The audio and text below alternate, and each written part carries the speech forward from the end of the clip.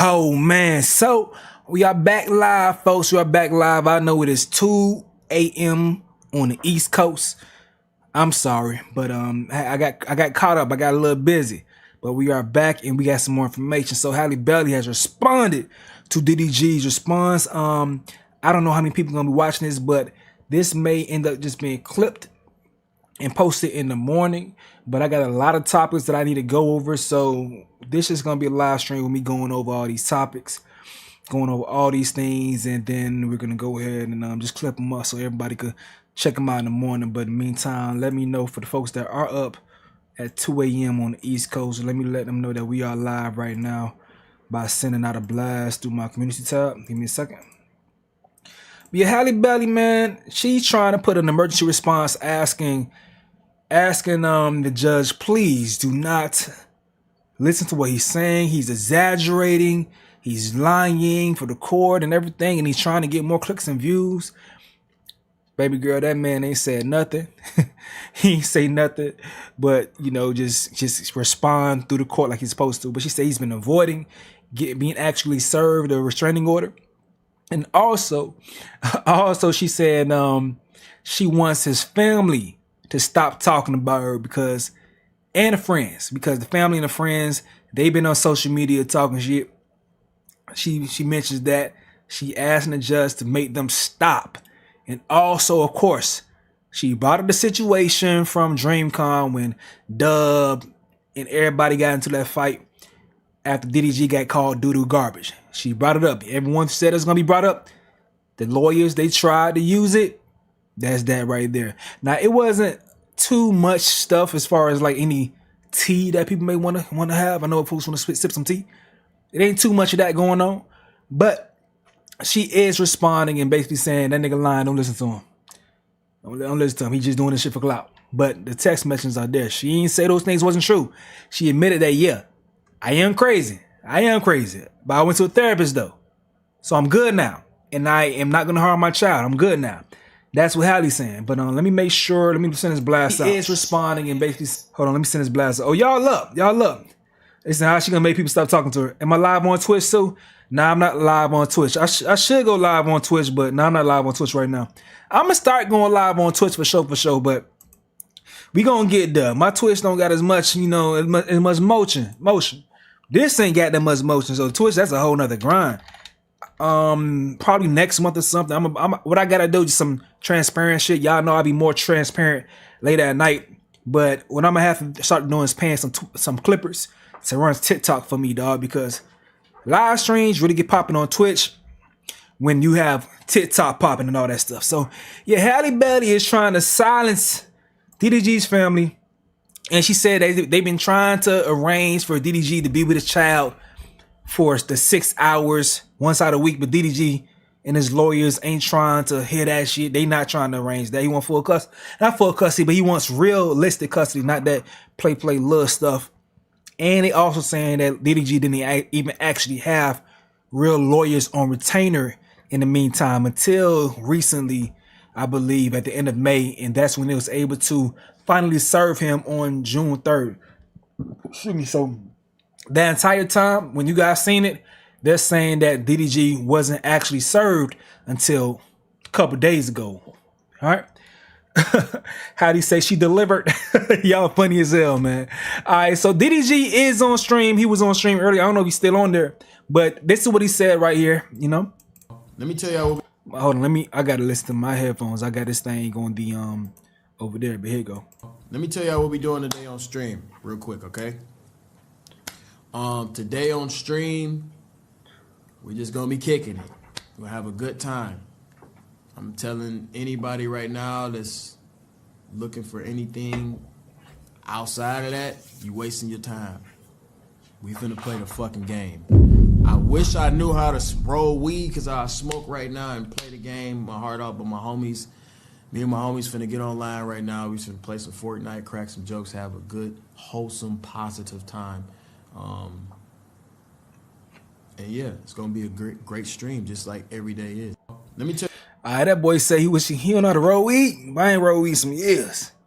But I'm like, I'm some good years sober from weed, that is. But okay, So like I said, we about to get into Halle Berry's response, but just hold on tight because we eventually gonna get into Lala Baptiste's response, and that's the person that they're saying that Halle said that DDG was cheating with. Hold on tight. We're gonna see what she got to say, but let's see what Halle got going on over here, man. She done filed her paperwork. Let's get to it. Let's get to it. So let me make sure it's on the screen right way. That's good enough. That's good enough. All right. So this is a declaration of Halle Berry. So she said this right here. I, Halle Berry, declare that she's telling the truth. That's what that means.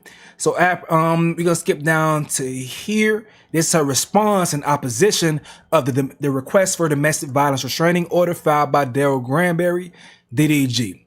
I am requesting the court deny Daryl's request. Instead, I request that the court grant me permission to take our son out of the country to perform my employment duties.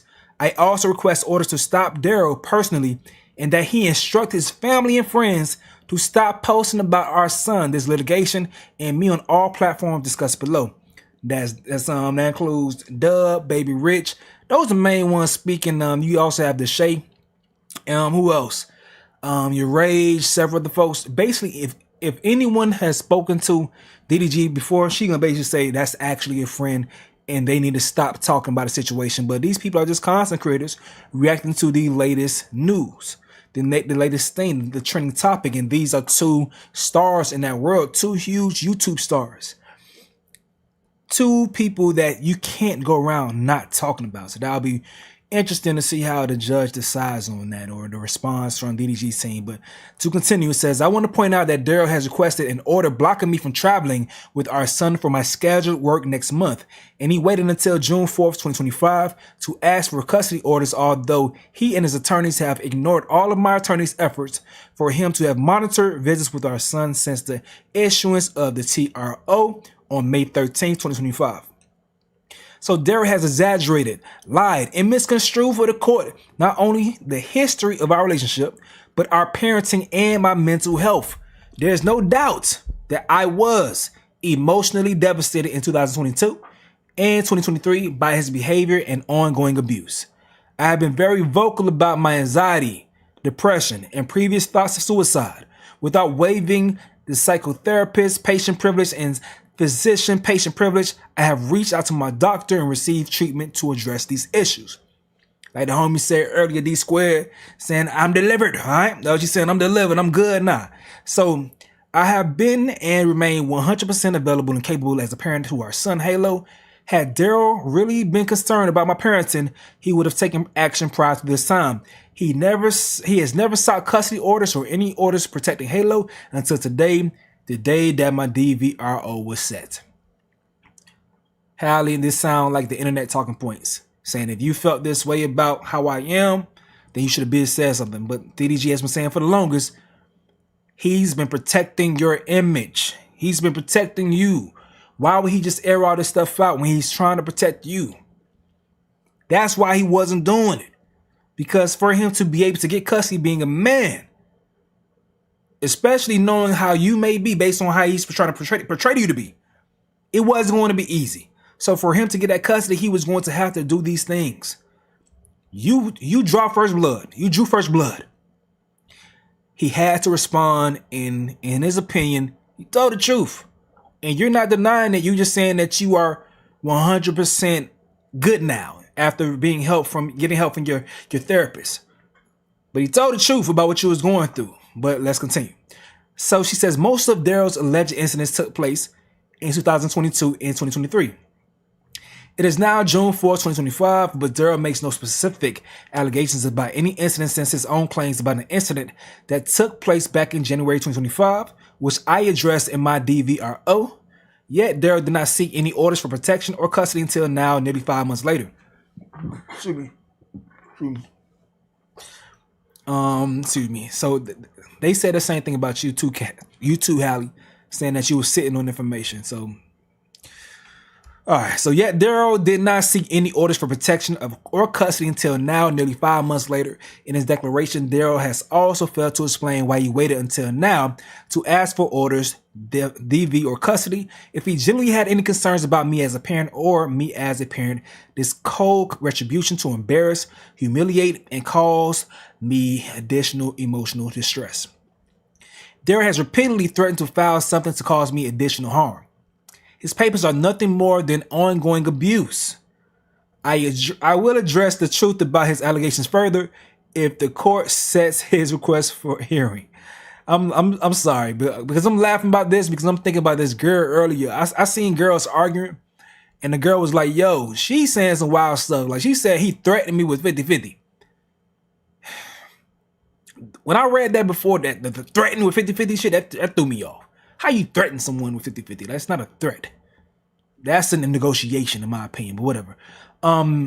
She says, I am contractually obligated to be in Italy to film a movie. I have been and remain Halo's caretaker. Halo cannot be left in Daryl's care and or his mother's care. I do not pose a threat to our son or to myself. These allegations will be disproved at the time of the hearing. So she's waiting until the hearing, and that's when she can speak her piece about all the text messages that was sent from her to DDG, which were very damning, dog. Halle, like, all jokes aside, everything aside, I hope you are okay, and you weren't just using that shit for emotional manipulation and emotional abuse. I hope that wasn't just a situation, but you were saying some wild stuff. I hope you good. And if not, boy, okay, to continue. So as the court may recall, on May 13, 2025, I was granted a TRO. We went over that. So I had asked that the court also grant an order to stop Daryl from continuing to harass me online. His online presence is his means of financial support, and he has continued to use this to cause me distress and harm. Daryl is a professional YouTube and Twitch blogger and rapper. Whenever he wishes to cause upset and get clicks, he starts bad-mouthing me to his 7 million of fans. That's bullshit, dog. DDG don't just use you for clicks, man. Maybe for like blogs. I'm trying to be neutral, but I'm seeing too much bullshit, dog. I'm seeing too much bullshit in his response. This is simply damage control, bro. This is bullshit. Rock Nation do better. So, because DDG, he went crazy. Stream University did the most views he ever did. Never mentioned Halle once. Ever did on streamers, like I think a live stream on Twitch. Crazy numbers. Did not mention Halle once. So how are you being used for clicks? I don't agree with that. The man just want a son. So since the orders were made, this online behavior has only escalated and now continues to receive death threats. A few examples of these angry, aggressive posts are attached to Exhibit 2. We'll get to that later. So his fans constantly post pictures of our sons and are surveilling our son and me. Our son is not a public figure, and his safety and well-being are of great concern. Just recently, Daryl's fan posted a video of Halle in a public park with my babysitter while I was in New Jersey working, claiming I am a bad parent for working. This means that someone was watching our whereabouts and following Halo and my nanny in a park. The post is attached as Exhibit 3. I seen that when it went viral. That was crazy. I think the caption was like, it was Halo being pushed in the swing. He was kind of looking he wasn't looking like he was having fun. He was just had a little look on his face. People was like, damn, like he wanted his daddy. Shit was crazy. Y'all be wilding, man. Folks funny as hell online, but it says right here.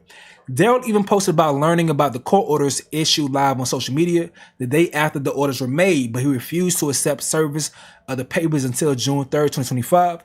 I will bring the video that Daryl posted of himself to court. He has been out of state, and his representatives have not accepted service until yesterday. He was live, though. He didn't. I mean, I guess since he posted it, but whatever. That's a moot point.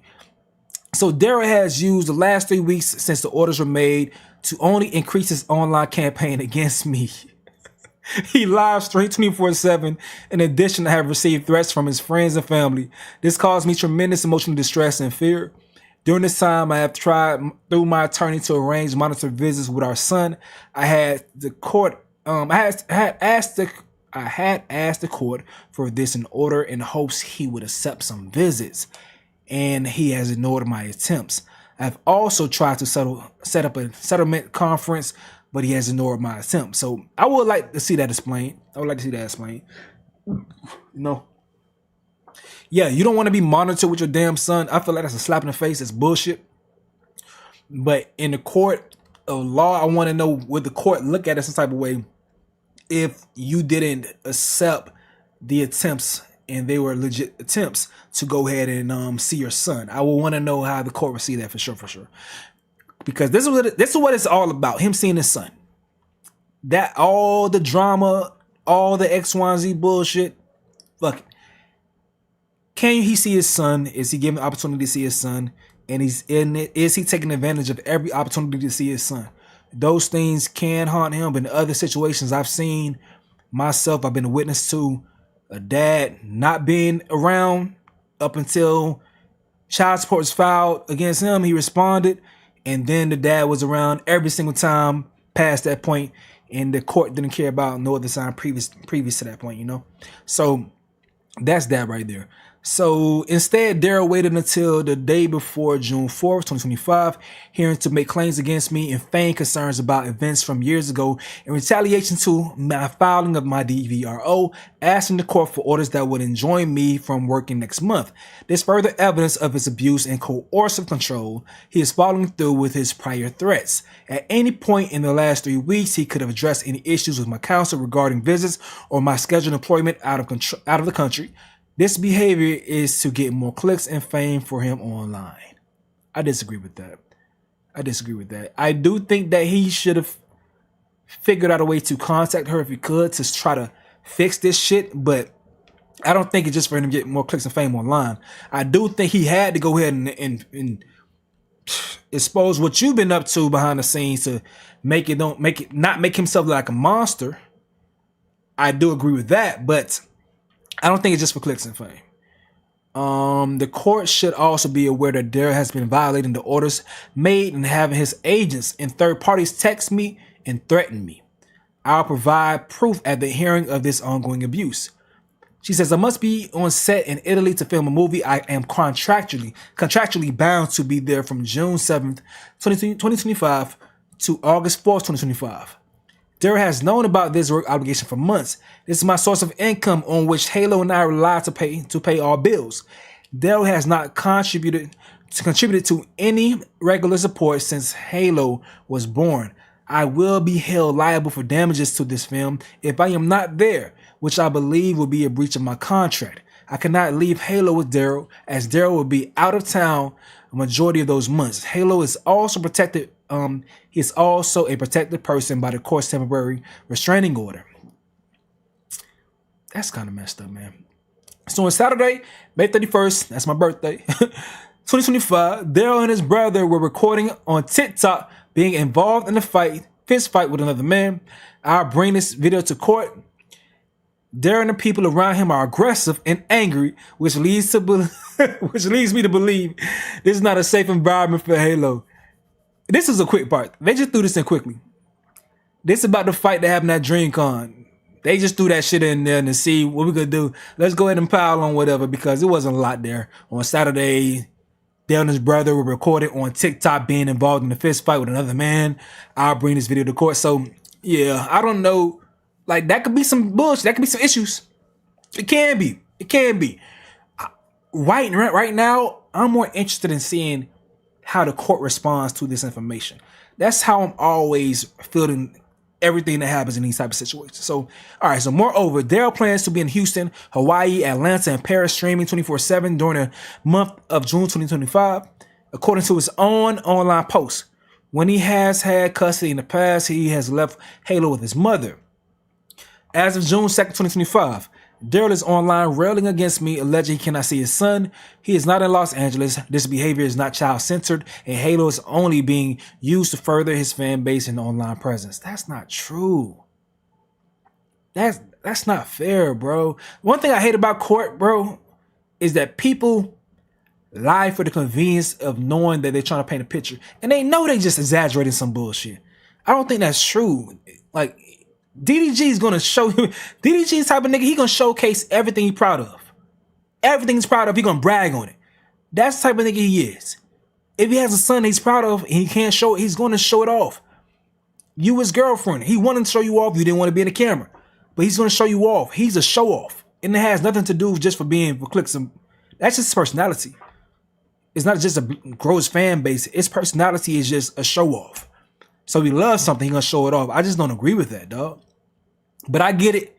For core purposes, I get it. I understand what's going on. You're trying to paint the person to be a bad person and you want to exploit anything you can exploit to go ahead and damage their character. I understand how court goes. It's dirty. It's muddy. I get it. Hopefully I never ever have to go through this. But she says right here, I am again requesting that the court restrain and enjoin Daryl as well as his agents, including his family and friends, from posting about our son, this litigation, and me on all platforms, including but not limited to Twitch, YouTube, X, aka Twitter, and Instagram. So right here you say, I ain't lying. I swear to God, I ain't lying. In court, I ain't lying. That's that right there. All right, so this is basically the lawyer saying that DDG didn't have a lawyer, but he did have some people that were possibly going to be his lawyer, but they were never officially retained until May 28th. That's when they were finally retained. And that's when it was able to finally let get an understanding that, okay, this is when we're going to give you the paperwork to let you know that you are getting this restraining order. And that was June 3rd is when they actually finally received it. So that's when things finally went into place for the restraining order, as far as the court documents. And this is the exhibit. This is things went over streams a couple weeks ago. We went over this already. And this is the things that she's saying that the fans were sending her. LMAO, no, it's not. We plan to drive Halle absolutely crazy to the point she either self-harms or gives the baby back to DDG. Man, ain't no this that shit that when you just search your name and you trying to find the worst shit possible. We don't know this nigga really a fucking fan or whether just the damn a troll. Ain't no likes, no views, no nothing on this damn tweet. And you will see something. You will see something. You see this one, Free Halo. You see how this one got some actual views and likes? Free Halo, bitch. That one probably real. This is some bullshit. You see how these other tweets? They got likes and views and shit. This is from a bullshit ass troll. I see it's been deleted, but still, if it's been deleted, you still gonna see some type of interaction sometimes. I may be wrong though. But let DDG see his son. Let him see his son. This is getting sad. DDG may be in the ass, but we know he's a good dad. Don't take that away from Halo. Yeah. Let that nigga see his baby, yo. DDG. Let DDG see his son. Our partying, but couldn't let him have his son for one night while in the same city.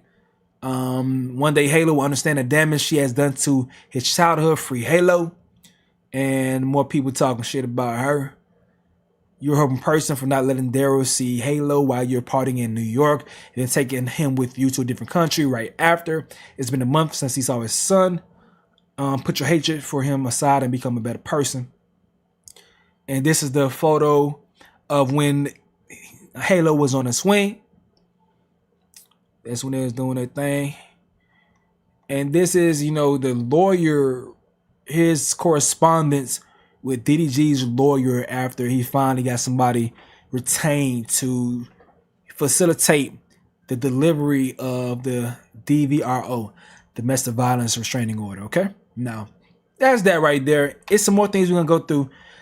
So first thing first though, Lala Baptiste. Okay, so Lala Baptiste was mentioned in this whole ordeal, this whole back and forth. This the person when Halle Berry was going off and going crazy on. Halle Berry was going off and going crazy on, talking about you was sleeping with Lala in Mexico. You put your penis in her. And that's when she said, I believe she got a knife or some shit. But she was going crazy. She was going crazy about him sleeping with Lala in Mexico. Hold on, let me see. I want to see if I can find a longer clip. Because I'm only seeing like quick clips about Lala talking. Let me see if I can find a longer clip. I've been saying that TikTok been getting right. It was never anything. No, that's not long enough. At the time of this, that's not long. Can I get a long clip? But it was after that situation. Whatever, man. All right, I can't find a longer clip of Lala speaking. We gonna go to this one right here. I got two that I know for sure.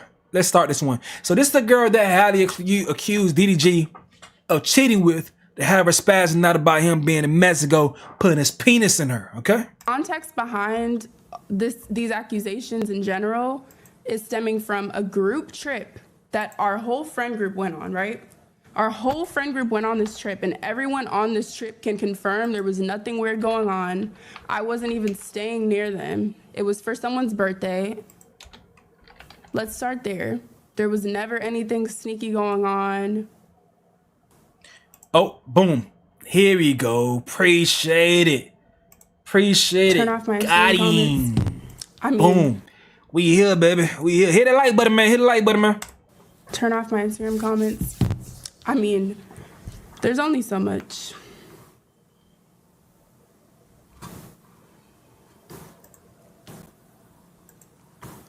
So this is the alleged cheat E. The alleged cheat E. Not the cheat. DDG is the alleged cheater. This the alleged cheat E. Lala Baptiste. This is the one and only time. I know I said that a lot, but this is a different situation. Like, this is serious.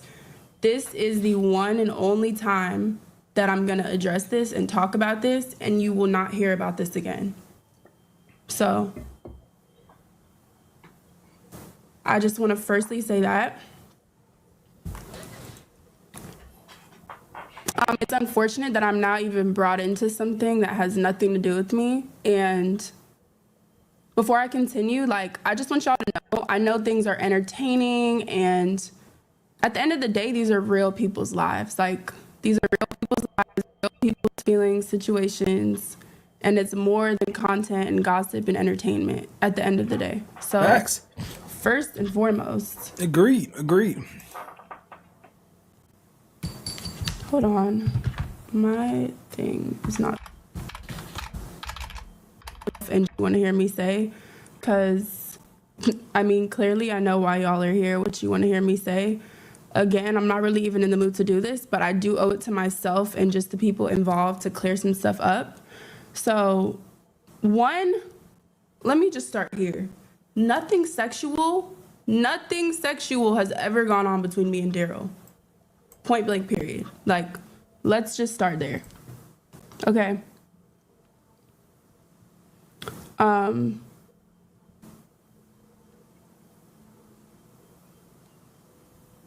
And this is like tough for me to even speak on because legally, I don't want to say too much. Legally, Daryl cannot say anything. So I'm going to say what I can. I'm going to be respectful. I'm going to keep this brief. Y'all believe her? She said she did not have relations with that man. She did not have sexual relations with that man. Do y'all believe Lala Baptiste? Some of his friends say that was news to them. I believe that Shay Frost said, "Oh, this movie, he had some crazy reaction. It was kind of zesty. It was very zesty. It was a crazy reaction to the news about Lala Baptiste allegedly sleeping with Halle. But I know for sure, though. I know sometimes ladies, probably men too, partners, if they're insecure, sometimes they make stories up in their head, dog. They make stories up in their head, and it's so tough to deal with, man. Y'all think he slept with her? Y'all saying cap? She okay. Oh, y'all saying she not under oath? Oh, y'all saying she not under oath? Y'all, you funny, hoodoo. But She had nothing to do with the case, man. She was in the case, man. Can't wait for So Illuminati better not respond to this shit on Twitch. So Illuminati better not be on Twitch when we talk about this shit, man. I believe Lala, she never liked DDG like that. Patience Love, you been in the field fighting all day. I've been seeing you in the comments. You been fighting all day. Halle spoke first, so she defended her. Look, okay, ladies, if someone put a body on you to this degree, the Little Mermaid is going back and forth with her boyfriend, and someone put a body on you, would you not come to your Twitch, your platform, and say, that body is not on me? I did not have sex with that man. Would you just let that shit slide? If this huge case, someone put a body on you, saying you smashed someone, you gonna just be quiet and let it slide? Like, let me know. Just I know it's a lot of ladies in here. Like, be honest with me. Come on. the context behind these accusations in general is stemming from a group trip that our whole friend group went on, right? Our whole friend group went on this trip, and everyone on this trip can confirm there was nothing weird going on. I wasn't even staying near them. It was for someone's birthday. Let's start there. There was never anything sneaky going on. Like, me and Daryl's relationship has always been strictly started off as business. Obviously, if you know, you know, like, he put me onto YouTube, started off there, grew into a friendship, has always remained platonic.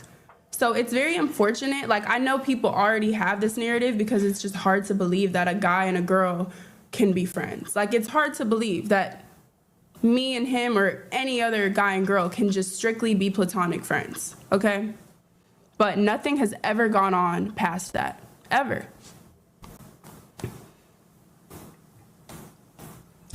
She got notes. Yeah, again, like, I need to be careful with my words just legally. She got notes.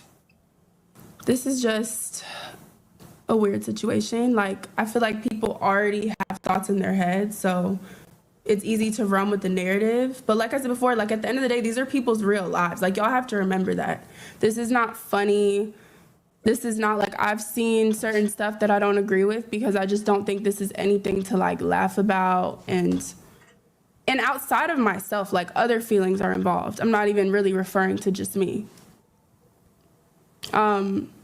But at the time of this trip, we all went on this trip for someone's birthday. It was a group trip. Many other people were there, like, many other people. Again, I'm not going to name names because legally I just don't want to say certain stuff, okay? But it was a group trip that we all went on. Again, I wasn't even staying near him.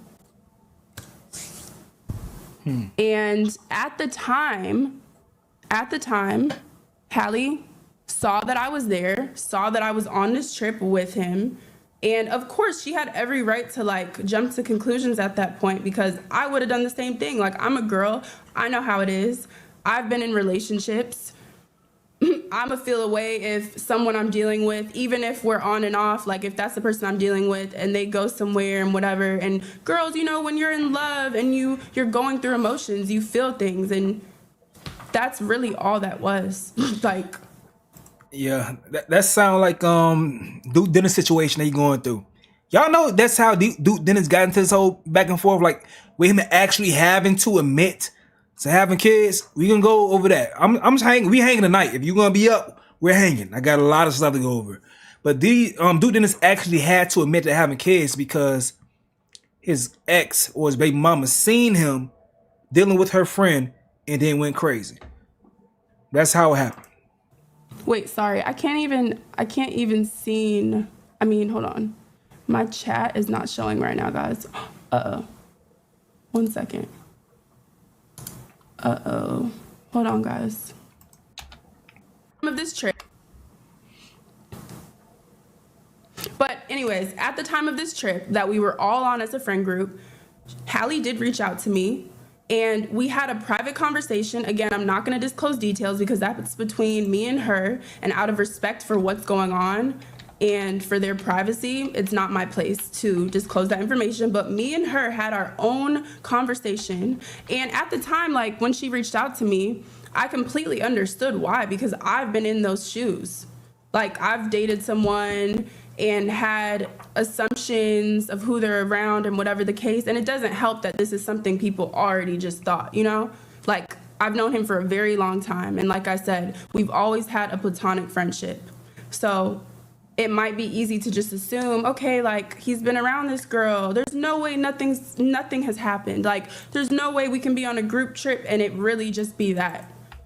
And it was for a birthday at that. Like, it wasn't even for him. It wasn't for me.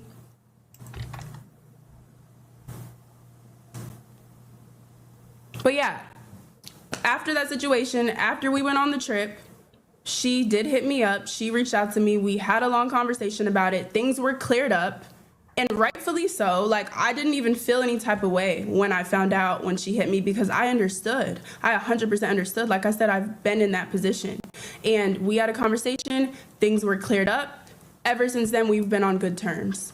And this is something that happened so long ago. So DDG is the one who brought it up. So at that point in time, she was spazzing. She was going crazy.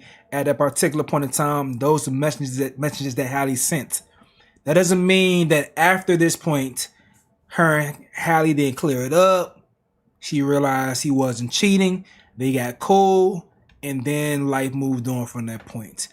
DDG to show proof that she was threatening to do self-harm to herself. He had to show that situation, and she was the person in the middle of that situation. So it's not Halle brought it to court, as far as mentioning that you were cheating on me with Lala Baptiste and blah, blah, blah, blah. It's not Halle that did that. DDG exposed that because, you know, he had to show her actions as far as showing an instance when she said that she was going to hurt herself. So it wasn't Halle that exposed that. Oh.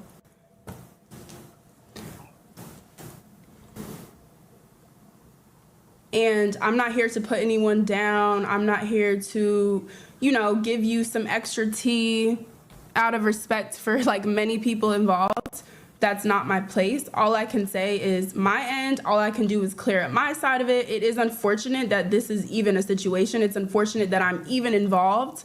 Like, 1 second, guys. I'm getting a call. Hold on. All right, so you go. Yeah, it's just a sad situation regardless. Like, I'm sure neither of them or anyone that's in these shoes would have wanted it to turn out this way.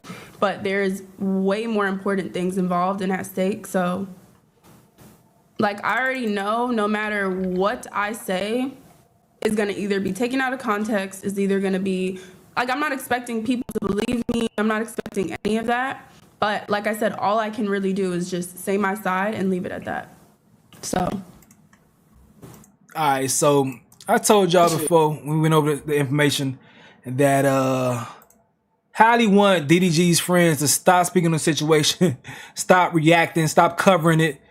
But this was the Shay's zesty ass response to hearing about the situation with Lala Baptiste. You two, I'm begging you. I just found out you slept with Lala in Mexico, bitch. What?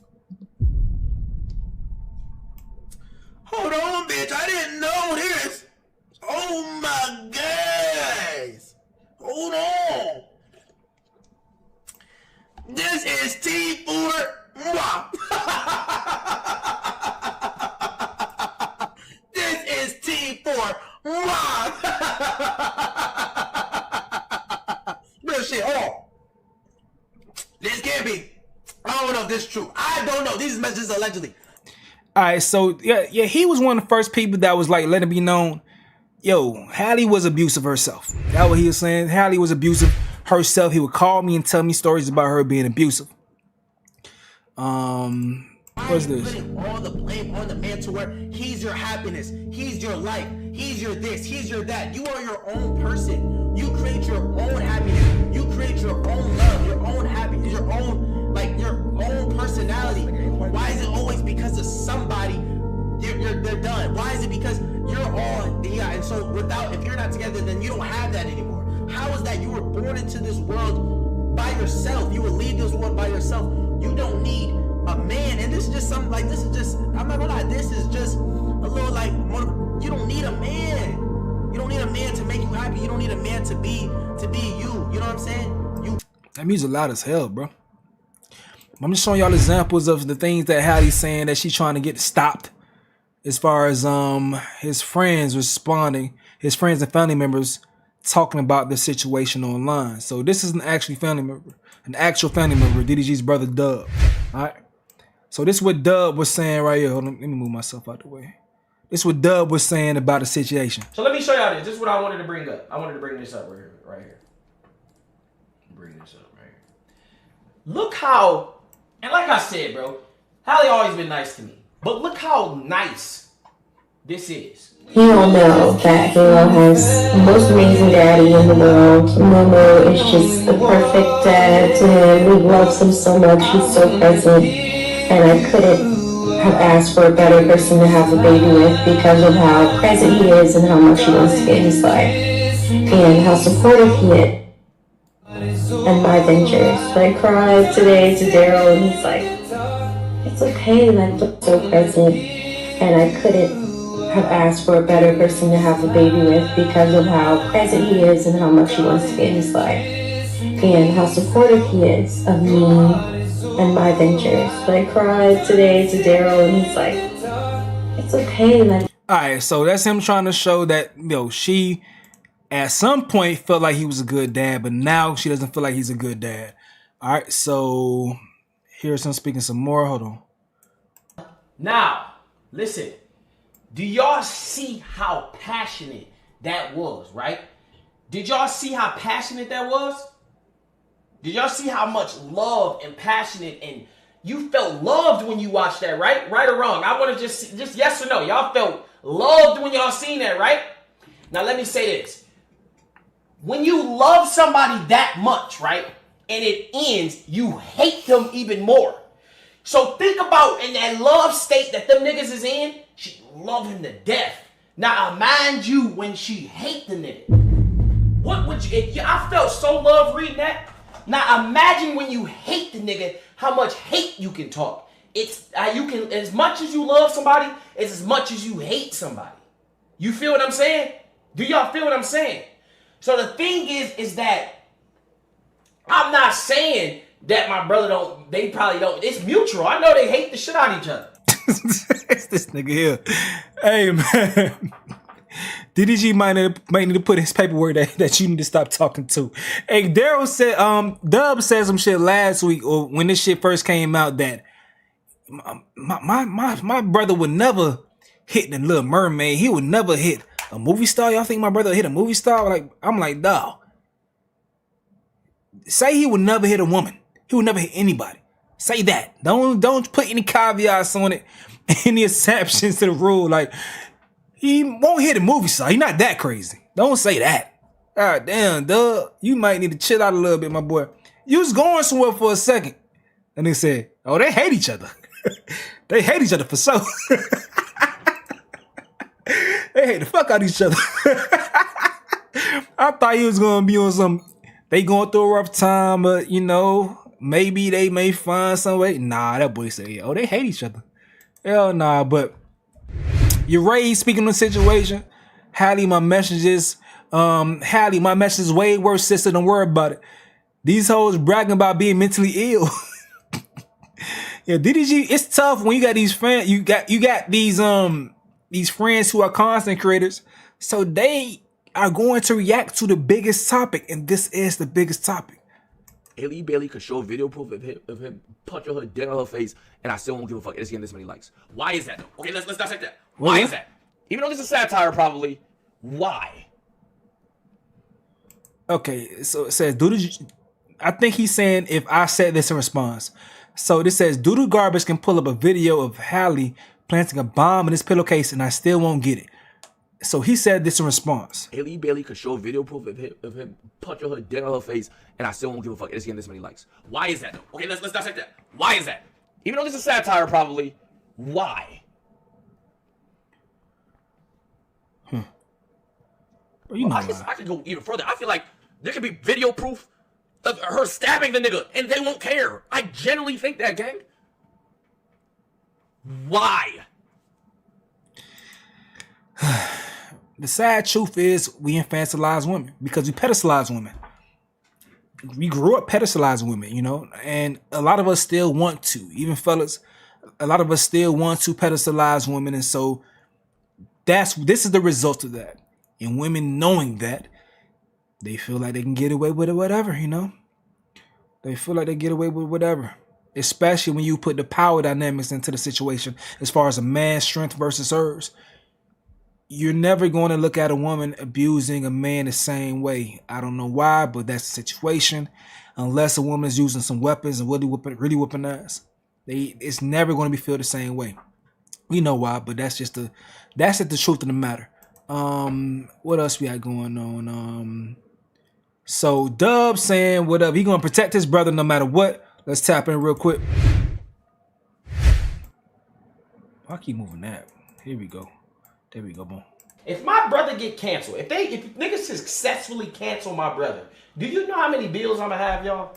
And this what I keep telling y'all. This nigga gotta fight. He gotta fight with all his heart. Do do you know how many bills I'ma have?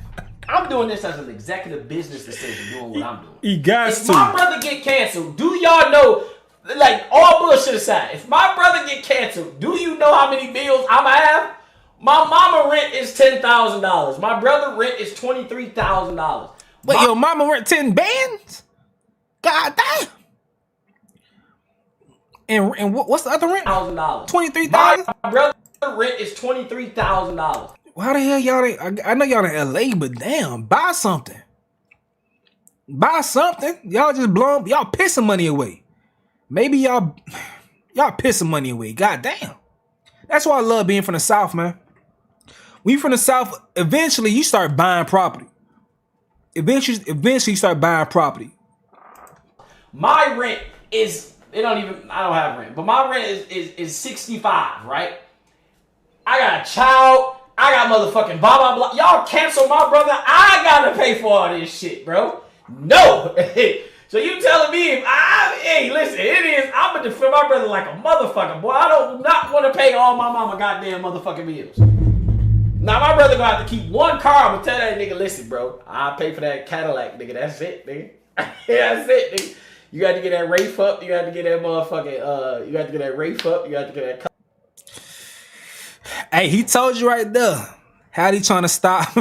How he don't want to let them defend their brother? I mean, I don't think many people taking Dub's word. No offense, Dub, but I think a great deal of people have made their decision about DDG because a lot of people have watched DDG over the years and they formed their own opinion about his character. So I don't think you have to defend your brother, but I understand you doing it though. But you ain't gotta defend your brother. But do your thing, man. Do your thing. So even if he's muzzled by the court case, they'll be fine. He said this also. He says Dub breaks down exactly how the court hearing will go tomorrow for DDG and the thoughts the judge will have in her mind. Number 21576AG. Blah blah blah versus blah blah blah. Overruled. Sustained. In her head, she gonna be thinking about, damn, it's 11:50. Shit, I'm trying to go to lunch at 12:30. Blah blah blah.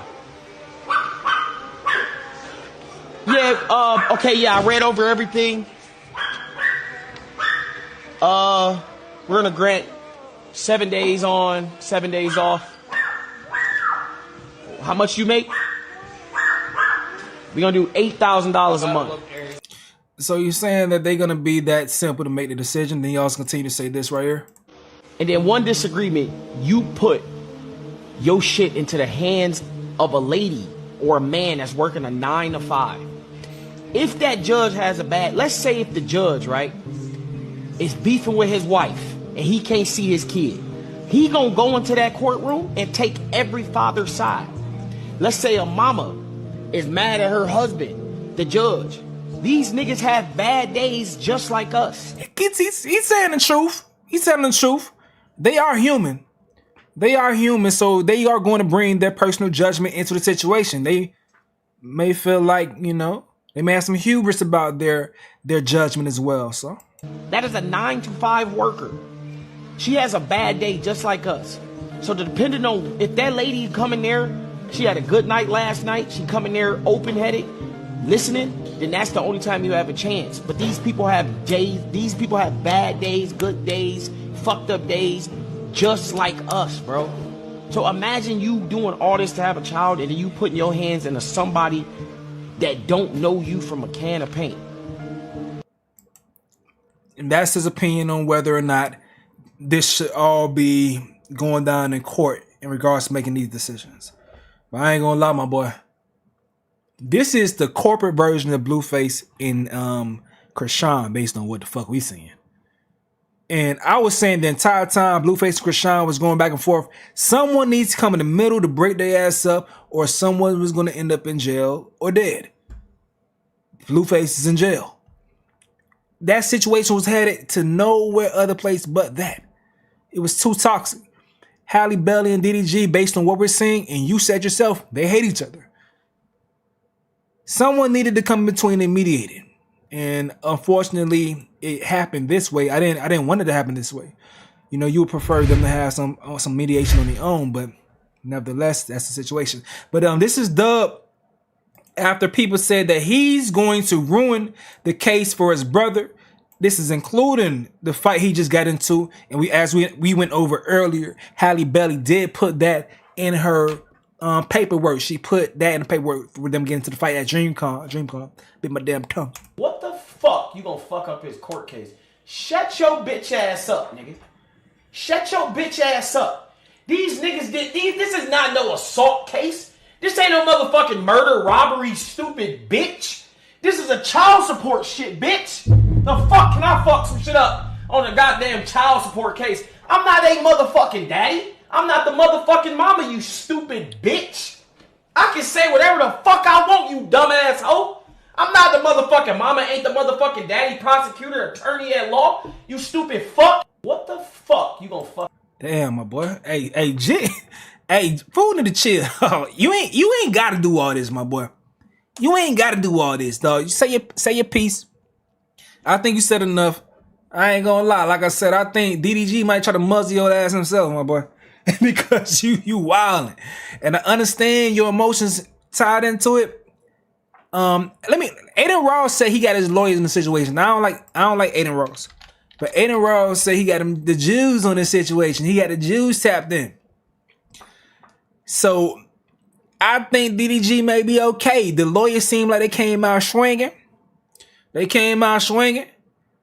And I think he may be good. So you ain't got to do all this extra shit. So like this what he said earlier. The Jews came in and spoke and did they little 1-2 ski. Why she saying it like that? So cause y'all seen earlier when Halle Belly's lawyers, Halle Belly's lawyers were basically saying that they couldn't find the attorney that actually was retained for the situation by DDG. Aiden Ross kind of makes that clear that DDG just met these lawyers, and that's why someone was finally retained. Why she saying it like that? That's crazy. I'm not trying to laugh like, what the fuck? Bro. I'm not gonna lie, bro. I already said how it is, Chad. I stand on it. It's that good shit, fellas. That mahogany teak wood, Bath and Body Works body cream. You know? Chat, y'all know the truth? I put DD in a group chat with my lawyers. Shit. Oh, so this is the reason why all this is coming out. Man, my boy Daryl, man, you gotta make sure he's a good dude. He's a good human being. This is why all this is coming out. It makes sense. I ain't gonna lie, Halle Berry, you're cooked. In the comment, bro, what the fuck? So it's a lot of bots in here. Man, I don't be knowing, bro. I don't know, dog.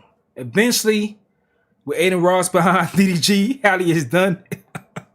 Hey, them little hats gonna pop up. Now he gave DDG those pool lawyers. Y'all don't respect the little hats, man. I even use mahogany teak wood. I love male scents. Yeah, the male scents they be clutch, man. They be clutch. I know some ladies, they be stealing, sometimes some male deodorant, But too many bots. Bro, where's the bots y'all talking about, bro? Are y'all talking about real bots or y'all talking about people that just defending Halle? What we talking about, man? Like, let me know for sure to see if I need to go ahead and get a mod to handle the bots. The bots are the only ones with sense. Okay, that's what y'all talking about, bro. I thought y'all were really talking about, because sometimes, bro, like a year or so ago, there would be bots that would come impersonating me and trying to scam people in my damn comments and stuff. It would be throwing me the hell off. So I thought that's what y'all talking about, but y'all going back and forth. The comment section is y'all. Y'all talk y'all shit. Y'all own the comment section. Y'all fight it out. Only people that I delete their comments is if you're racist. Racist, when they come talking shit in the comment section. I don't just delete their comments. I ban them from commenting. I don't be fucking with that shit. But okay, so that's that situation. Is there something more? I think I got some more shit I want to tap into as far as this right here. Do y'all watch Nick at Night? Because I do want to say I don't like spreading things that cause gender wars. I'm tired of that shit. I'm done with that type of content. So I hate that type of stuff. So I love when I see someone who's neutral in a situation based on what they feel makes sense with their logic. Like sometimes I'm a man. A lot of times ladies say, especially in this situation, I just think this way because I'm a man as far as how I'm viewing this. And viewing what's going on between DDG and Halle. They say, oh, you're just a man, woo. But in other situations, like say for instance, the Megan Thee Stallion and Tory Lanez situation where I'm like, man, that situation sounds crazy as hell. Megan's a fucking liar. But based on what happened in court, I say all the time I see why he was found guilty. People like, oh, you pandering. I'm like, bruh, but other situations where I say stuff for the dudes, I'm a damn misogynist. You can't win. But I do like seeing when ladies keep it G in situations like this where it's more usual for men to side with each other. So Nick at Night. And so Nick at Night has a great perspective as far as, in my opinion, when it came to this shit right here. Because she talks about just what we spoke about earlier on the live stream when it comes to the emotional manipulation that Halle Belly was doing. I don't know all the details, but I know I've experienced these things, and I ain't gonna lie, I have done similar things on my own. That's why I'm able to call it out. Nigga, I have been in situations where I have been emotionally manipulative. I have been there. I'm not gonna lie about it. So I know for sure when I'm seeing the shit. This is emotional manipulation. She speaks on it right here. in these messages, you know, a lot of people were saying, oh, you know, I feel so bad for her. This is postpartum, blah, blah, blah. Now, I'm not going to say that postpartum could not have been a part of this, but when I read this, it sounded like it was manipulation. It sounded like it was her at home with a baby, he outside doing him, and she wanted to say things to guilt trip him, to make him feel sad. You cheated on me, now I'm about to guilt trip you about it.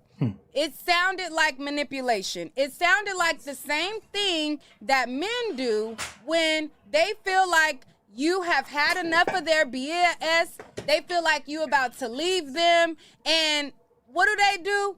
Oh, I'm gonna delete myself. This, to me, again, I'm not saying that she could not be dealing with postpartum, but in the context of these messages, it sounded like manipulation. And just because she's a woman, I'm not going to just cape for her and be like, oh my God, poor her, postpartum, da da da da da da da da da da.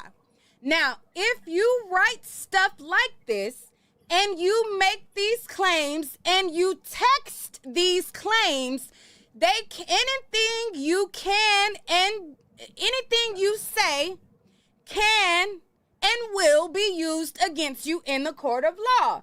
Now, just because she is dealing with postpartum does not mean that she cannot be deemed a danger. If you're writing stuff like this and you're threatening to harm yourself and you're threatening that you're going to delete yourself and things like that, if a judge looks at this or somebody who is a professional, these are not things that, oh, well, you know, it's Halle, she's a sweet girl, he's just pushing her to her limit. No, these are things that can be used against you. Facts. And what I'm thinking about is like, what if I want to know the perspective of a lawyer. When you are defending someone in a case, you have a case like this, you're defending someone. If you're on Halle's side, you come out swinging. Like they did initially. Does your client let you know about the other things that they have done? Like, did Halle Belly's lawyer see all these text messages for the first time? Because I don't know if there can't be a discovery period for this type of situation. I don't think there's no discovery. This shit is just just like input based on what I'm knowing, what I know. So the lawyer probably see all this shit like, fuck. You said this? God damn. God damn. Halle, what was you doing? Because I said in a tweet earlier, let me go ahead and get to my tweet earlier. Because I see a lot of ladies that are just taking this shit as just gossip. And the reason being that I'm saying that, fellas too, but as far as this particular situation, they are justifying what her crashing out and saying certain things.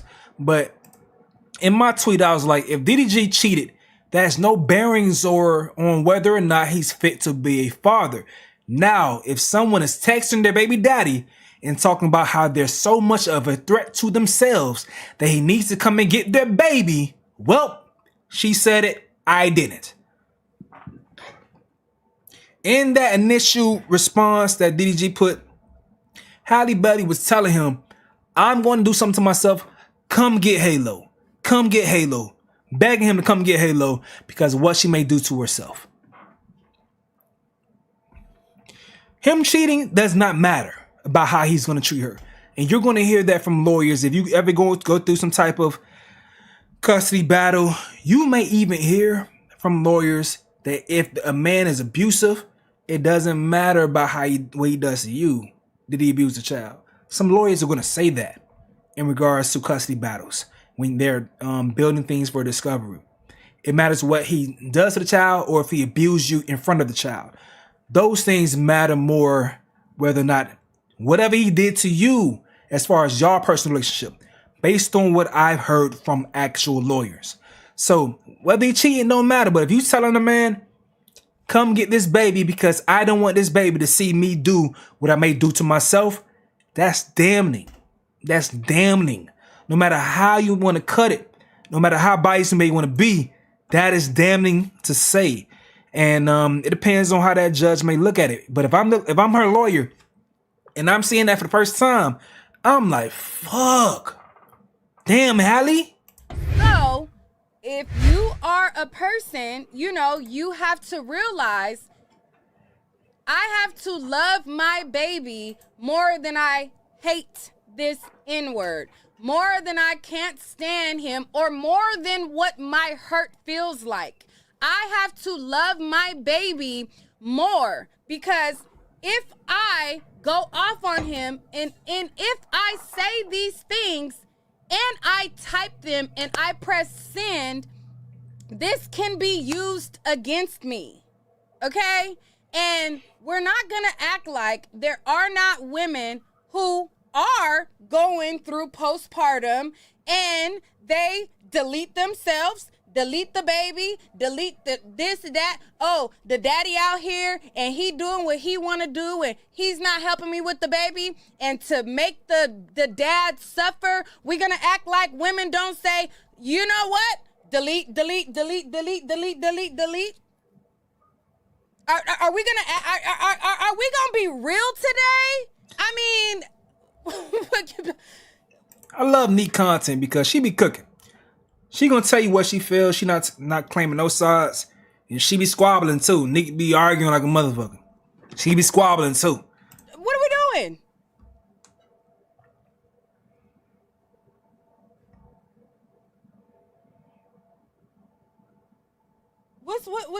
What Homie said, why she gotta yell? Let me lower her down.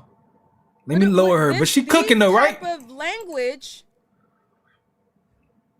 is problematic. And if she is going through postpartum, which I went through postpartum, it was the most depressing time of my life. I'm over here, I'm with a baby, my hormones are all over the place. I was big as hell. I was big. And then once I started going through the courts and hiring lawyers and, scraping up change to get me a lawyer and I'm getting these, cheap lawyers because I'm taking care of my baby and I'm trying to spend my extra money on a lawyer. And, I just started dropping weight. My mom is the one who she saw like, my baby is a little bit, she is a little like this situation is really overwhelming my baby. My mom set me down and she said, I'm concerned for you and I'm concerned for Leah, and you need to go to therapy. This is weighing on you. Guess what I did? I went to therapy because guess what? It was weighing on me. I went from big to this big. Okay? I was like a year in, like not even a year into me having my baby. I was a pencil sucked in, looking like a damn crackhead. I got so skinny because I was stressing out and I was worrying about my baby and it was a lot. Thank you so much for the super chat. Let me see what it says. Leela says, thank you. She says, just because hit that like button. All right, so that's what you got going on. Yeah, matter of fact, yeah, hit the like button, hit the like button, hit the like button. Hit the like button. So that's what she is saying about everything that's going on, man. I appreciate that input, but I've been saying, if y'all want to know how things are going on other platforms, I seen someone come in my comment section earlier. They was thanking me for my coverage. See, I'm a man. I'm gonna always provide my perspective as a man. So I'm always gonna have some slight bias, regardless, because I am a man. I'm gonna speak from what I know. And if I do see a situation differently, y'all know. If I see, if I have a perspective that I can understand a lady, y'all know I'm gonna say it all the damn time. But I do like seeing other perspectives to see how people feel and shit. And Neighborhood Talk tried to go ahead and, lighten the blow from what was delivered earlier. Let me go ahead and pull that up. I ain't gonna lie to y'all though, Shade Room surprisingly was much more forthcoming with the truth as far as the information. They wasn't trying to spin, narratives and things of that sort. So this is one headline. It was a headline I seen. Another headline I seen. Hold on. What a headline I seen earlier. Because I was like, damn, that's crazy how what each blog is picking and choose as far as what they want to post. It's like this one. I'm like, whoa. All the other blogs posting about different things as far as how they covering it. But this is what Neighborhood Talk posts. This is ran by a gay dude. And they have a lot of followers that that I just look at the followers. That's all I'm gonna say. I was surprised to see how their comment section look in comparison to the Shade Room, who I thought was gonna look like this. So sensitive content, alleged threatening text messages between Halle and DDG, where she confronts him about cheating.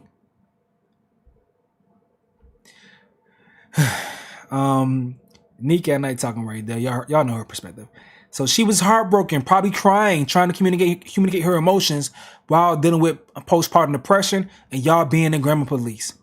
You can have him let her be his mom. She'll be case in point. You don't say that even in anger. That's a guy right there. The grammar is crazy. OMG. I'm praying for Halle. I refuse to believe she can't spell. Nah, something is weird here. So they think that the texts are fake. All caps, no spell checks. She was angry, hurt, and upset because you cheated on her. She publicly said she was going through postpartum depression. Crashing out is justified, in my opinion. So he cheated on her, and she found out and crashed out, and now he's using it against her. That's a great way of division. This is absolutely disgusting. All love to Halle and her son. All right. To everyone who's been confused about what gaslighting is, this is a prime example. Step 1, you trigger, harm someone, and it causes that person to react emotionally. Step 2, once they begin to emotionally respond and you notice that they become erratic, you respond to them with calmness. So it makes them look like they're bugging out. It's like picking wings off a fly. Then you show everybody else that person's reaction, but not what you did to trigger that reaction. The way she broke that shit down, it sounds really, really good. I ain't gonna lie. That sounds like some evil shit to do. I ain't gonna lie. But that's her opinion. Do I agree with it? I don't know if I agree with it as far as that's going on right here, but that sounds like some evil ass shit, don't it? All right. So most upsetting thing is this was going on during her Little Mermaid era. To know she wasn't happy the whole time is sad. She had to show it while he was hurting her. So is Halle writing or the son? I just feel like we shouldn't be reading these text messages. I don't believe it. So you want me to believe she texted that? horrible grammar and capitalization. LOL, kiss our ass. So it's a lot of support for her over here in these comment sections. But in comparison, the shade room was much different. Hold on, that's not the shade room, nigga. What the fuck that? Hold on, give me a second. Where is that? So the shade room comment section was much different. And I was surprised to see the shade room really being realistic as far as what was going on. It was much different. It may have changed over time. Many people may have piled in and started saying different things. But let me see. I'm trying to find the actual post that I was reading earlier. So the comment section may have changed by now, but okay. All right, so this is NPD. He is a narc. She's gonna be so much. What the hell? I don't know. Halle seemed like those girls that give quiet but shy online to save face behind closed doors, be cursing up a storm and taking it there, very Sky Jackson coded. This lady says, I'll put an AirTag in my baby's diaper bag too. Okay. Keep the same energy for DDG that we have for Halle button. Halle live. Rock Nation try DDG 5. Oh, DDG, we ain't seen a comeback like this in 2016 since 2016 LeBron. Okay, so now the shade room comments looking different from what I see. Oh, no, matter of fact, no. This is what I expected. My bad. I'm getting confused on my own. So like I said, the shade room comments are much more in defense of DDG in comparison to Neighborhood Talk. So just letting you guys know how things are going on social media. I know it's a lot of outlets. I've seen these academics page saying, oh, the shade room don't want to post about this stuff because they're paid by Rock Nation.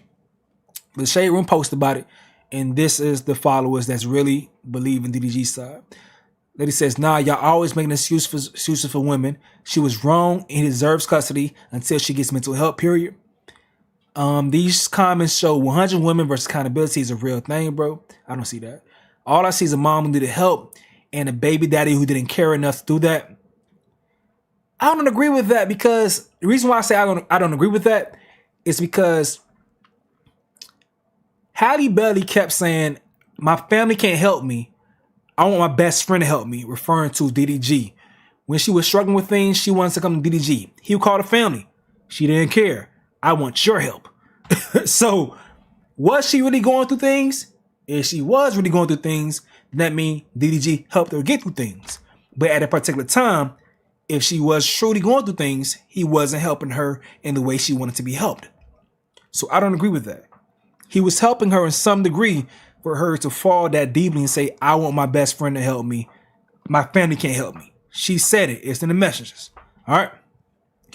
So now Halle and Daryl, I love y'all both, but both y'all really pissing me off. Y'all mad he posting texts, but y'all not mad she tried to make him look like he was abusing her. Y'all talking about postpartum, but they didn't have a baby in 2022 when she said she had a knife. Stop making excuses for women just because you a girl's girl. Shaking my head, accountability. Are we reading the same messages? How does this help him?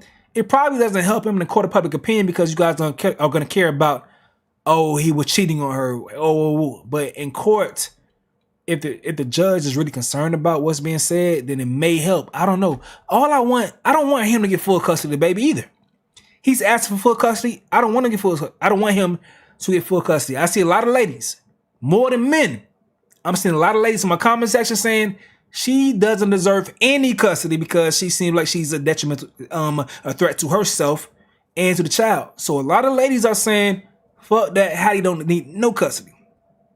I don't want this shit to end up that way. I want her to have 50-50. That's what I want from both sides, 50-50. If the family can come into play and help out to manage whatever, however they got to manage it, I want Halle to be able to see his parents. That's all I care for. I'm an outsider, but this is my opinion. I don't know these people. He all sliced up and she had a chipped tooth. They both was fighting each other. She was in a rage due to his cheating behavior and he played the nonchalant role which sent her into a rage. Problem solved. Both need therapy. PPD ain't no joke and men will play in your face. Woody woody woo. And that's what these folks got going back and forth about the situation, man. I hope they figure this out. We got some more things to talk about, but I hope they figure this out. This dude, y'all. Okay, so another thing that was spoke about earlier was DDG claimed that there was AirTags placed in his car. This is DDG's friend. And he recounts the story as far as like one of the times they found the AirTag in the car. I'm not gonna lie. This is so low. I'm talking to this nigga Moo. I go to this nigga Moo crib, right? We talking. Like, you know, we be having, as niggas, you know, you have conversations and you just speak about this shit. This nigga says, like, you know, on your phone, right? Like if something's near and shit, like if like AirPods or something is near, it'll alert you. Dog said he got. Someone said, what's the girl page? That is Neek at Night. Neek at Night is the girl we was reacting to earlier. Neek at Night. All right. If something's near and shit, like if like AirPods or something is near, it'll alert you. Dog said he got an alert on his phone for AirTag.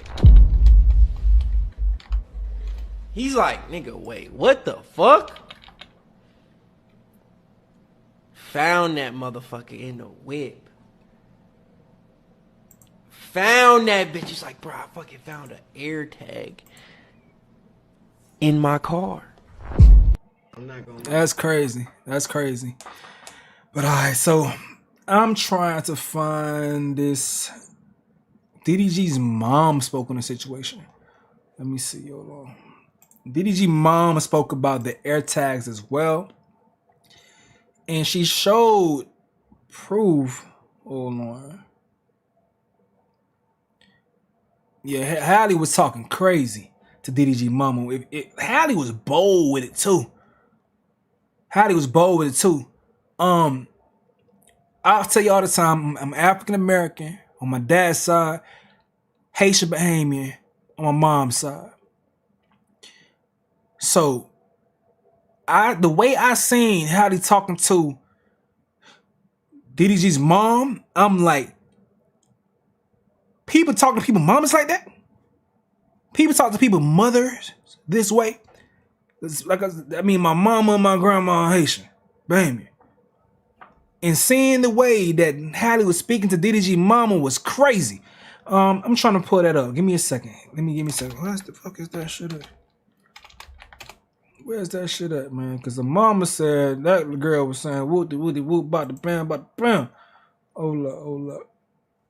All right, here we go.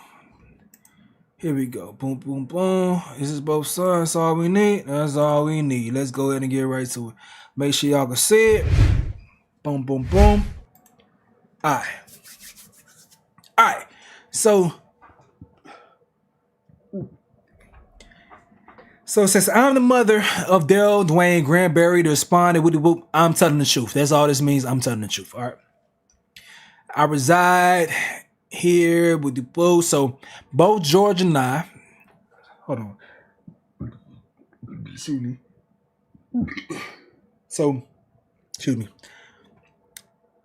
DDG's mom's fiance is DDG's driver, George Charleston. Okay. So she says both George and I were involved in identifying and locating multiple AirTags that were secretly placed in Daryl's devices. The first AirTag was discovered in June 2023 in Daryl's Maybach. Daryl called me that night stating the petitioner, Halle Bailey, had shown up uninvited to a movie theater in Beverly Hills where he was attending a film with a female friend. Petitioner called me directly that night, angrily stating that she knew Daryl was at the movies and made threats to fuck him up. Little Halle Bailey said she gonna fuck somebody up. That's crazy. Hey, she told us though, George and I drove to the theater out of concern for Daryl's safety. they knew Halle was about that life. So when we arrived, we saw Petitioner outside the theater, visibly upset and attempted to confront and physically fight the woman he was with. I personally intervened to help de-escalate the situation, bro. It's still hard for me to imagine Halle squabbling up outside the movie theaters, and there's no footage. But it's someone else corroborated the story. Of course, it's his mama. Take it with a grain of salt. I get that. But Halle Bailey squabbling up, squaring that bitch up with whoever DDG with. That's crazy. Halle out here. She like that, huh? Who would have ever thought? Who from all them little Beyonce covers with her sister? that she out here trying to throw hands at the movie theaters. God damn. All right, so it says the next day, George and Daryl and I thoroughly searched the Maybach and found an Apple AirTag hidden beneath the back seat. The discovery clarified for us all as to how the petitioner had tracked Daryl's location to the movie theater. A few days later, So a few days later, George received similar AirTag alerts while driving Daryl's Cadillac Escalade. Although we initially could not find the device, the alerts persisted. We searched the vehicle repeatedly and eventually located a second AirTag in the back of the Escalade. So approximately 2 to 3 weeks later, yet another AirTag was found in the Escalade, this time concealed inside a vitamin bottle. Again, George's phone was receiving AirTag tracking alerts while driving. After persistent searching, Daryl located the device hidden in the bottle. That's the craziest one right here. I reacted to it earlier, but to put the AirTag in a vitamin bottle, imagine you trying to see like what the fuck is the AirTag? You see the little vitamins. Who would think to check that shit? You shake that bitch, you see the little vitamins in there. Who the fuck gonna think to check that? Halle was diabolical. Okay, she was dedicated to the cause. So a fourth AirTag was found in April 2024 after the birth of Daryl's son, Halle. So this was after the birth of the son. Wait, so she was about to go fight when she was pregnant? Let's do the math. April 2024. Oh yeah, nah, she wasn't pregnant yet. So this, dang boy. So she do this shit and then you get her pregnant. That's the math, right? That's the math in the situation. So, yeah. Okay, so.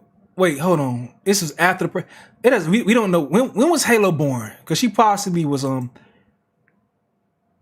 me in the chat real quick when was Halle born so I can figure this out. Let me finish reading this. Let me know when Halle was born. All right, so a fourth AirTag was found April 2024 after the birth of Daryl's son, Halle. I personally found the device inside the baby's diaper bag hidden underneath the internal cardboard lining. This device was a different model, one commonly marketed for use with pets. I took a photograph of this AirTag, which is attached to this declaration as Exhibit 6.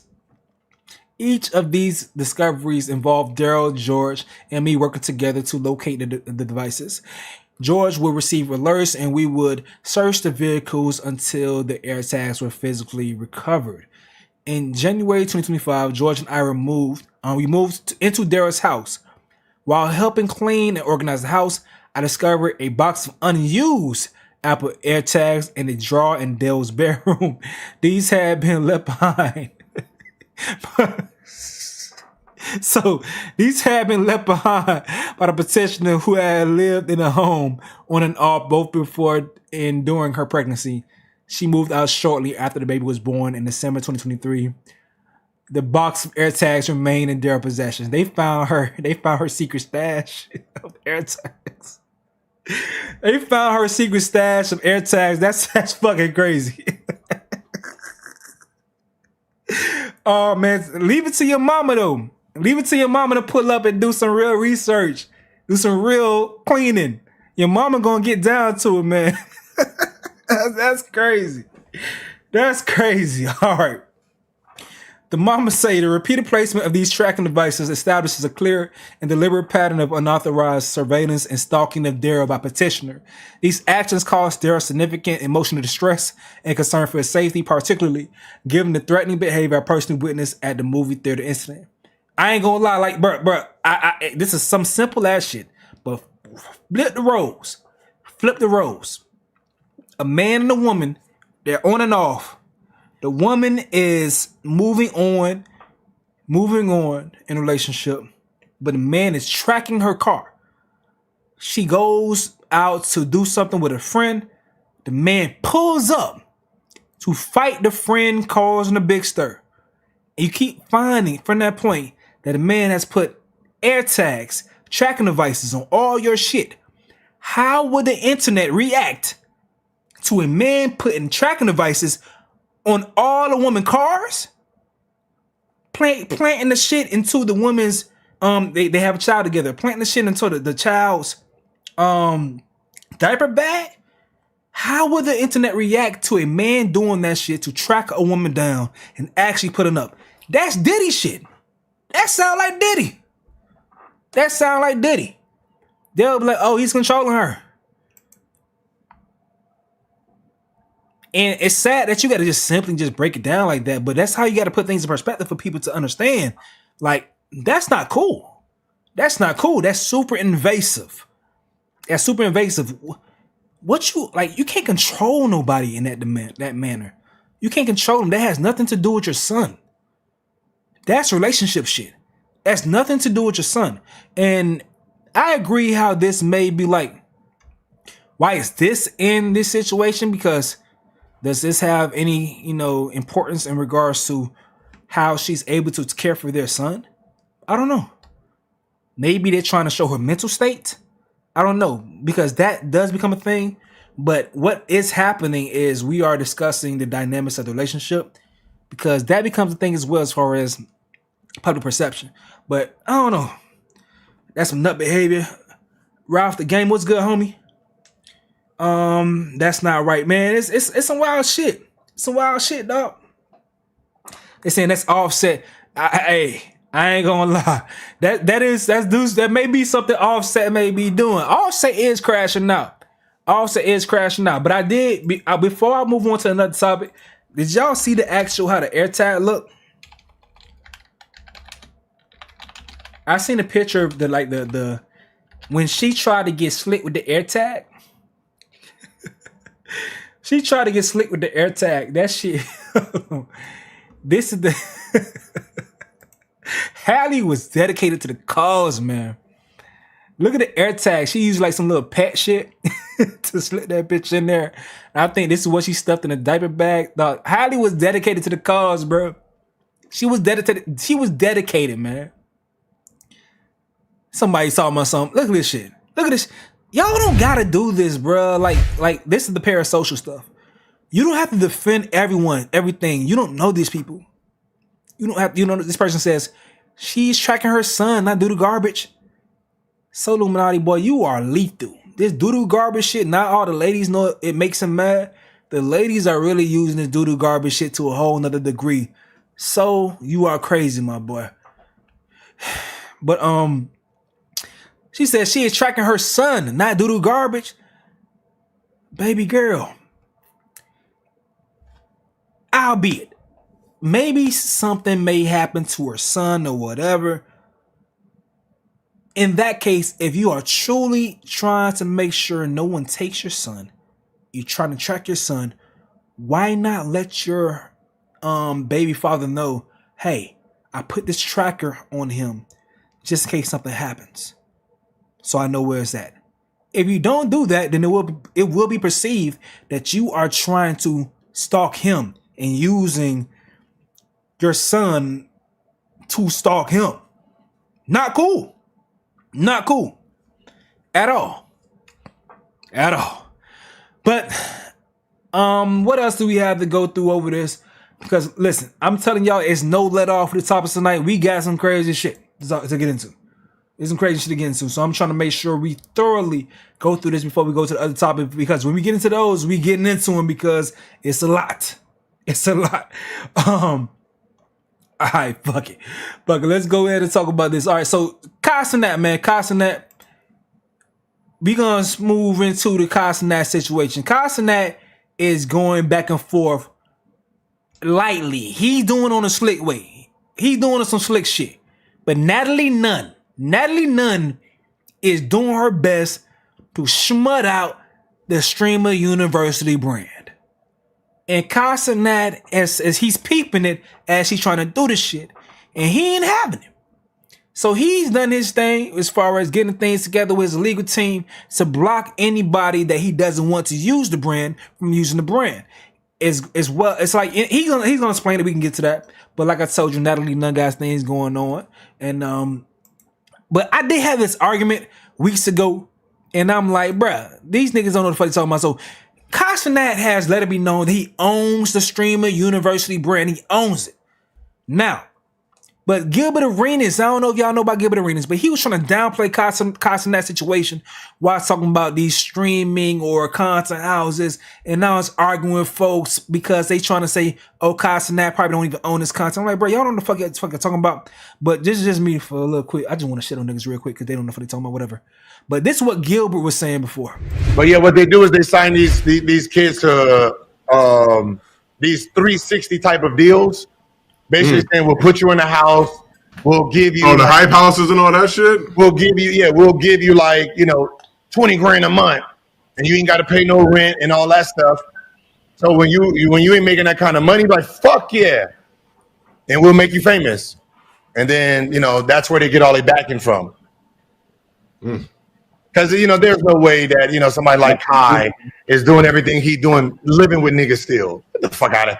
If you making millions on top of millions on top of me, you're not living with a nigga.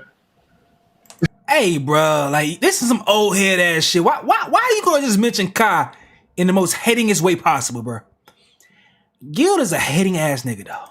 And you a young boy too, so y'all gonna be out there flashing. But you know what I mean? It's like I look at it like we see country, you see Country Wayne. You can see, okay, this nigga's we see what he's doing with his money.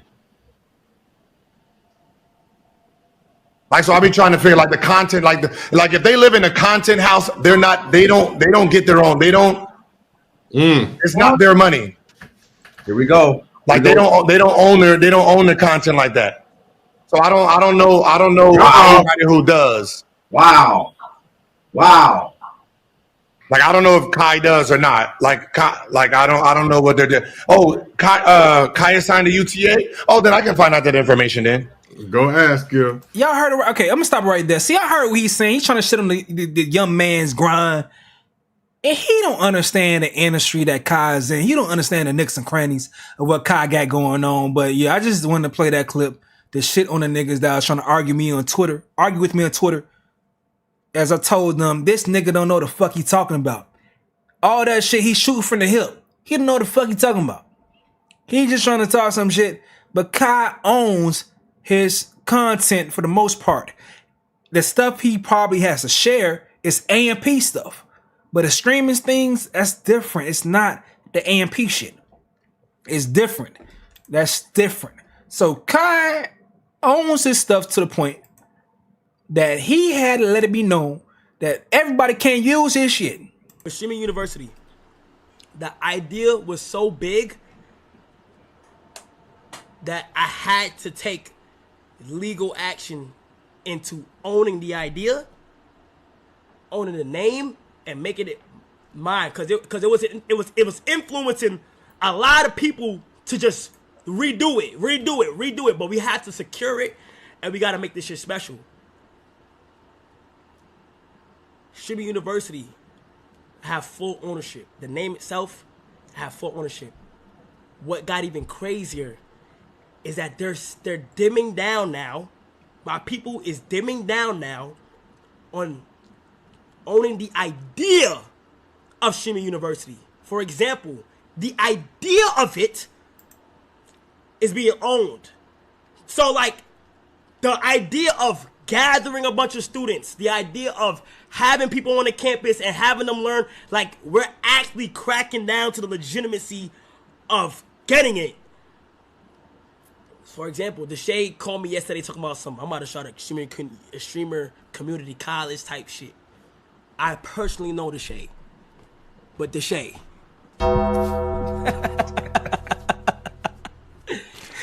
Hold on. I gotta find a continuation of that. I didn't prepare this properly. Hold on. That and you business is real. Fire, bro. As I do that, I think this is previous to what he was saying right there. But hold on, I gotta find the continuation of that part. Fire, bro. To the Shade. I want y'all to know something. Oh, I got it. I found it. Hey! Hold on. Shut that shit up. All right, here we go. They called me yesterday talking about I'm about to start a streamer community. That's not it. Hold on, my bad. Hey y'all, so what? Natalie so got now. What? Here we go. Boom. My bad. Idea of gathering a bunch of students. The idea, if I wanted to sue your leprechaun ass, community college type shit. I personally know the shade, but the shade. If I wanted to sue your leprechaun ass, I can. If I wanted to, but you my mans. But as some other people that do want to do it, you know who you are. You know, I'm not really messy, but you know who you is. I'm telling you. Relax. Relax, calm down. Damn. Nigga, I woke up one day, I'm like, nigga, what the fuck did I do? You're crashing. You're crashing. Relax. Calm down. You're crashing. You feel me? AR Ski, that's for the 5 gifted. Yo, Sinclair. Oh, that's Sinclair. Global. Thanks for the 50 fucking gifted. Appreciate you, Gango. Sinclair, thank you so much. Appreciate you. Appreciate you. Appreciate you. Appreciate you. Now, what I'm going to confirm. All right, so that's him talking about that, but he's alluding to Natalie Nunn, because Natalie Nunn went crazy on Casanat. But hold on, we can get to that though, because I think if you gonna do it, this is the way to do it. You know, this is the way to do it. Let's peek this shit real quick. Hold up. That different type of shit, but we have a streamer community college tomorrow. Shay, you done barked up the wrong tree, bro. I done let all my grades out today, bro, because this is for the ONs. What's the ONs? What's the ONs? The old niggas. Everybody on this motherfucking app know I came up with Streamers Community College. You wanna copy my shit while I'm already copying another nigga shit? It's diabolical, bro. Deshae, you tripping, bro. You trying to copy me while I'm copying somebody else. So you double copying, nigga. Double copying is crazy. And if you look at my streams, I'll pull them up right now. Shout out to Kai Sanat. What you see right there is me saying that Kai Sanat's gonna get 25% of everything Streamers Community College or anything that breaks down in that world. He was the one who inspired us to do it.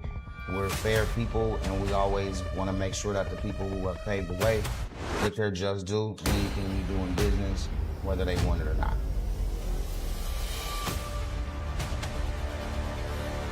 I think 25% is good. I made sure I said Kai getting his cut on anything I do, even if he don't want his cut, because he deserved his cut, because he paved the way.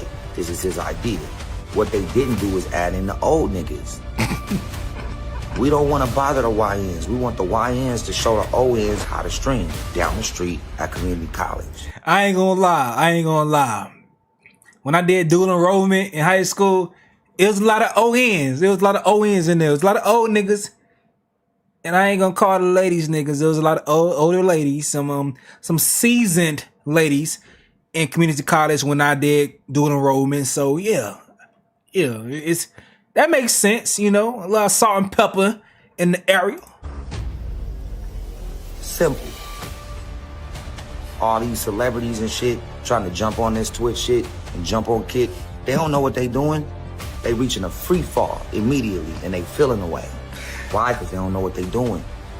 Because this is a young man's sport. Until we create an ON section. Deshae, you copying my shit? Bro, it's a problem, bro. Bro, on a dead homie, bro. Deshae called me yesterday talking about I'm about to start a streamer community college type shit. Now Kai think it's your idea, nigga. That's my idea, nigga. Hey, alright, okay. Alright, so that's what Ray J got going on now. Let's go ahead and move over to TikTok. Do y'all watch Baddies shit? I don't fucking watch no Baddies content, man. But Natalie Nunn is the person that Casanat does not want this shit to get in her hands. So, she has been on TikTok planning to take over this idea. Hold on, I'm trying to find the original video. Here we go. Maybe this is one of them. They just took a That's Guys, the last they one. just took- That's the last one. Hold on. I'm trying to make sure I get Goddamn delusional. running this She bitch on the got fly. anything. Give me a second. That's not that one right there. Here we go. Let's start here with this one. I think this to get y'all know what she got planning.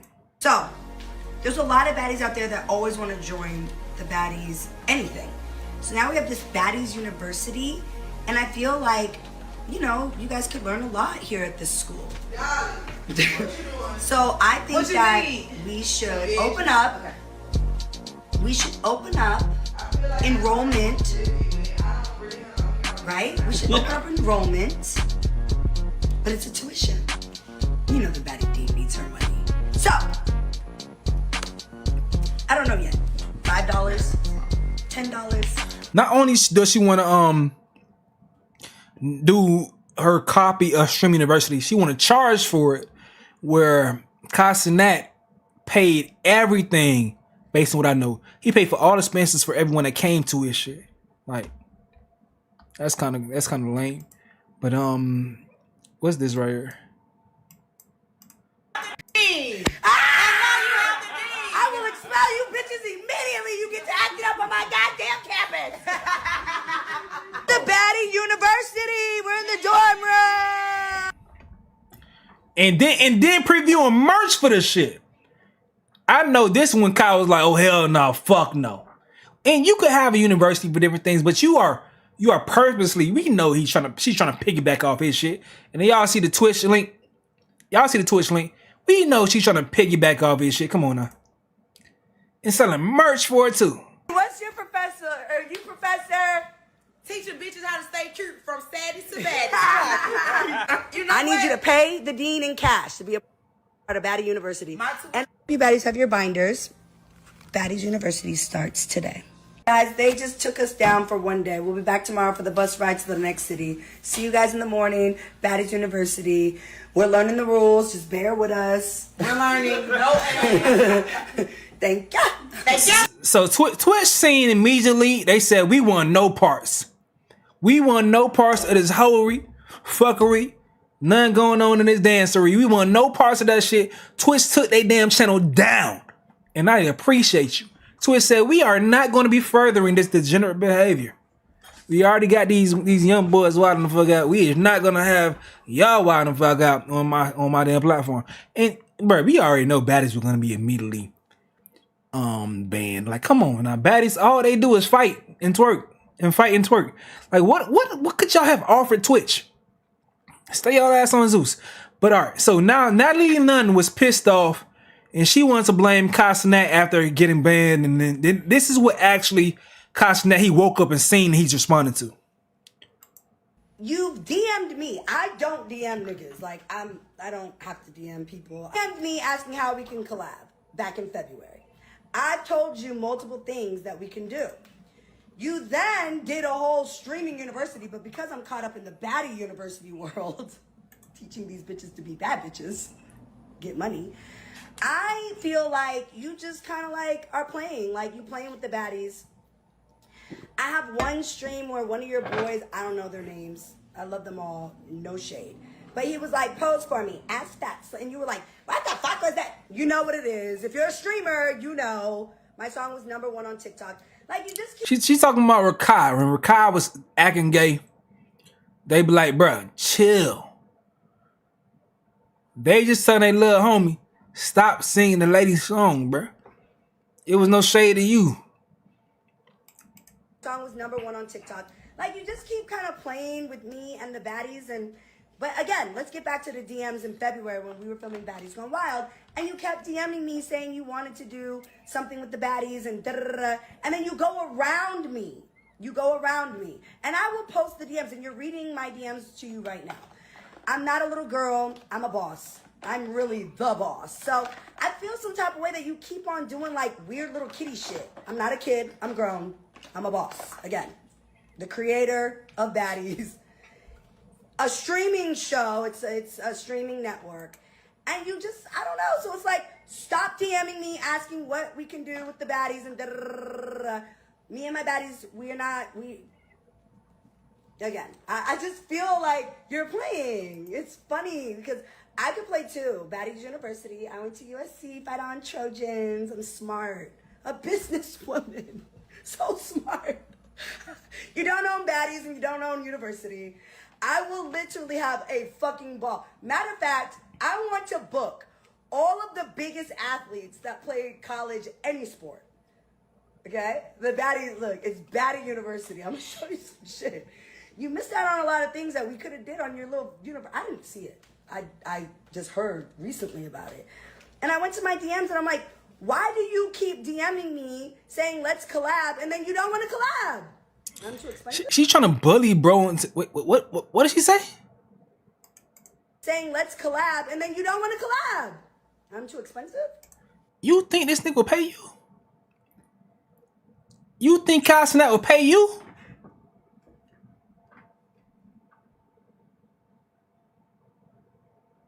You think Cosnet will pay you to come on his stream and collab with him? This is another level of delusion that I never even imagined. You think Cosnet, the lady, the week within the lady, putting out an album called Pink Friday 2, I believe. I think Pink Print, one of the twos. But she put out an album that mentioned you, saying even if you was Nelly and none, you still gonna chin check me. We're having you going crazy, running that line back and forth over and over again, with you being low key dissed. You going crazy insane just because you was mentioned by this lady. She went on his stream, and I'm pretty sure it was for free, for promo for her own album. And you think he's gonna pay you? You to come on his shit? So work with him? Delusion. Or the streams are gonna really stream. Which one is it? I'm trying to figure it out. But I'm gonna stream. Everybody follow my Twitch. I don't, ain't no shade to Kai. I just feel like the games are like weird. It's like, you can't play with me, Natalie Nunn. The name is legendary. And you can't play with the Baddies. That's very legendary too. And I own both of them. My name and Baddies. So, what do you want to do, Kai? Like, what do you want to do? Let's have fun. I said, let's have fun. So, I feel like we should have just, landed the plane instead of playing. I mean, we Baddies fly on jets. We don't fly on just any kind of planes. So, Baddies University starts tonight. And I'm a small platform, so I don't mind this shit. But Cosnet, this is why he didn't mention her name. Trolled the fuck out of y'all and made every blog in the world.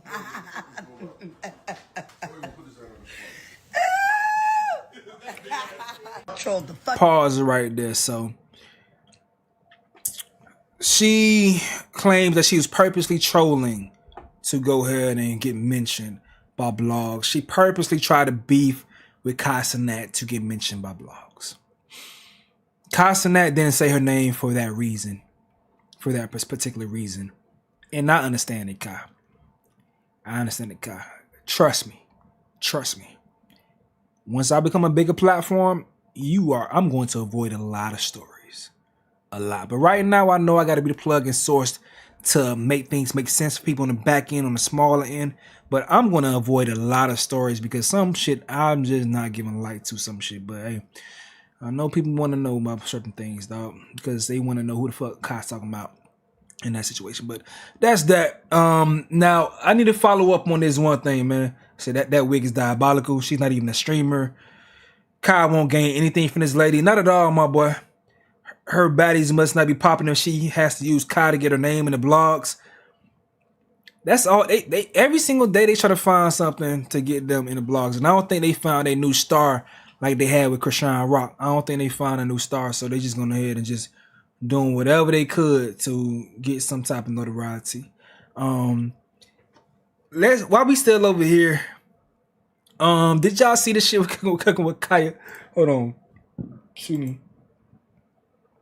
So we talked about that shit with cooking with Kaya a while ago. Hold on. Where that shit at? Hold on. But this is crazy. Why we still talking about Casanat? So y'all know we talked about Cooking with Kaya with the situation with her boyfriend feeling like he was disrespected. Her boyfriend at the time feeling like he was disrespected by her dancing and dude slapping the ass at Streamers University. So this is his response is to try to ruin her relationships or connections with folks. And he started to block all the men or certain men from being able to view her live stream, trying to ruin their relationships. This is Casanat, the Casanat that invited her to Streaming University. Yo, do y'all know?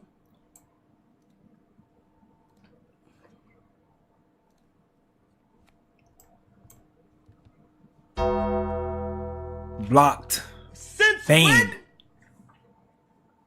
I am blocked.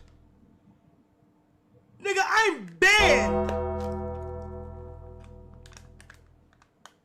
You got a Caprice on? Wait, no. It's a feature. No, chat, look. How the fuck can you get banned from the visual screen, though? I didn't know that. That's possible? I thought you could just get banned from the chat. I did not know this was possible at all. Wait, nah. Wait, if you... Nigga, Sonny just unbanned me. Listen, but you know how much of an annoying nigga you have to be to where, like, I would want to ban you so you can't visual... Like, that's a block. Wait, that's like being blocked. Nigga, that's a block. You know how much of an annoying ass nigga you gotta be? Alright. So I was speculating, man. I was like, man, it seemed like her dude did that shit. Straight up. Cause I ain't gonna lie. I've done that shit before. Like, we gonna be honest tonight or not, bruh? I done that shit before. I done had my lady phone on her Instagram. Fuck is this nigga? Blah. Fuck is this? Blah, blah. I done did that shit. It's some whole shit. I haven't done that shit in over 6 years in my current relationship. I don't move like that at all. But back then, when I was trying to be on that toxic controlling shit and realized over time it does not work, you might as well just let the hoe be a hoe and move on with your life. But I'm from Miami, so y'all know about that JT money. Whole problems ain't no problems. Can't hate the gang because I ain't gonna solve them. Man, you mean let that motherfucking go? Just like you can find another hoe. Cause hoes come a dime a dozen. You gotta let these hoes hoe, bro. You gotta let these hoes hoe. You can't control these girls. I was trying to control these girls, so I was doing shit like that. Lo and behold, whoop, I was right. Cause Cooking with Kaya came and said this right here. I did not block Kai, y'all. I did not block Kai. Somebody who I used to talk to had access to my account, and he blocked like every influencer off of my account. Y'all go tell Kai I did not ban him. I will not do that. I'm so mad about that. That's so weird. It's so weird. Hey, man. Niggas be doing some... Hey. When you feel like you're losing control, you try to do whatever you can do. It's stupid. You can't control somebody who don't want to be controlled. You gotta let it go. And you shouldn't be trying to control anyone. You should only want to be with someone who wants to be with you. Free will. You can't control nobody. You can't trick nobody, coerce nobody, because all that builds is resentment. And they feel more happiness when they are free from you. You don't want to create that. All right? So that's not the way to go at all. So I'm speaking from experience. I'm telling y'all, I was doing the same type of shit. Hold on, this dude was speaking about doing that to Kaya. That are getting put on me is crazy, man. I seen a clip of her saying that I banned Kai Cenat out her chat and other influencers. Gang, let me tell you what happened, right? What happened? Make sense to this shit. She wanted to do Twitch, mind you, she never did Twitch before. She wanted to do Twitch, right? Boom, I bet we're gonna do Twitch. Talked to my Twitch manager. Boom, got her partnered. She was partnered on her first stream, man. You feel me? Why? Well, that's off her face though, but you feel me? Like, you know, trying to do whatever I can do. Boom, her first stream. Nothing but horny people in the chat on some horny ass shit, bro. You feel me? So she needs mods. She literally asked me for mods. I'm like, all right, bet. Feel me? I got some mods. I'm gonna give you those mods. You feel me? Like they gonna keep us in check. They gonna keep us in check. Okay. Boom. Everything was cool. Everything was cool. Fast forward.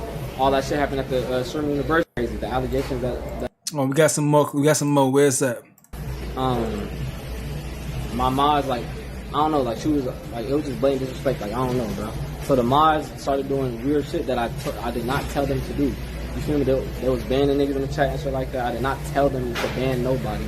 I didn't ban nobody myself. So for her to get on the internet and say that what's her name? That I'm banning niggas out her chat, talking about her exited, bro. What the fuck? No, gang. Who did it? I have no idea, bro. But niggas banning niggas chat saying that I did it is fucking crazy. Like, I feel like every time she speak on me, like, I feel like she's trying to, like, fucking, like, I don't know, bro. Like, lying is crazy. Like what the fuck? W gaslighting. W gaslighting. I like that. W gaslighting. I respect that game. Never admit to it, my boy. That's a good story. That's a great story. The mods did it. I assigned them to be mods. They my boys. That's my henchmen. I didn't instruct them to do that shit. It wasn't me. I didn't get my hands dirty. You know, they may act on their own because they feel like you did some fucked up dirty shit. But I didn't do it, you know. I fucks with that. Good job, my boy. Way to cover it up. Way to cover it up. I respects the game. That's how you gotta do it, man. That's how you move. That's the internet hit. You send your boys out there to get it done. You don't do it yourself. You don't get your own hands dirty. You feel me? You know, keep your hands clean out here. I respect that, my boy. That's how you do it. These niggas is crazy. All right, this shit is insane. They got the fucking dog, bro. This is insane. Who would have thought, man? Who would have thought years ago Dude Diddy's would be treated like Future when people trying to piece together his baby mamas, bro? This is insane. This is insane. So y'all done bullied Dude to go ahead and admit who his baby mama is. And his baby mamas, while Dude then is trying to say, I gotta protect my baby mamas, and I'm putting out this message to say stop bullying them. Nigga, Dude, they bullying you. So first, let's go ahead and see Duke officially saying, yes, I have baby mamas. I got baby mamas. I have them. They out here. Leave them alone. But nigga, they not leaving you alone. All right. I don't know what y'all got going on, but they not leaving you alone. Where's that clip at? Hold on. Where is that? Where is that? Because they on a couple chicks on Duke ass right now, man. And I think Duke is innocent until proven guilty. Or present until proven he's innocent until proven present in these kids' lives, or he dropped a bag on the thing that the lady say he not dropping a bag on the abortion. But where's that shit at? Where's that shit at? Give me a second. I'm trying to pull it up, dog. But this how you know you really made it. It's two things that lets you know you make it as a man, a black man for sure. Gay rumors. And deadbeat baby daddy allegations. Them two. You gay, one or two. Gay rumors.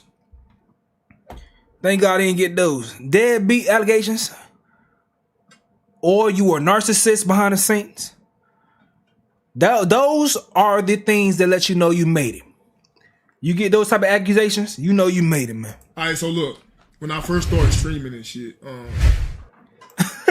Vanessa say he the streamer future. I decided how I wanted to like operate a long time ago. But you know, unfortunately, that option has been taken away from me at this point.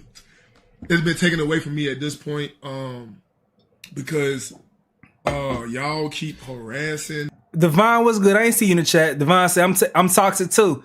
And listen, God is working on me. I'm getting much better. I ain't been in the phone in years. I haven't went through a girl phone in years. Y'all see I'm chubby now. Maybe I need to do that shit to lose some type of weight. You know what I'm saying?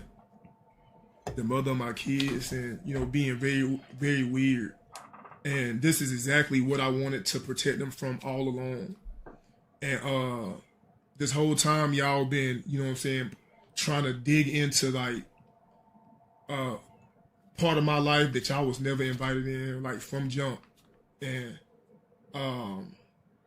but now that like it's affecting like, you know what I'm saying, they well-being and like they getting like threats and like being called names and shit.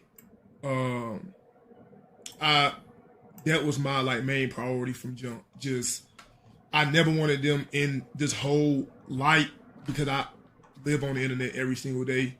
This is where I am. This is where I live at. And I'm well aware on how like the internet and how nasty the internet is. So I always wanted to keep everybody involved away from that. But now, you know what I'm saying?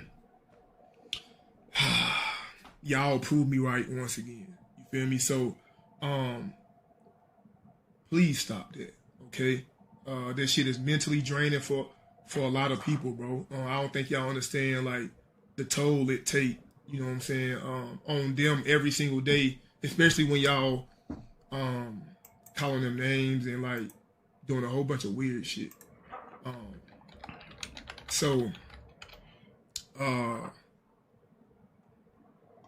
Just respect is all I've been asking for this whole time. Respect, you know what I'm saying, everything. Dude, you a noble man for saying it. You're a noble man. I don't know how you operate. I wish you wrapped it up, bro. But the milk is spilled. I don't condone your actions. I don't condone it at all. At all. I don't got no kids. But hey, at least you are in a position to financially support them. You know, but your baby mamas, based on what you saying, they not agreeing with it. They are on the internet and they are saying shit like this right here, my boy. Hold on, not this one. This is a fake baby mama. This right here, she going in. She posting pictures. She just trying to have a fucking moment. Let's not even play that game. It's sad though. Like, it's so sad. That shit hurts my feelings and it hurts my heart. You have not seen your child in 7.5 months. But you in every bitch face. You is downtown every fucking time you home making special motherfucking appearances. We live down the street. Like, you should be a fucking ashamed of yourself. For real. I'm not even being funny. And it's really not even bashing a nigga. It is what it is. It's just the truth. I can't tell it no different. The moment I realized it was fuck me, it's fuck you. You gotta know it's fuck you. You gotta know it's fuck you. And it's fuck my baby. Man, please. Fuck you.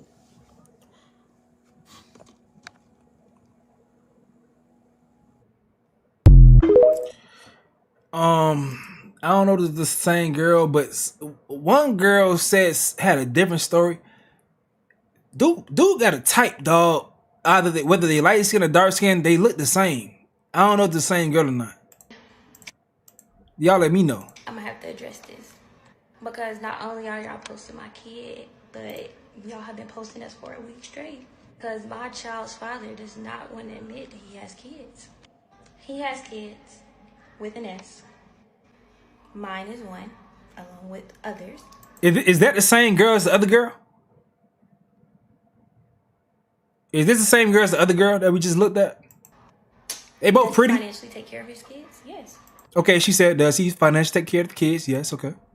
Does he financially take care of his kids? Yes. Check that box all day.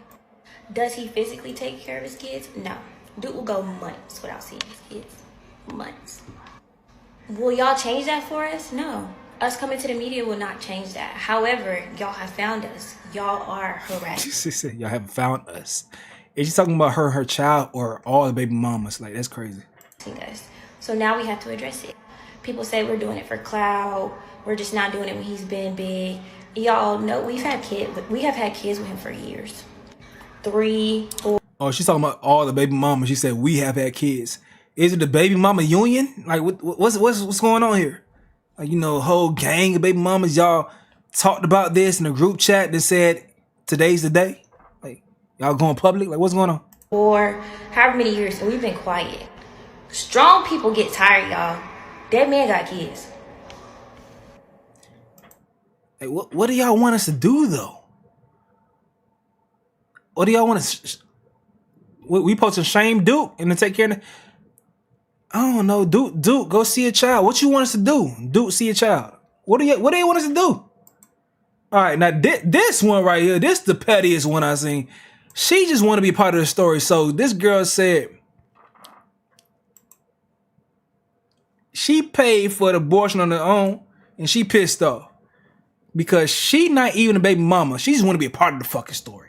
And honestly, since I'm talking, Duke, frick you. Now I'm on you now. I was gonna spare you. I'm not sparing How is she lying? I don't know what you talking about, bro. I don't know what you referring to. How's you lying? you no more.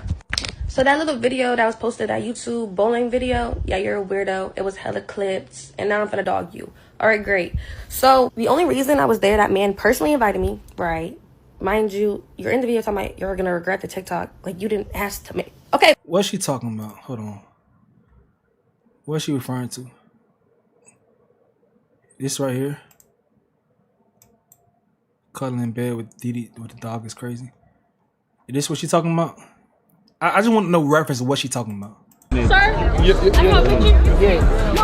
How you want to do it? I wasn't looking.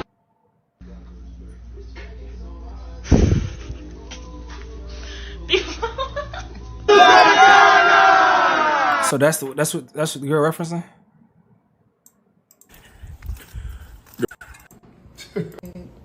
Yeah. Pose.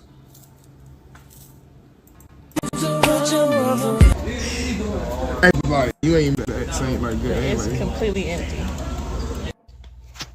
I don't know what's going on. I don't know what she's referencing. Trying to prove that they know each other. Okay, I'm whatever. talking, Duke, frick you. Now I'm on you now. I was gonna spare you. I'm not sparing you no more. So that little video that was posted at YouTube, bowling video, yeah, you're a weirdo. It was hella clipped, and now I'm gonna dog you. All right, great. So the only reason I was there, that man personally invited me, right? Mind you, you're in the video talking about you're gonna regret the TikTok. Like, you didn't ask to make. Okay, cool, great.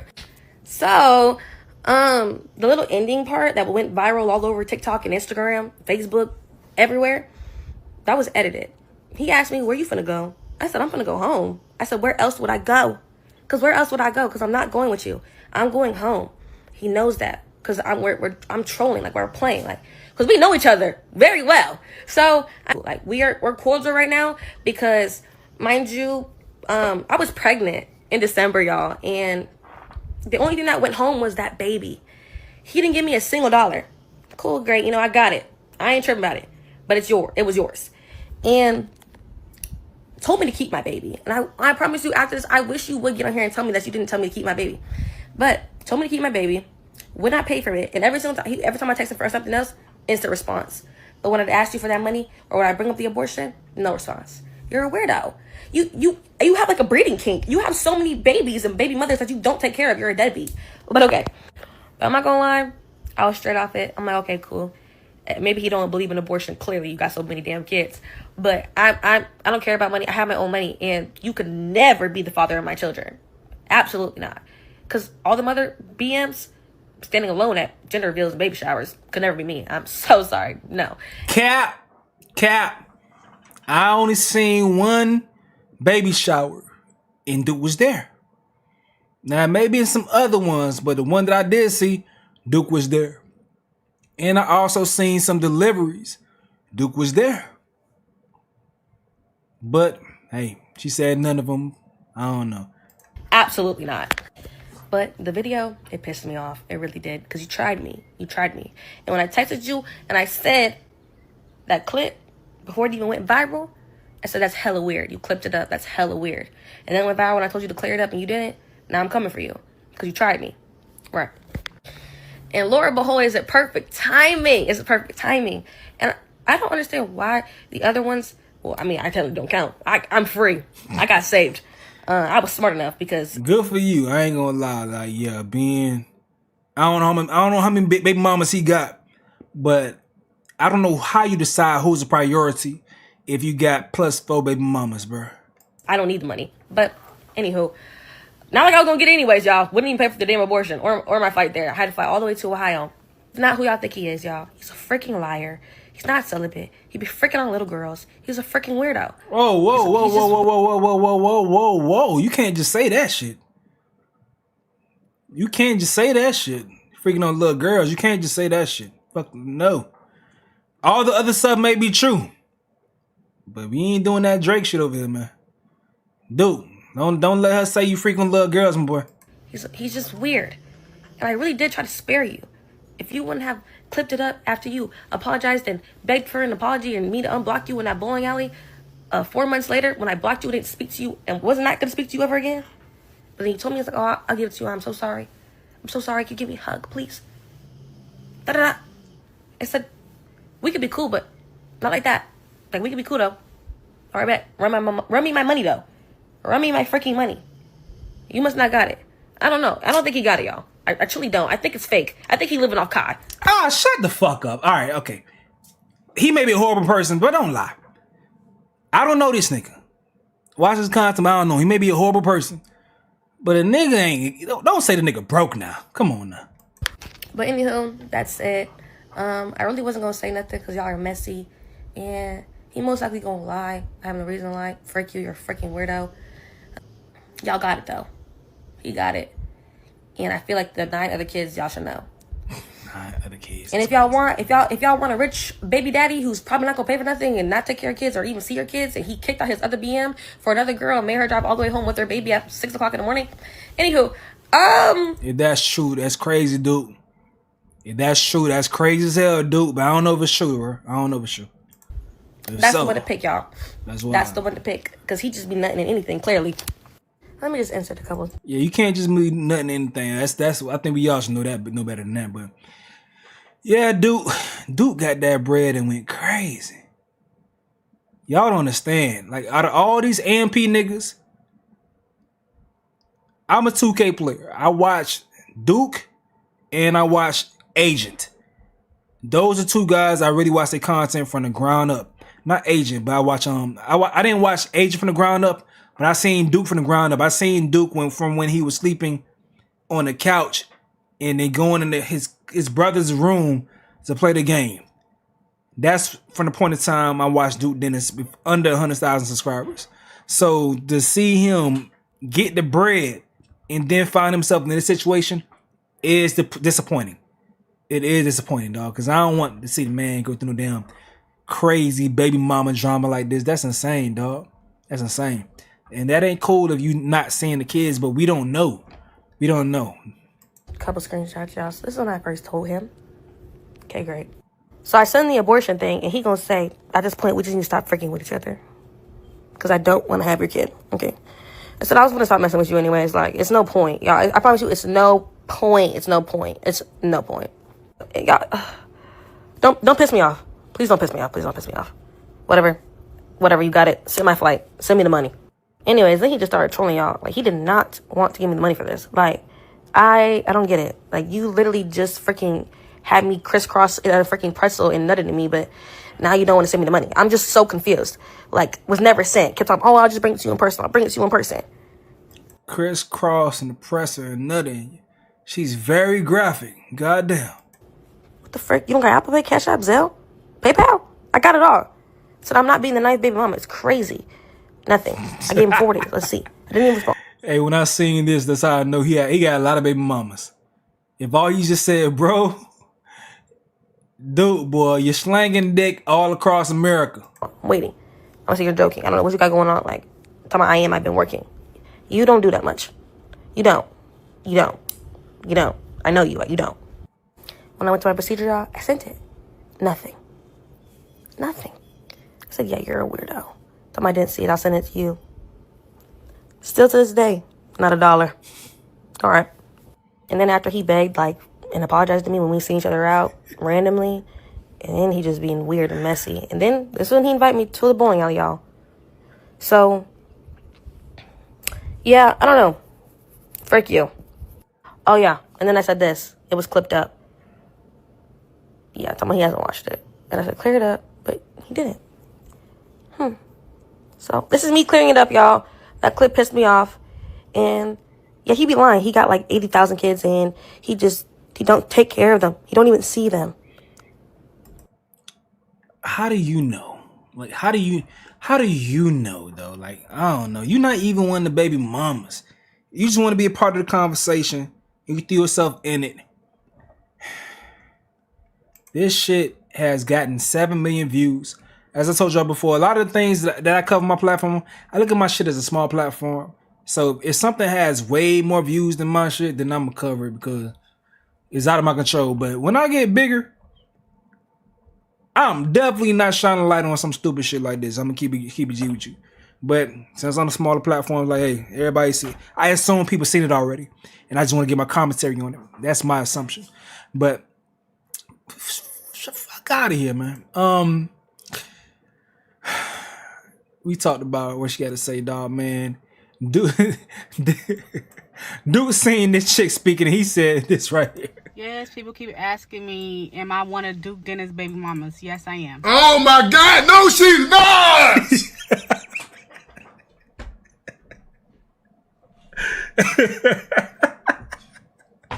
No, she's not, bro. Shit, since everything's coming to light, yes, I'm one of them. It's crazy because it's like, I want to be known for me. Everybody coming out the woodworks. Me, being me, but not having a kid with Duke Dennis. Like, that's just... Chat, she's trolling right now. Chat, she's trolling right now. I want y'all to know that. I know she's trolling right now. But nobody... It's going to be somebody out here right now that actually thinks she's dead ass serious. You want to? Hey, bro, right. If you are that generous with your slab, generous with your semen, you open yourself up to this shit, bro. You gotta accept this. You gotta accept this. And I'm glad that you said, let me just start fighting this. Yes, I have kids. It is what it is. You open yourself up to this, bro. You wasn't being disciplined. You did not have discipline, and now you got. This is the least of your worries, because once they all start acting up individually, you got to manage all those emotions. Then on the holidays, when you got to pick which child that you want to, figure that situation out with, bro, it's going to be resentment, no matter what. You put yourself in a predicament, my boy. Excuse me. For years to come, you put yourself in a messed up predicament. And money just ain't gonna be the answer to every one of your problems. You can't just throw money at the kids. You can't do it. Albeit, especially with you being popular and cool, the kids gonna want you in their life. They gonna want you in their life.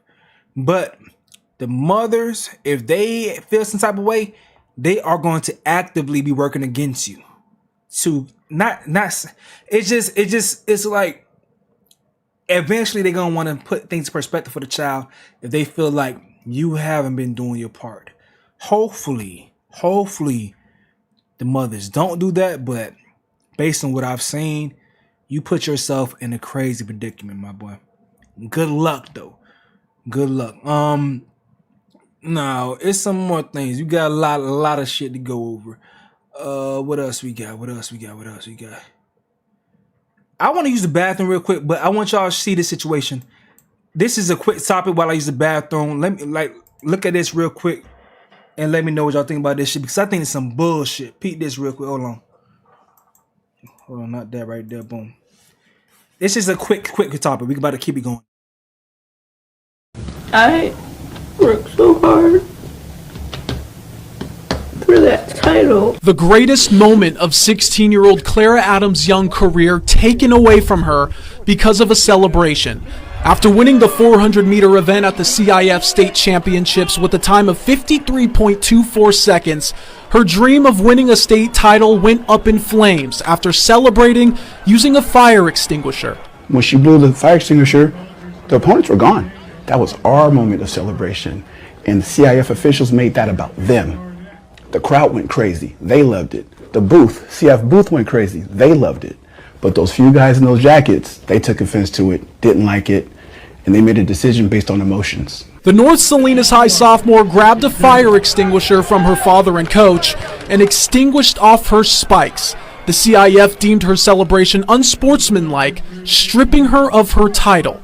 It's a celebration made famous by American sprint icon Maurice Green, who enjoyed her paying homage to him and thinks she should get her state title back. When I heard, like, because it happened and then people just started calling me, oh, this girl who just won the 400 redid your celebration. I was like, huh, what? If it was away from everyone and not really interfering with anybody, I would say reinstate her.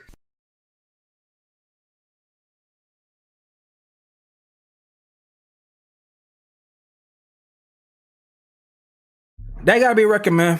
And I ain't talking about how fast she ran, but how fast I pissed wash my hands. But alright, so that's fucked up. Why the hell they gonna take that girl damn title away, bruh? I think society's so damn soft nowadays, man. Cause that shit was fire. Like, run that bit back one more time. She brought her own fire extinguisher. She burnt she burnt everybody. And she pulled off the, Worked so hard for that title. That's cool, right? Greatest moment of 16-year-old Clara Adams' young career taken away from her because of a celebration. After winning the 400-meter event at the CIF State Championships with a time of 53.24 seconds, her dream of winning a state title went up in flames after celebrating using a fire extinguisher. When she blew the fire extinguisher, the opponents were gone. That was our moment of celebration. And the CIF officials made that about them. The crowd went crazy. They loved it. The booth, CIF booth went crazy. They loved it. But those few guys in those jackets, they took offense to it, didn't like it. Because they want to control athletes nowadays, and I just don't get it. Like, maybe is it because we black that we like the showmanship when it comes to sports? Is it because of that? Because I see sometimes when I see like some MAGA, well, I ain't gonna lie. Let me not do that. That would be disingenuous for me to do that, because this one particular situation, most people on both sides of the internet agree that she deserves the title. But sometimes I do see some folks that do not like black athletes or athletes being cocky and boasting and bragging about themselves. I see that all the time, and I'm like, yo, that's the fun part of sports for me. I love talking shit. Like when I played football, I was annoying. I'm the type of nigga, I make the tackle. We on the ground, I'm trying to strip the ball from your hand. I'm in the pile doing dirty shit. Like, I'm talking shit in basketball. I love talking shit, bro. And they made a decision based on emotions. The North Salinas High sophomore grabbed a fire extinguisher from her father and coach and extinguished off her spikes. The CIF deemed her celebration unsportsmanlike, stripping her of her title. It's a celebration made famous by American sprint icon Maurice Green, who enjoyed her paying homage to him and thinks she should get her state title back. When I heard, like, because it happened and then people just started calling me, oh, this girl who just won the 400 redid your celebration. I was like, huh, what? If it was away from everyone and not really interfering with anybody, I would say reinstate her. Reinstate that young lady, man. Reinstate baby girl. Stop playing. Stop being so butthurt of people having fun in sports. Sports is fun, and when you dominate, you should be able to celebrate, man. I don't like that, man. Did y'all see this shit? Said the bitch told me, she ain't steal my shit. What the fuck you call this? What's this? Oh, she went in stealth mode.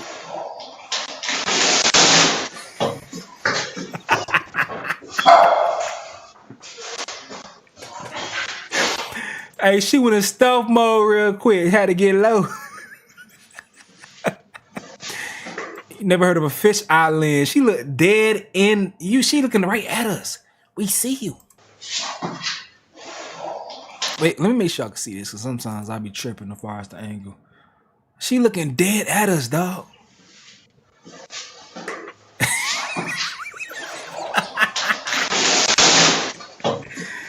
Hey, man.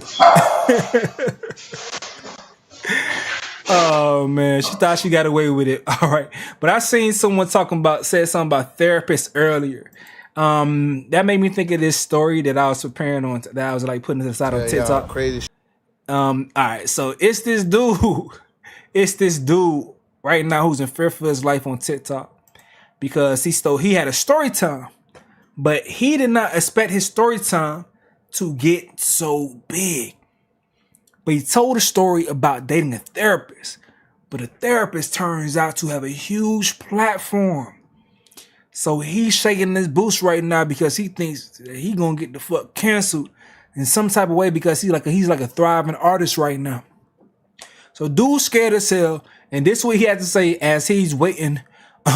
This is the beginning of the story. Let me bring dude's shit up. Hold on, because his story is crazy as hell. I never dated a therapist, but I even see my sister in the comment section. Shout out to my big sister. My sister's birthday was recently, but this dude tells a story about dating a therapist, and it's fucking insane, bro. It's fucking insane. She's a therapist. We were talking for a little bit. I met a girl. She's a therapist. We were talking for a little bit. We talked all of 2 weeks. Not a situationship. None of that. We talked all of 2 weeks on a romantic level.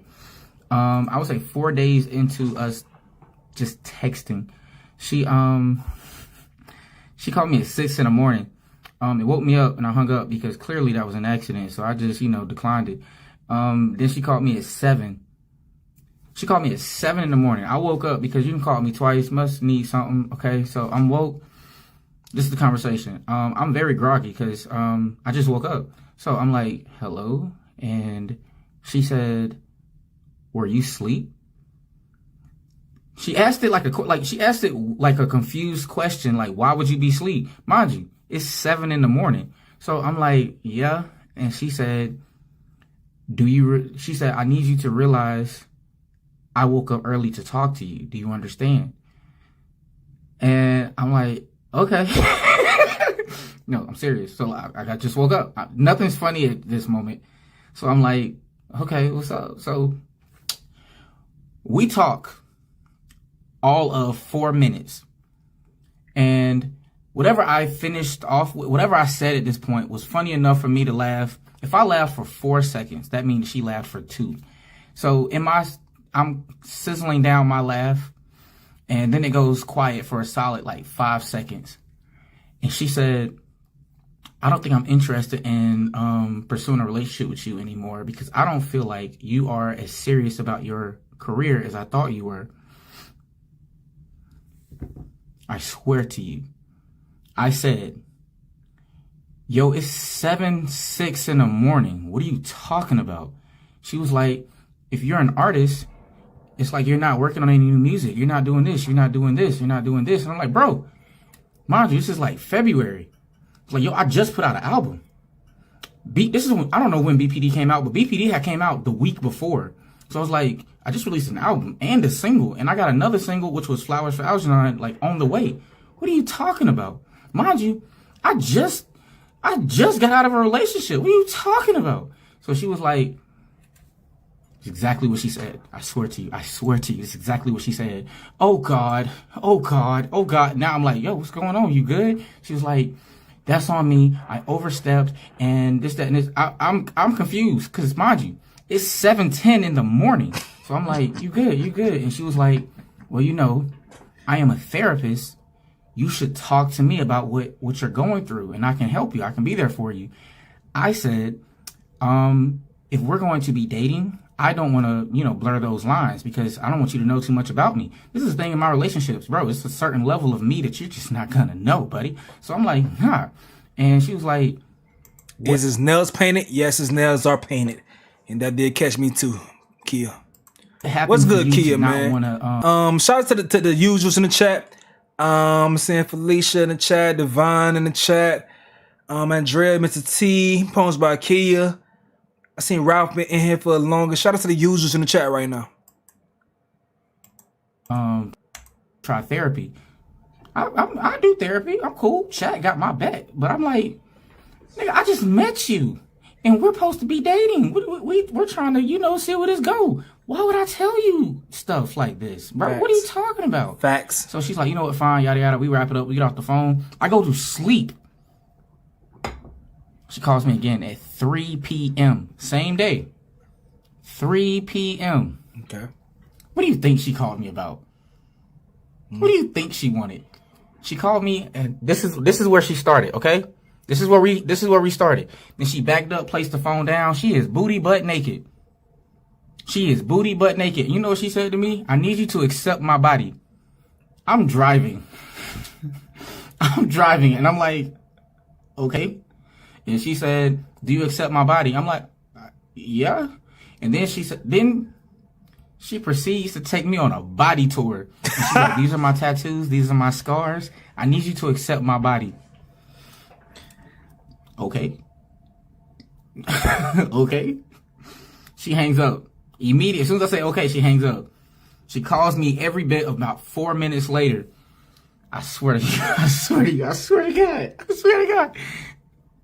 What do you think she said? She called me back in 4 minutes and she goes, ah!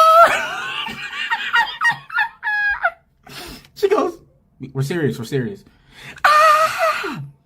Maybe I'm mentally ill, but I'm not ready to address that right now. Hangs up.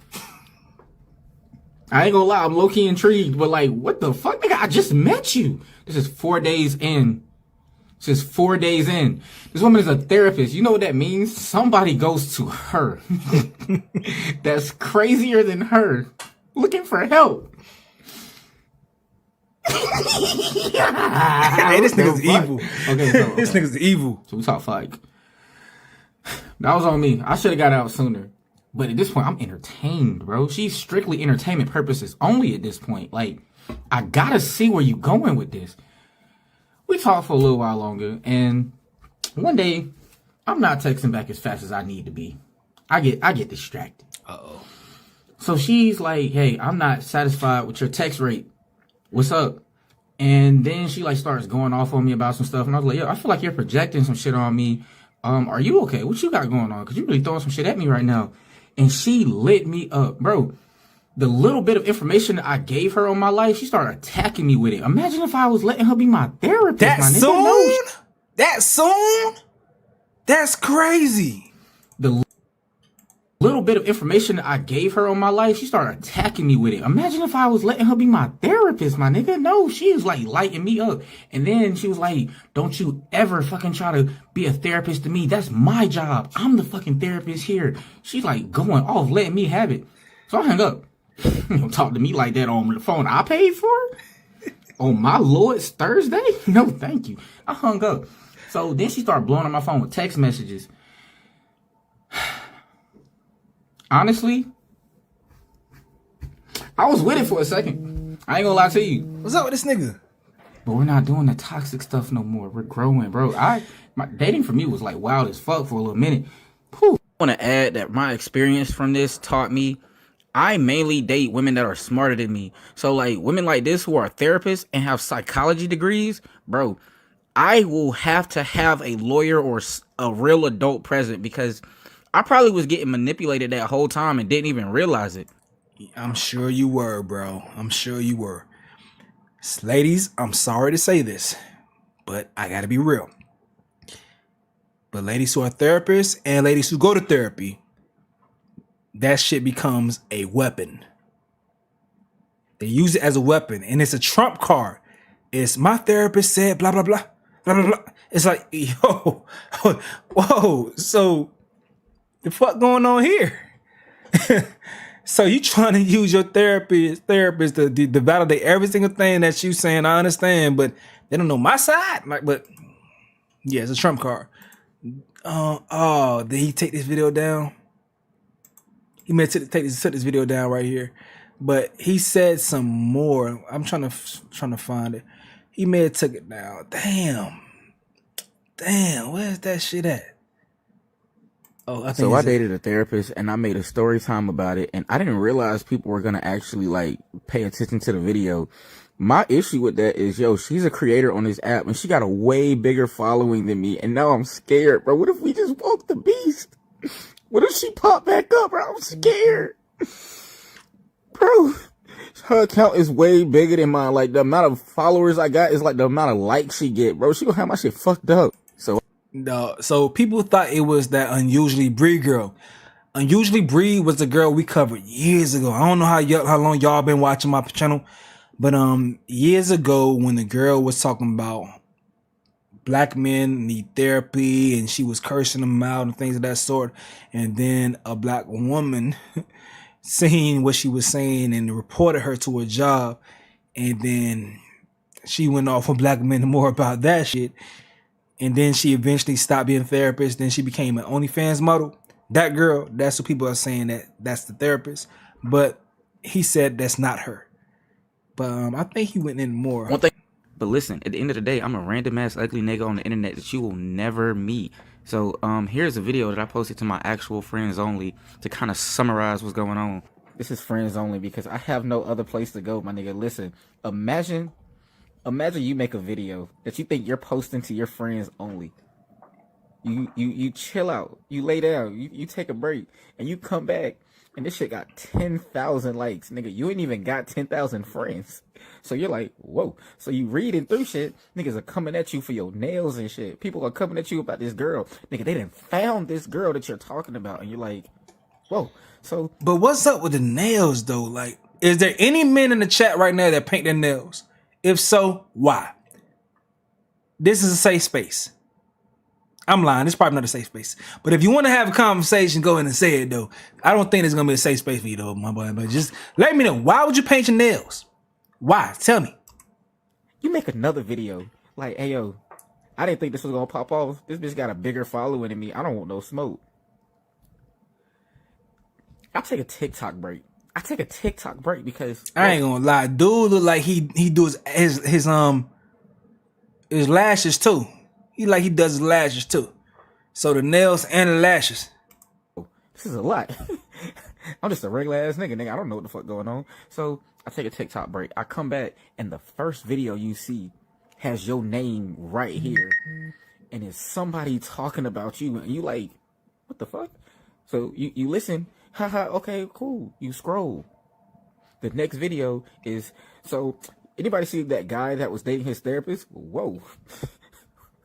Whoa, my nigga. Whoa. What's good, Felicia? Too close. I swear, I kid you not. You scroll again. And there's somebody talking about dating a fucking therapist. I would delete the video, but the reason I can't delete the video, the money that video about to bring me is gonna bless me. And buddy need them blessings. 2, she already seen the video. She already seen the video. Bro, I pulled in. I'm chilling. I'm parked. I'm about to get out the car. I get a call.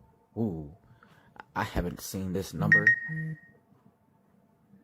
Bro, every single time this nigga gets a notification, his eyes look so scared.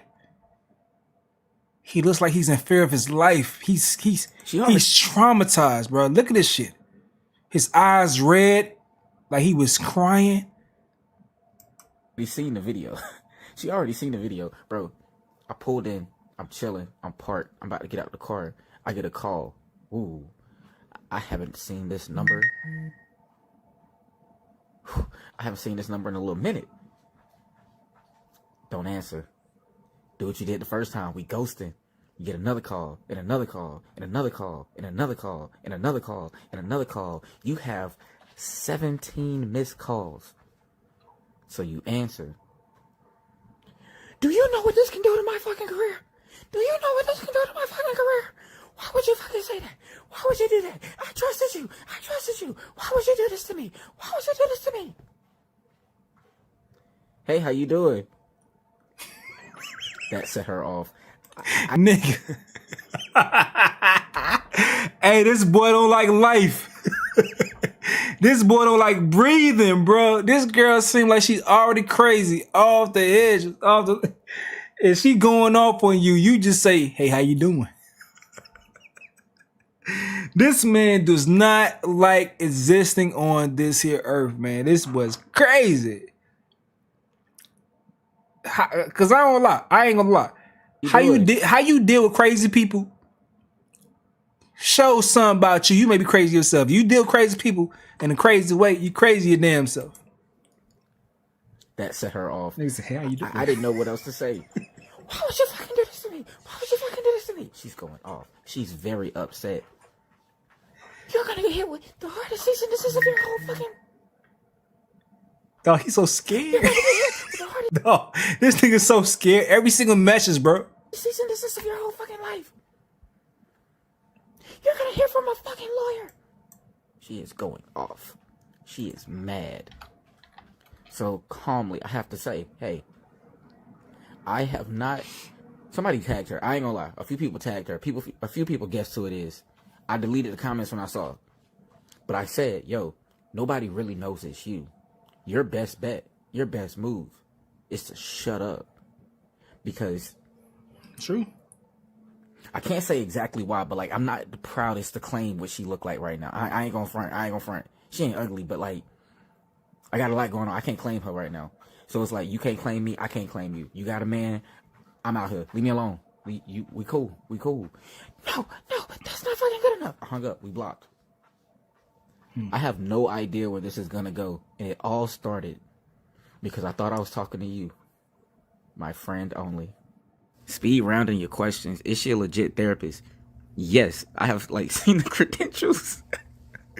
I've seen her office. She has a practice. Yes, she is a legit therapist, and she has clients that legit seek her out, and it's crazy. I get my nails painted. I'm straight. It doesn't matter what the fuck I do because who the fuck am I? I'm a random ass nigga on the internet. What does it have to do with you? Why didn't I leave earlier, nigga? Sometimes you gotta stick around. Sometimes the ride is better than the destination. Where's your sense of adventure?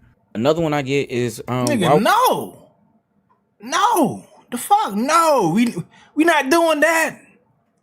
Sense of adventure, you better go play the fucking video game, watch the visit times, man. The fuck. Why didn't I leave earlier, nigga? Sometimes you gotta stick around. Sometimes the ride is better than the destination. Where's your sense of adventure? Another one I get is and that's how it happens.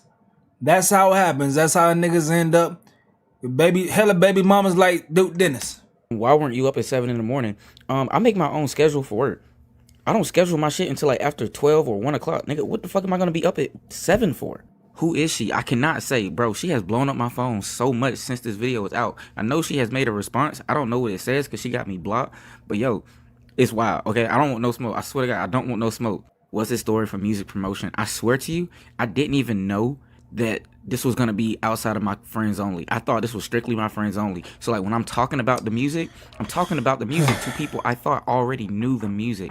I had no idea. That being said, yo, please go listen to my music. I swear to God, it's not that bad. That makes sense though, because the way he was referencing his music in the first video, it made it seem like we should know his shit. And he's not that big of a influencer. I don't know how many viewers he's gained since then, but yeah though. Had they found a girl? Because he said he was deleting comments that found a girl. I don't know if he found her or not, but shoot me.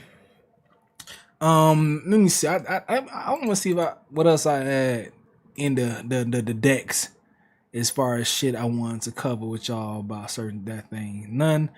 Did y'all see this shit just real quick before we transition? And another thing, y'all probably seen it a long time ago, but this girl said the men are dressing like studs. And another thing, the men's are dressing like studs now. The men. The fuck you just say to me, nigga? The men are dressing like studs? Are we serious? So you mean to tell me I throw in a little Nike Tech and I'm a stud now? So if the men... Run it back one more time. And another thing, the men's is dressing like studs now. The men... The fuck you just say to me, nigga? The men are dressing like studs? Are we serious? So you mean to tell me I throw in a little Nike Tech and I'm a stud now? So if the man is dressing like studs, what the fuck is the females doing, nigga? Dressing like femboys? Like, what the fuck type of game is we playing? It's a female just like femboys. I ain't gonna lie to you, my boy. I ain't gonna lie to you. Someone posted a picture of Carisha recently, and they said that's trans-coded. I'm like, what the fuck? What? That's a full-blown woman. Of course. BBL. Potty titties done. Woody woody woo. But how's a female trans-coded? What the fuck? This is exactly what happened when you don't have a complete family portrait hanging on your refrigerator, my nigga. This is no disrespect to your intelligence, but I gotta disrespect it, my nigga. What the fuck was your GPA in high school to be saying? That's some funny shit, dog. This is no disrespect to your intelligence, but I gotta respect it, my nigga. That's funny. Disrespect to your intelligence, but I gotta disrespect it, my nigga. What the fuck was your GPA in high school to be saying this shit? How on earth can a nigga dress like somebody pretending to be a nigga? Like, what are you saying to me? Do you know what a stud is? And another thing, the men's is dressing like studs now. Hey, man. Crazy shit. All right. So speaking of BBL bodies and shit, let's tap into Jada Waiter. Jada Waiter has some issues she going through because Jada Waiter is doing her business shit. She back on her grind. She's not dealing with Lil Baby no more, but before she got with Lil Baby, she was a little businesswoman on her own. She made her own bread by selling weave and things of that sort. She was like hustling that way. But now she has her wait a minute line. So with that line, she decided to go ahead and do pre-sales. The pre-sales were done a while ago. She got a lot of orders, but the ladies have been waiting for a very long time for their orders, and they started to get a little antsy and talking shit online and saying, "Where the fuck is my order? Where's my shit, Jada?" Jada decides to come on and be transparent, and that did not work out in her favor because I believe she was a little too transparent based on her following. Okay, but let's see what Jada got to say. After people was on her ass, they was on her ass. I don't got time to get through everything the people were saying before this, but they was on her ass saying, "Where the fuck is my order?" It was a lot of shit going on with her not delivering her shit. They were saying she's scamming people. It got that bad. Them was calling her a scammer. This is Lil Baby mama. If you guys don't know, you got two of them. The other one, I don't know who you baby mommy want to call her because once you get them titles, it kind of get confusing. She may be Anthony L's baby mama now, Lil Baby mama. I don't know how you want to call the other one. You feel me? But this is Lil Baby mama. Hey y'all, so this is an update for all my girls, my Wait a Minute customers. Y'all know I do not play about y'all. And also with Wait a Minute being known for fast shipping, top tier customer service, I have to get on here and let y'all know what's going on and why this is happening, how it's happening. So I'm going to just start off by saying thank you to everybody who has ever shopped with Wait a Minute. Y'all know I do not play about my girl, my baby, my second child. And I just cannot or wouldn't have been this far without you guys' support. As you all know, my very first pre-order drop was posted back in March 28th to be exact. And that was indeed my biggest drop, 15,000 orders in the matter of 72 hours. That's crazy. 15,000 pre-orders in 72 hours is insane. That's amazing. I ain't gonna lie to y'all. But the fans don't like hearing that shit. Won't he do it? There's a lot of he say, she say about why did she do pre-orders? Why would she do this? Why would she do that? And strictly did pre-orders just to collect data because for so long I have been limiting myself and my business potential with just ordering the same quantities that I normally order. And of course we always sell out, but I need to see growth. I need to see elevation with my company. So that's why this process is taking a little longer because for one, the tariffs did affect us. It delayed shipping quite a few, but nothing to be alarmed about because we do have all y'all's inventory. As y'all can tell, I'm gonna insert a clip. All this inventory. That booty look like a whopper. I ain't gonna lie, and not in a good way. Who the fuck is looking at the inventory, Jada? As y'all can tell, I'm gonna insert a clip. That shit look like the motherfucker on SpongeBob that kept stuffing shit inside his cheeks. Inventory. Ain't nobody looking at the fucking inventory. They trying to see whether they were hit or not. Would they feel ashamed that they smashed or not? That's what we looking at. Would I feel ashamed if I dig up in them cheeks? That's what we think about. Fuck the inventory. Fucking inventory. It's there, but fuck that. That is all y'all's inventory. So that's the difference between ass shots and BBL. Jada got ass shots. It looks crazy as hell. BBLs, Young Miami got a BBL. It looks different, totally different, but whatever. So that's her inventory in comparison to That is all y'all's inventory. So the stuff come palletized, which means it comes in pallets, and everything came, and they have to take all the boxes off and organize them by size, color, quantity, etc. So that process took 1 week just by itself because it is so much inventory. And on top of that, this is a new company that we're working with, which means this is a whole new warehouse, whole new staff, whole new everything. So we're all getting familiar with each other so that you guys can get y'all stuff and everything is seamless, everything is perfect, and there's no mistakes. Now that everything is in our warehouse, everything is organized, everything is put exactly where it needs to be, they're going to begin shipping orders this Monday. No more processing time, straight. You guys should be receiving shipping confirmations and y'all orders should start shipping. Or not should, they will start shipping on Monday. Yes, we did say 6 to 8 weeks. It is week 9. And that really breaks my heart because I am so big on your word is your bond. And I hate letting my girls down. And I hate having to even get on here and don't really have the answers for y'all. And I'm really just letting y'all know this so y'all could just feel a little bit more at ease. But I know y'all just want y'all shit in the mail because I would feel the exact same way. And I ain't gonna lie, unpopular opinion, but I've have sold merch before.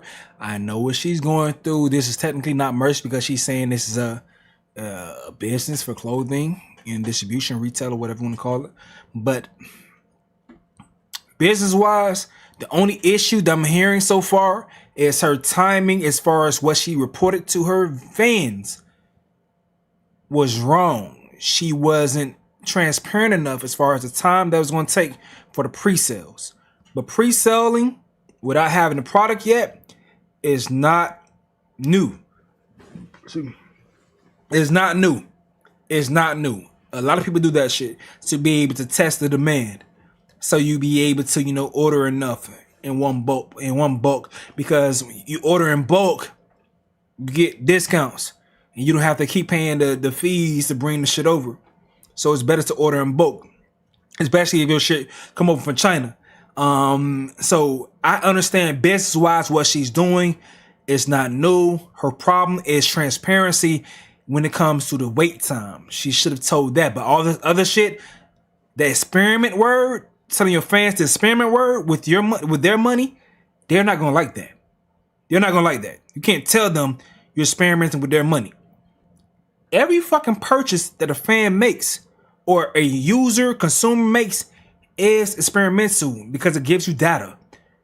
Whether how long it took them to purchase it from the day you release that product is data. Every single thing a fan, consumer does is data. So there's no purpose even telling them that you doing this for us is experimental. That was dumb. Horrible communication from her to them. Horrible. Horrible. Will I ever do pre-order again? Absolutely no, I wouldn't. Just because the hassle, things happen, life happens, and especially when you're dealing with overseas, you just cannot predict customs. You can't predict nothing. So yeah. And I'm also sure that the tariffs was a thing because the tariffs made it a bigger price difference than before. So they wanted to make sure that they knew how much they need to go ahead and order before they go ahead and move forward. So she wants to know how many people were active customers. So that's why how many people were active customers after the prices once the tariff tax was applied to it.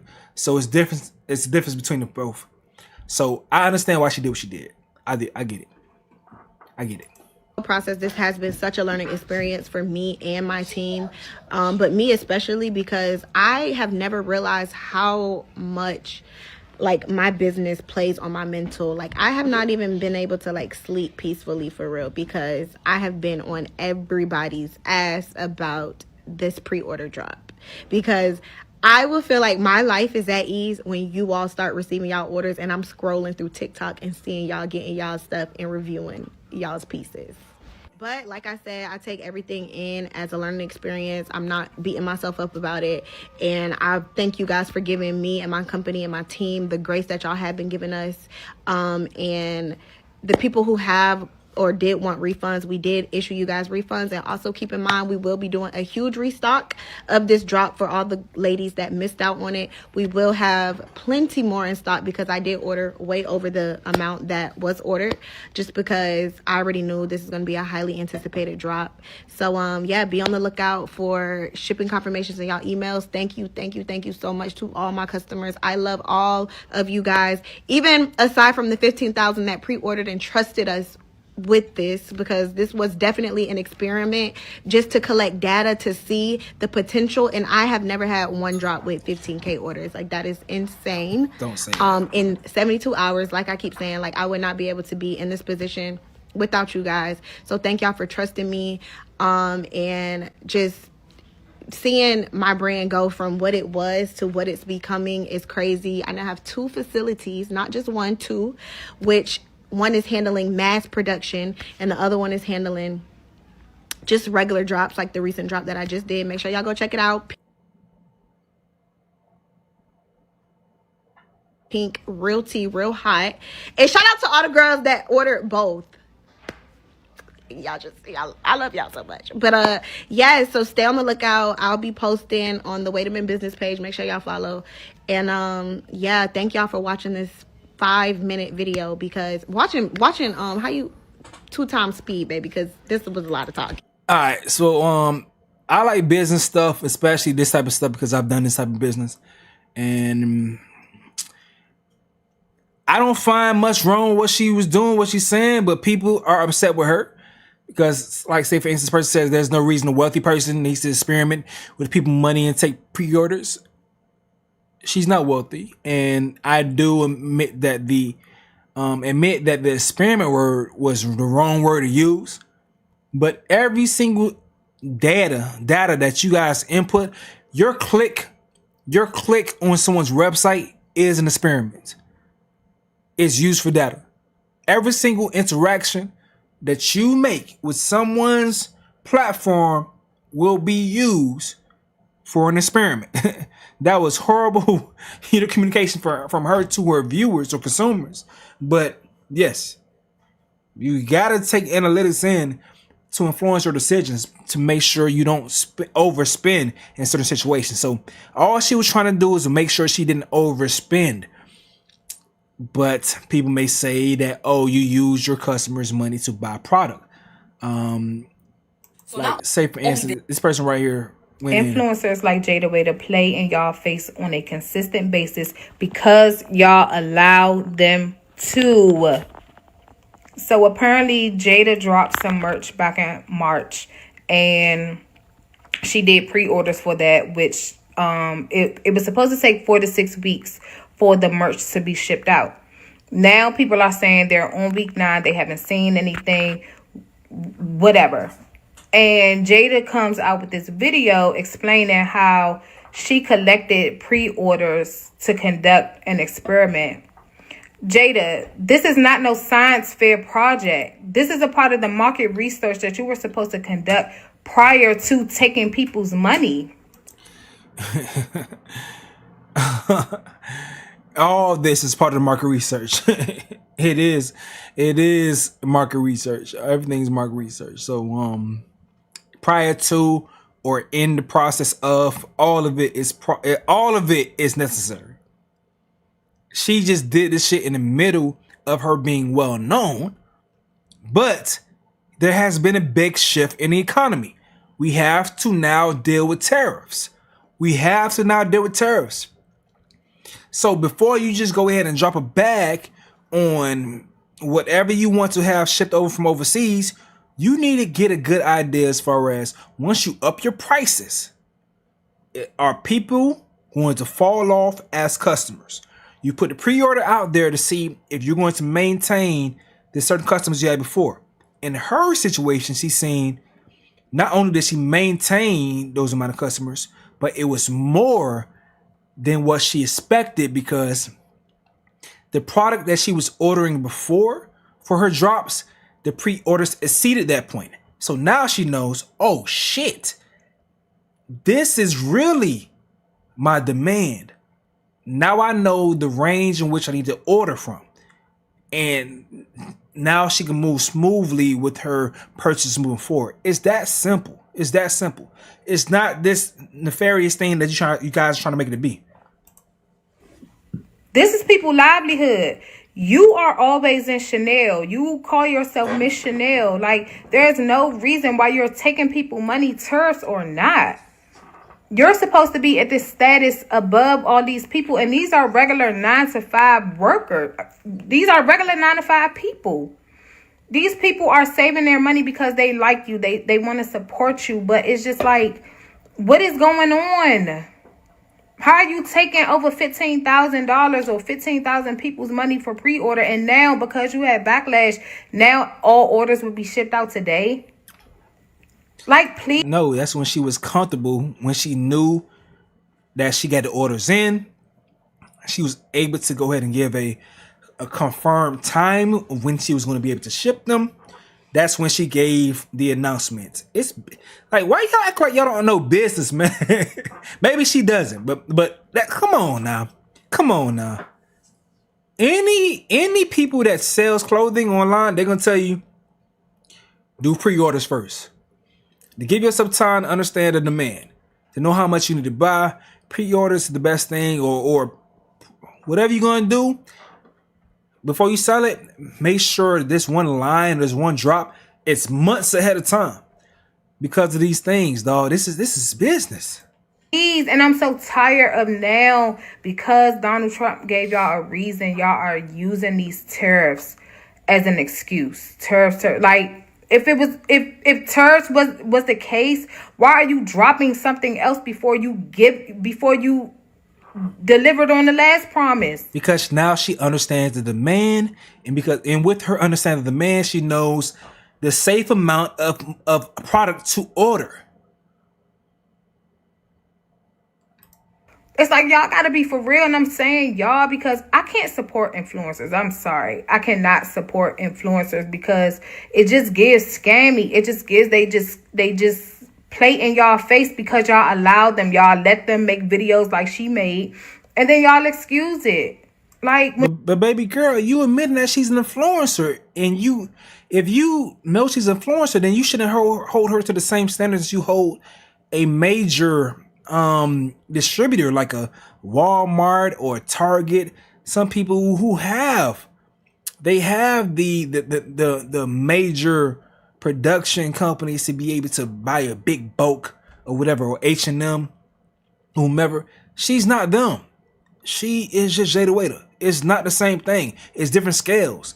She can only do what she can at her scale, and she's still a business. She's not trying to spend her own money. You guys may feel some type of way about it, but they tell you all the time in business, if you can, don't spend your own money. But this lady also has her opinion. So not only did Jada take y'all money and did not give y'all any orders for like a month or two, she used y'all money as a test run to see how pre-order sales would do in the future. When I tell you Jada and business do not match, she can never be a successful businesswoman. I don't care. Because how the fuck are you okay with using your customers' pre-order sale money to buy your inventory because it costs more now? And don't get me wrong, it's okay and it's normal for inventory to get backed up, right? But that's not what happened. She literally used her customers' money to purchase her inventory. She's supposed to use her money for that. And y'all still didn't get y'all orders. She just received all the stuff. So y'all will not be getting y'all order at least for another month and a half. Like, at this point, I don't know who even orders from Jada anymore, but she really needs to stop this shit. At this point, she's people and she's just trying to cover it up. Like, every 2 to 3 months, there's something wrong with her business. She's either scamming, she's not doing what she's supposed to be doing, she's delayed an order, she wants y'all to reuse her eyelashes. I mean, what is actually going on? Little baby, you need to come and you need to help her. You need to give her some money. You need to do something, baby, because this, her clothing brand, is not working. And customers are so furious because what do you mean you're using pre-orders as a test run? Like, at this point, you're playing in these people's face with their money. You're saying, oh yeah, I got your money and I'll do whatever with it. Like, if I was to ever order anything pre-order, which I would never, and this crap happened, yeah, I'm contacting my bank and I'm saying, yeah, I'm getting scammed. I need my money back ASAP because Jada literally plays with y'all money and y'all allow her every single time. Like, it's crazy. All right, that's, baby girl, that's your prerogative. You can go ahead and decide if you want to do what with your money. You can do what you want to with your money. That's perfectly fine. But I'm gonna tell you right now, what she said over here. What she said over here. Okay, and it's normal for inventory to get backed up, right? But that's not what happened. She literally used her customers' money to purchase her inventory. She's supposed to use her money for that. Baby girl, there's an entire industry called drop shipping. There's an entire industry called drop shipping where retailers or whoever the business is, they don't use their money to buy the product. They use the customer's money to buy the product. That's the entire, that's the business model behind that shit. So there are many businesses where people use the customer's money to buy the product. This isn't nothing new. Like I said before, the way she communicated it, yes, you could have some type of way of problem with her way of communicating that shit. I get it. I think she overshared. In my personal opinion, I don't think the customers deserve that shit. I would say, hey, my bad, took too long. It's coming on these dates. You'll be getting you're gonna get your confirmations of when you get your orders coming out. I think she'd have been more transparent as far as that and gave a better time frame as far as that, as far as when the customers were getting their order. But everything she said, I don't think that was necessary. She gave too much information out, and that's causing for this backlash that she's receiving.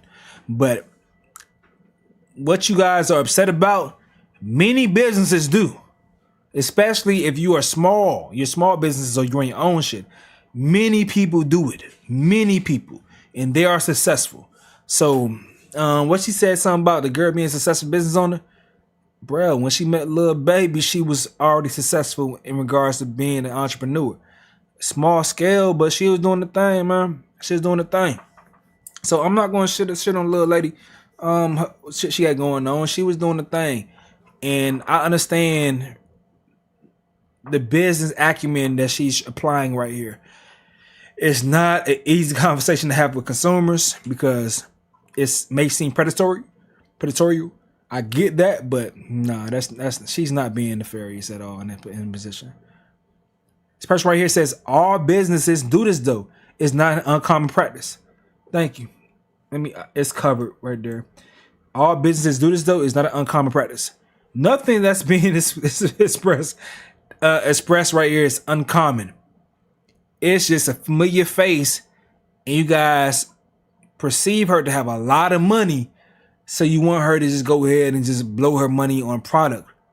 That's dumb. That's stupid. That's being super confident for no reason when you don't have to be. Take the safe approach. But that's my thought right there, man. Fans nowadays want to be celebrities. She doesn't have to understand fan base. She doesn't have the understanding fan base. She should have kept the details to herself. I agree. I think she's had a setback. That's all. That's the thing too. Jada fans want to be her. Exactly. Drop ship a whole industry. Cause they're confusing me. Like, stay on topic, man. Listen, what happens is a lot of these ladies. And y'all still didn't get your... I say, for instance, this girl, she isn't a Jada fan. She probably an Ari fan. You know, she got that Thomas the Train face a little bit low key. I ain't gonna lie to y'all. She may be an Ari fan. Order. She just she may be an Ari fan. Y'all know these girls be beefing. A lot of these stands on social media, they gonna, like, if they don't like somebody, they gonna find anything they do to talk shit about them. That shit must be draining on social media for ladies that like, or stands, not just ladies, because it's gay dudes, they do it too. That be in that stand shit. I be like, damn, why y'all care so much, man?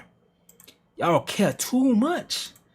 Care too much about people that don't give a fuck about y'all, man. Alright, so what else we got going on?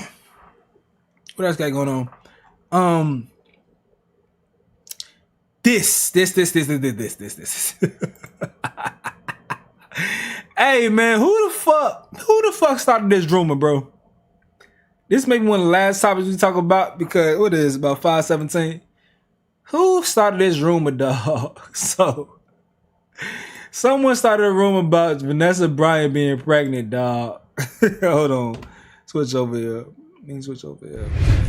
Someone started a rumor about Kobe Bryant's wife being pregnant, man, Vanessa Bryant. And she had to address the rumors. So it said, okay, where did y'all see Vanessa Bryant was pregnant at?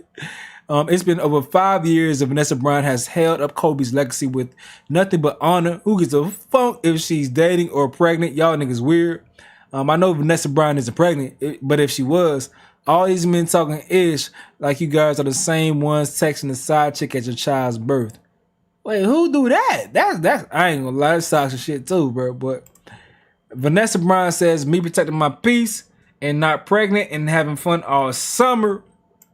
And I'm not mean, I'm just not the one. So Vanessa Bryant says she's not pregnant. Kobe's wife says she is not pregnant, all right? She's not pregnant. But Joe Budden's podcast had a discussion about whether she can move on if she wants to or not. So let's go and tap into this. What they got to say over here, man? Y'all know for this shit, we got to go ahead and keep it small screen because if I play it back, if I decide to use this as a main channel, I'm gonna have to go ahead and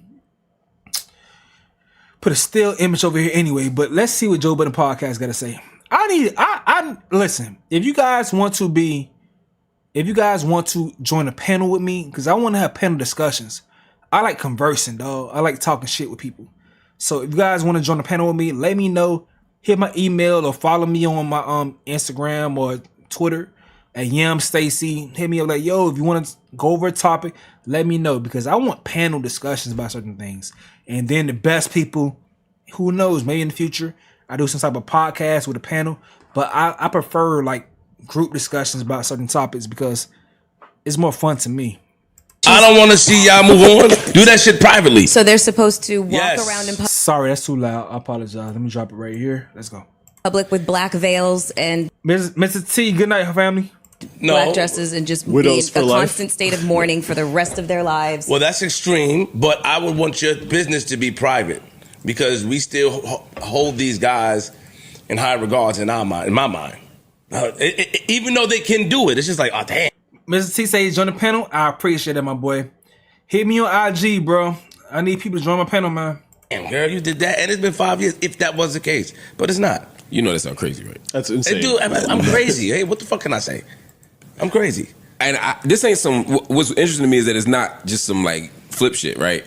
It's not just you. I know. It's everybody. Like it's a big chunk of the internet was saying the same shit. They were like calling her all kinds of hoes and Jesus Christ. Yeah, Alicia too. Appreciate you, Alicia. I need people. I appreciate you, Alicia. I don't agree with that. I think that that's not what. No, I know you're not saying that, but I'm just saying the idea that she did something wrong and she's violating some code. I wanted to kind of know first when Kobe died again. 2020, like January 26th. Yo, hey, dog.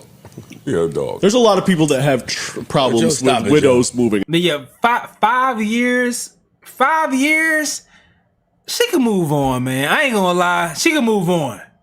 And Lauren London was before that. They can move on, bro. Like, I ain't gonna lie. Poems by Kia. Oh, Kia gonna join the panel. We gonna have some problems. I would love for Kia to join the panel. But yeah. I think she can move on to 5 years now. For some reason. I've seen that in non-celebrity circles. Yeah, that's what I'm saying. It's just, my sister lost her husband, and people in the community were weird when she got his boys. Like, how dare she? Right. Mm-hmm. Listen, this is A Million Little Things and Landman. Yeah. Well, I haven't seen Landman, but it's A Million Little Things for sure. Landman was so good. It's next on my list. But yes, it is. What'd you say? I don't remember that happening in Landman. In Landman, when dude that worked the shit died, and his wife, my nigga, that's different. How? She was a week later, 2 weeks later. It didn't take that long in A Million Little Things either. I think in most cases I'm familiar with, it happens because somebody is there to console you over your loss. They become so it happens was different too, though. So it happens a little fast. How? It's a best friend. Yo, is that a no for you? The best, yes. It's not a no for me. I don't know if that's a no for me. It's not a no for me. A lot of times that is exactly what happens because the best friend was the closest, Or I've heard that a lot of times that best friends end up sleeping with the significant other after the person dies because that's exactly what they say. I've heard that several times. And every time I thought it was foul as fuck. But is that a thing though? Like, is that a thing? Should that be acceptable? Like, what? What? Or if it's your best friend, typically, he got some of your same characteristics, or he shares. What? I'm laughing, but I'm with him. He's right. He's absolutely right. It just sounds funny. It do sound funny because in the nigga's mind, it's the best friend was thinking about this while you was still here. Exactly. You dead. You ain't got no mind. Exactly. It's like Nas. Oh, he dead now. He could do it, bro. I don't, bro. I mean, of course, if you're gone, you can't do shit about it. But if I do have a homie and another homie, one of the homies pass, and the next homie hop on their chick, I'm like, bro, you foul. That's foul. That's foul. Anytime something bad happened to that nigga, I'm like, that's cause you did that fuck shit. You did that nasty ass fuck shit. That's why your knees bad, nigga. That's why that's why you tore your ACL at your job and you don't even do shit active, nigga. That is hell. I'm just talking about nigga mind, nigga brain. Nigga brain. Oh, true. You saying nigga brain. The outsiders? Yeah, you right, Freeze. Yes. Onlookers. Yeah. I want my niggas to set it off on you, nigga. It's just right though. I seen niggas saying Stevie J was wild for marrying Faith. Why? Because he worked with Big before? Because of the whole Big relationship. But usually in friend circles, And that's crazy to me. you have like the same kind of political beliefs maybe, or just general view of the world, at least to some level. Niggas uphold a lot of stupid beliefs. Exactly, Alicia. That means you've been waiting. I agree. That's foul. You've been plotting. You've been waiting for the perfect time, and you catch the lady when she's most vulnerable. The most vulnerable. I think that's foul. That's nasty. That's nasty. We had a couple of Alicias in the chat.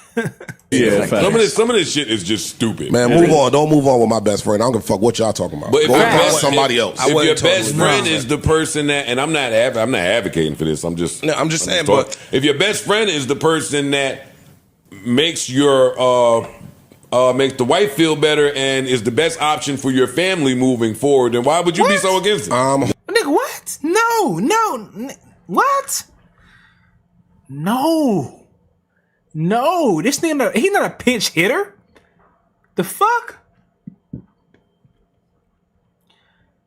They talking about homie.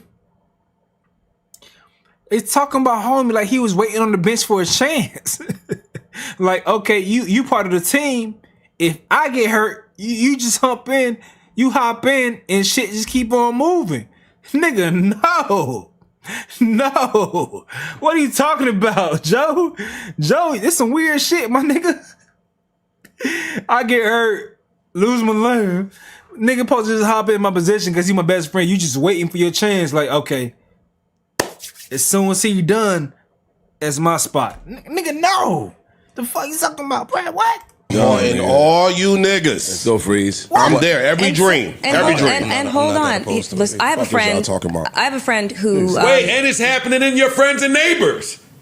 And it's happening in your friends and neighbors. What are you saying? It's a show on Apple where. Is that good? Yes. I'm gonna watch it. Where the main character, his baby mom's, is in a relationship with his best friend who happens to be an athlete. They all still alive. Oh, no, that's different. And they a blended family. It's a blended. Hey, Fats Kill, we hunting these motherfuckers. I ain't gonna lie. I was about to say, we hunting these motherfuckers to death. In that case, you already did. But we hunting, I'm hunting. Nigga. I'm hunting. Fuck Emily. Well, Annabelle. Ain't no Annabelle. Every doll in your house gonna be moving. Barbie dolls, Ken dolls, every doll.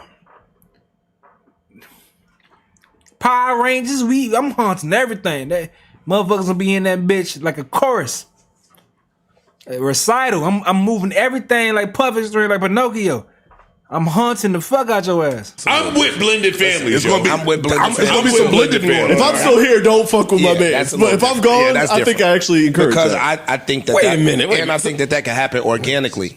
I think that your man's could pass away, or your wife could pass away, and you are being the nigga that they leaning on because you think that's your duty. Like, yo, you need some money, you need this, you need that. Exactly. I know he would have done those things. Need some pussy. You can do all that without fucking my girl. Exactly.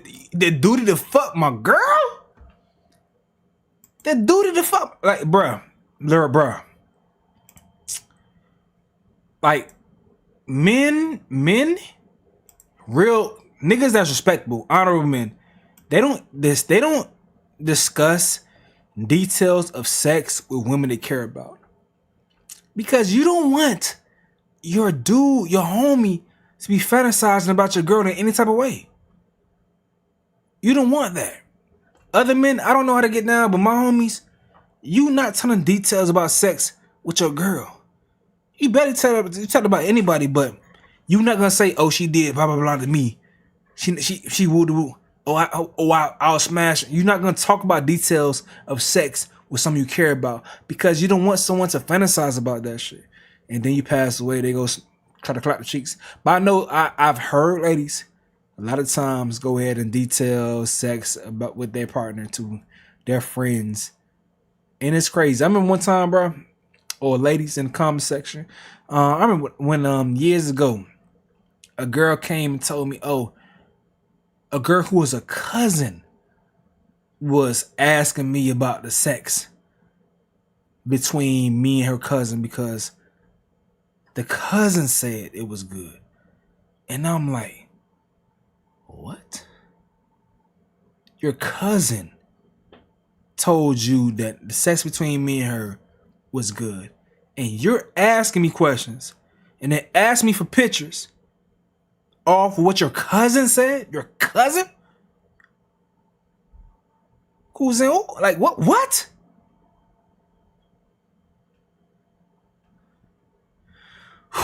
Trying to step up to be present in his absence, and that can be an organic thing where she starts to like you or he starts to like her. Like, I don't think that's I have wrong. a friend whose father passed away when he was 6 years old, and his mother ended up marrying his father's best friend. I don't know what the length of time afterwards, but it wasn't that long. He's carried this inside his head and resents his mom as a result. I was like, so you've been thinking with your 6-year-old brain, trying to figure out the decisions that this woman who was left widowed with young children.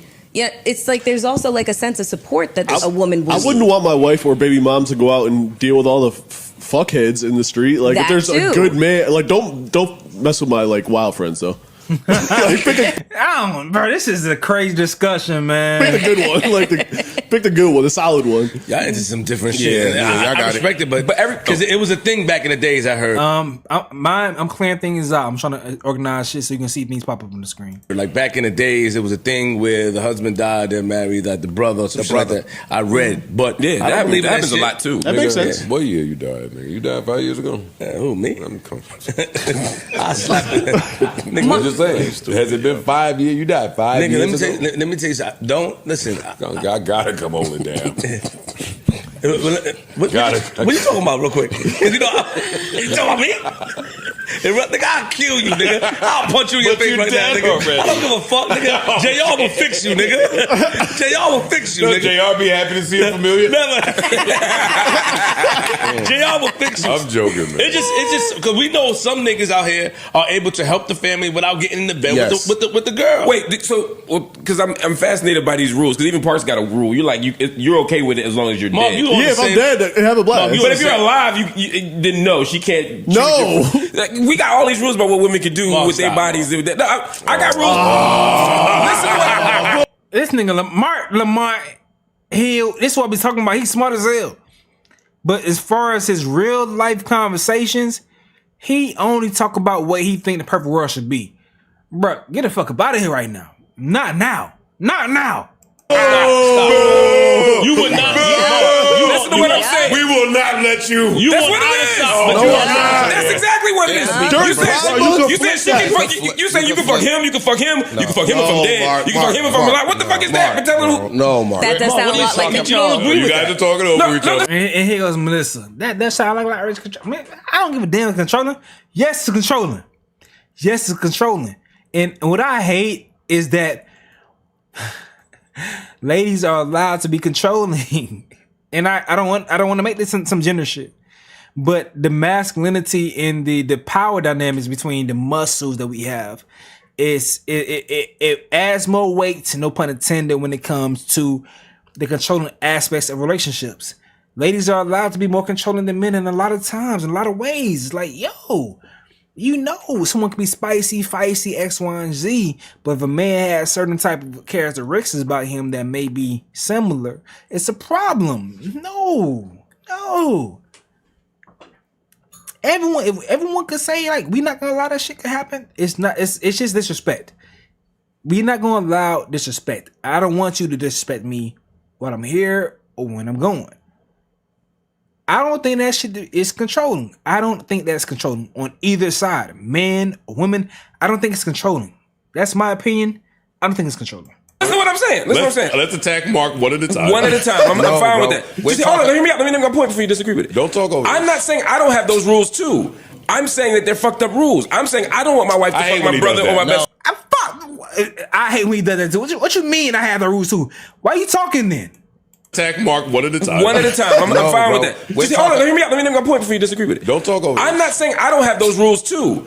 I'm saying that they're fucked up rules. I'm saying I don't want my wife to fuck my brother or my best friend. I'm saying, but that is about controlling what women do with their bodies. Yes. Using an example from a woman's. Okay, okay. Both Alicia's agree with me, but the Alicia Sinclair says we do the control and get over it. So you understand what I'm saying, but you just telling me get over it. Cool. As long as it's understood about what's going on, I'm fine with that. We're not controlling, just caring. Okay. All right. Okay. However you want to call it. Okay. All right. I said men and women. I said both. You think that's wise? No, because most of us don't have the same rule for the other side. That's not true. I said for both. I think it's the same. I'm saying most of us, most dudes I know have fucked their let me not say. Yep. Many dudes I know have had sex with their girlfriend's best friend, or if their wife died, would fuck their best friend. Their wife's best. I would never have sex with my girlfriend's best friend. Would never. How dare you, Mark? Sex with they have fucked their Not true. I said for both. I think it's the same. I'm saying most of us, most dudes I know have fucked their How does most dudes you know have fucked their wife's best friend? What type of company do you keep, Mark? Let me not say. Many dudes I know have had sex with their girlfriend's best friend. He just told on his friends. He told his friends on nationally. It's not nationally syndicated. He told on his friends on the big podcast. It's not nationally syndicated, but this is a huge podcast. He just told on your homeboy, Mark, what is wrong with you? What the fuck? Or if their wife died, would fuck their best friend. Their wife's best friend. And you know that doesn't make it better. What? He was plotting on her while she was here.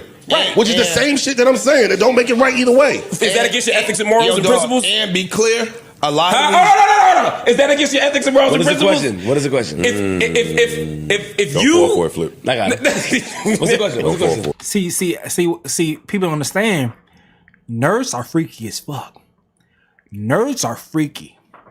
Mark Lamont Hill, he's a nerd, but he's not your normal nerd. He's a popular, cool nerd. I'm a nerd. I'm not a nerd. I ain't gonna lie. Let me stop lying. I think when you get older, nerds are cooler. But so niggas be wanting to be nerds, but I'm not a nerd. I'm an athlete / creative. I'm not really a nerd. But nerds are cool to me now. So, but I would say nerds have their own world, and they be having some freaky ass shit going on that they don't want to admit to. He's one of the more cooler nerds. He's a cool ass nerd. So he's in the freaky group. They be having the nerd coochie throwing at them like crazy, you know? And being a nerd has nothing to do with coolness or attractiveness at all. That's just, what people call people that's smart as hell. I want to be a nerd, but I ain't on that level yet. But when I'm on nerd level, I'm gonna tell you, and I'm gonna wave my nerd flag wild as fuck. Proud as fuck. If Don't you fall for it, Flip. I got it. What's the question? Don't fall for it. If you were to mess with your wife, if she would have passed away, God forbid, her girlfriend, yes, or her best friend, would that be against ethics and rules and principles? Yes. Why? It's still wrong. Why? Because that was my wife's best friend. Yes. Yeah, that's crazy to me. It's still wrong. Regardless of, listen, it's double What's standards, wrong with whatever that? we believe. It's still wrong at the end of the day. Because how would she feel? Will my wife want me to move on? But she's, You wouldn't slide your wife's best Yeah, friend if something happened to her. Bro, this is not a Careful, gender-based careful. conversation. I'm thinking which one is the best friend. No, I'm that's just kidding. hilarious. I would not. Because you live by principles and certain principles and morals that was instilled Why in wouldn't you? Hold on. Even though you don't want to identify it as principles and morals that is instilled in us, that's what we live by. An unspoken rule and unspoken respect in a relationship amongst your partner. You're not supposed to fuck. If your wife passed away, you're not supposed to fuck her best friend. Because that's just what it is. I'm not. Facts, man. Disagree. Even when she alive, niggas I'm not be disagreeing doing with that part. This is what I'm saying. I personally would not, because anybody who my wife considers a best friend, I look at like a sister at that point. There we go. Facts. So for me, it's that's, and I don't. It's just like anybody in this room, any of y'all ladies, I look at like family at that point. I stop looking at There's them in only that one way. lady. What'd you say? There's only one lady in the room. I said no, y'all's ladies. Our ladies. Y'all Copy. Like I look at y'all, so I wouldn't even think like that. And after they go, and I don't start thinking like that. Like, oh, now they, I get that. Yeah. But what I'm saying is, if I were to make a different choice, or you met Ish Lady, I'll sleep one of y'all niggas right now. What? If I did, I wouldn't tell you. Oh, okay. What? Just checking. Yeah. But right, yeah, I make it uncomfortable, nigga. I don't care. Nobody's scared. I just look. All right, let's talk rap shit. I believe Joe did speak on the niggas. Y'all, this nigga be stealing my thumbnails for his videos. This Joe Budden Clips dude. My homie Sensei Rip, he be feeling some type of way. He be pissed the fuck off. Be like, bruh, we meet this nigga, we gonna fire off on him. I don't mind firing off on niggas, but I just be like, bro, I use his clips in my live stream, so I ain't gonna beat Buddy ass if I meet him. And I don't even know we ever gonna meet this dude. So he use my thumbnails and shit. I don't give a damn. That just let me know I make good thumbnails. It is what it is. I mean, I seen academics use my thumbnail before. Or he just used my shit on a relevant topic. I'm like, bitch, why the fuck you gonna just use my shit on a topic that I'm trying to push right now? Like, why the fuck you do that shit? But whatever, man. It's a grimy world. But okay. I'm trying to get to a conversation about, I don't give a fuck. Do y'all care about the Desiree Perez thing? Like, do y'all care about what's going on with Desiree Perez, her lawsuit and stuff? Because I honestly don't care about her personal business with her child. I know her child is alleging that she used her power with Rock Nation to do things in that sort, but I think anyone that has power uses their power in nefarious ways. I think that about anyone in the music industry. And I don't care to start with fucking Desiree Perez as a person that I'm going to wage war on the music industry with. I don't care that much. It doesn't bother me that much. I don't care. But if y'all want to, we can dive into a situation if y'all want to. Y'all my boss at the end of the day. I care about the music. And if something is going on to prevent the music from being delivered to us, I got a problem with it. Now, Joe Budden speaks on the situation with the clips. End up being dropped from UMG, Def Jam specifically, which is a branch under UMG, a subsidiary of UMG. They got dropped and then they got signed to Rock Nation. There are some Drake fans that may be out there that would say, oh, they didn't get dropped in UMG. And if they got dropped in UMG because of Kendrick Lamar verse, why would they sign to Rock Nation, who is under UMG? Rock Nation is not under UMG in the way that Def Jam is under UMG. Rock Nation is a stand-alone record label.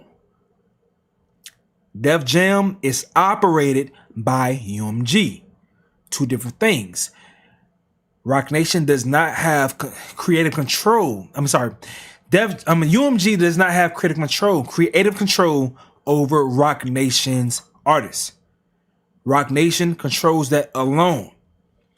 Anything that Rock Nation has to do with UMG is all about distribution. We create a product, you distribute it. What we have going on as far as our negotiations, as far as contracts, X, Y, and Z and shit, you stay out of this shit. All we do, we work our own business, and once we're done, if we need to go ahead and distribute it, we have a deal and plan that we can just go ahead and give our product to you, and then you do what you want with it. Like say for instance, Snickers that's sold at Walmart. That probably is a horrible example. That's a horrible example. As far as business wise, that's not a good example. Because I was about to say Snickers is an actual company that makes the Snicker, whatever that company is, and Walmart distributes it. But there's a bunch of people that distribute Snickers, but that's a horrible example. Whatever. But I can't think of one right now. But to continue,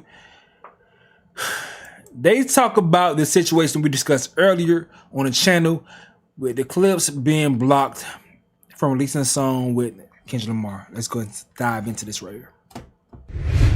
Or that. I like that. I've been calling them Def Jig. Now I try to chill because I used to know good people working over there. I don't know who's over there now. I know they broke down, consolidated, and picked it back up, and they made some type of new group now with all of Mercury and Island and yada. You and YouTube, perfect example. Me and YouTube, perfect example. I own all of my content. I distribute it through YouTube. YouTube doesn't own my shit. I can give my content to whoever I want to distribute it. I prefer to do it through YouTube. Perfect example. And YouTube uses my content to sell to all of their advertisers. If you see an ad right now, YouTube is licensing my content to let the advertisers showcase their ads on my shit. D Squared, you that nigga, bro. You that dude. You that dude. That's why you perfect. Thank you. Yada. We'll get to that.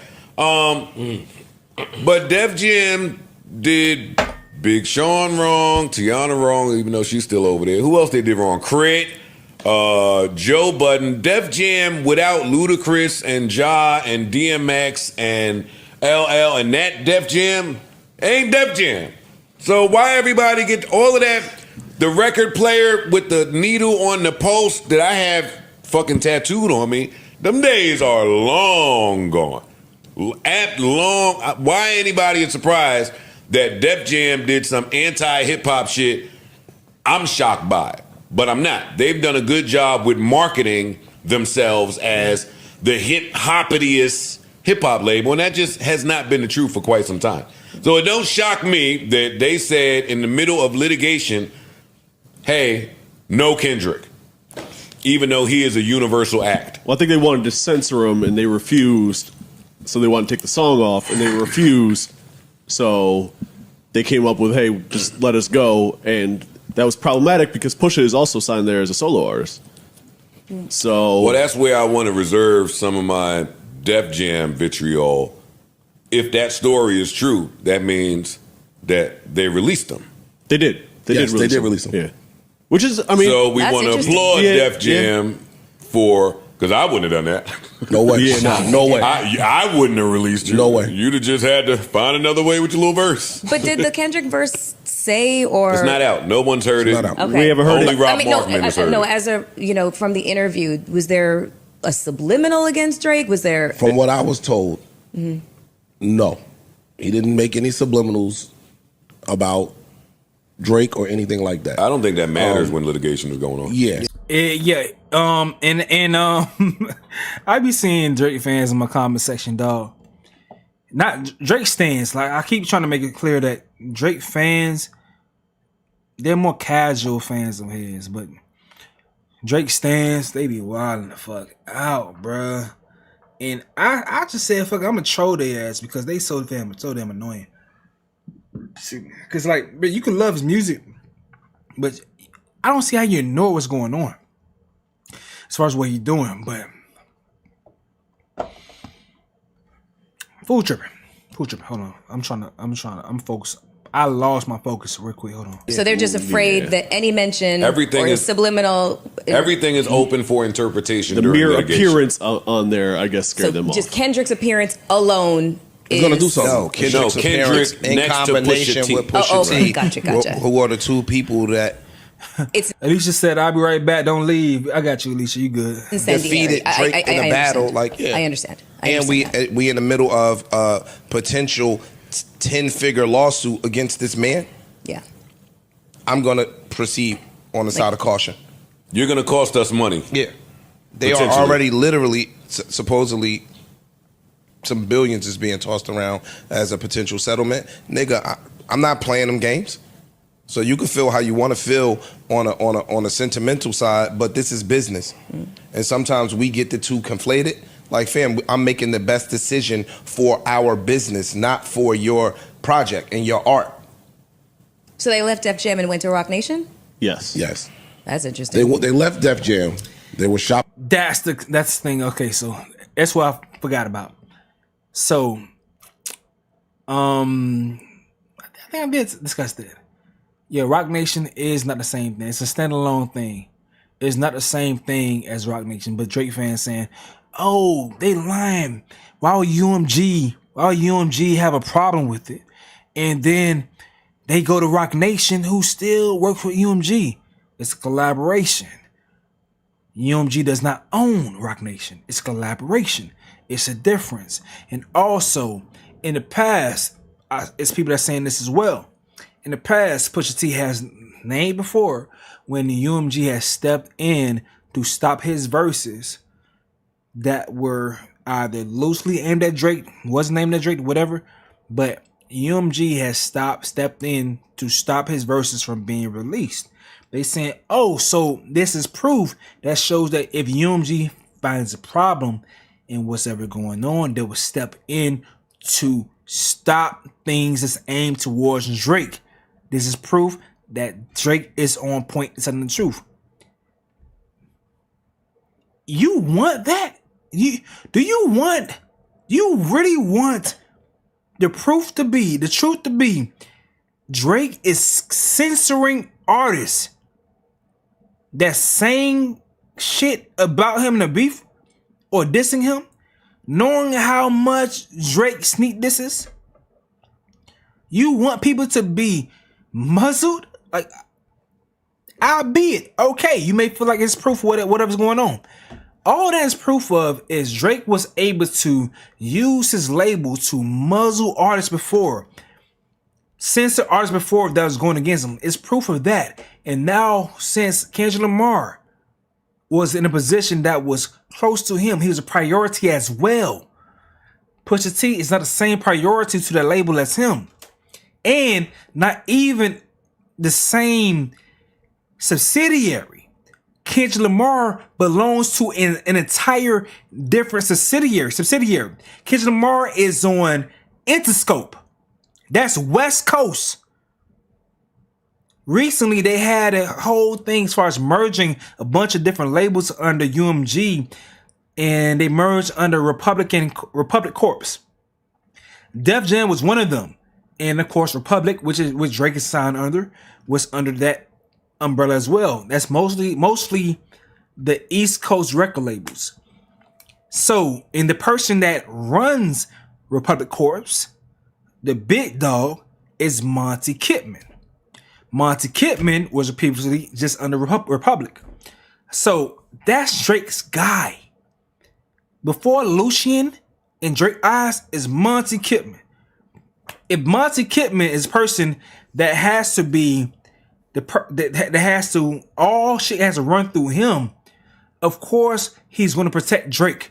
But if you're looking at UMG like this, if you're looking at UMG like the Eastern Conference in the NFL and the NBA, their conference, they're a big conglomerate, a big huge company it's different parts.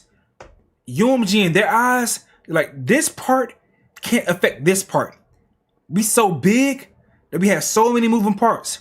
You can't blame us because this side of the business that's under us is doing their own thing, and our business with them allows them to do their own thing. That's their shit they have going on in comparison to this side over here.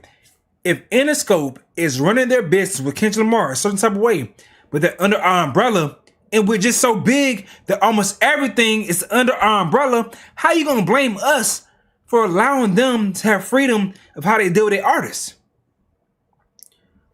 Yes, Def Jam, Pusha T, his deal is more monitored by the people that you're friendly with. It probably has things to do with your deal. They're in bed with you business-wise. But Interscope, that's different. They're not in bed with you. But you are confusing the people, the casual public that doesn't really understand the business dealings of the music industry. They don't understand. They just look at UMG. Everything's UMG. UMG has full autonomy, full control over every single thing that goes on under the branch. But UMG is trying to honor the deals that they signed. If this group has a different deal versus them, they have control of what they want to do with their artists. This is their situation. This is their thing. Interscope has different dealings than Def Jam. So Drake, you're not able to pull the same strings that you did in the battle with Pusha T, which is Def Jam artists. You can't put the same strings in comparison to when you battling an Interscope artist just because he's under UMG. You calculate that wrong, which is fucked up for you to want to lean on the background business for a rap battle. You calculate that situation wrong, and it did not go in your favor. It did not. I see a lot of people saying, "Oh, the red button wasn't Drake about to drop escaping this, and that's it." It was him, in their opinion. I'm not sure if I agree with this, but their opinion is that it was Drake about to drop a crazy diss and expecting UMG to muzzle or censor Kendrick Lamar's diss back towards him. And since they didn't, and they treated it like business, he has a problem with that. That's a lot of people's opinions. That's their thoughts, but let's continue right here. Popping the album around and eventually partnered up with Rock Nation for distribution. Got it. So it's like a distro deal with them. Mm. Thoughts? Yeah. I mean, I think they landed in the right place, honestly. Def Jam hasn't been Def Jam, to your point. I agree. So Rock Nation is still Rock Nation, and they've got a bunch of talented people over there, and they're building it. So they landed in the right place. How normal is this in the business that a label will step in and do this? Step in and what? Like censor? Yeah. Till somebody take you off the verse. Yeah. Them off the verse. This is not from my era of hip hop.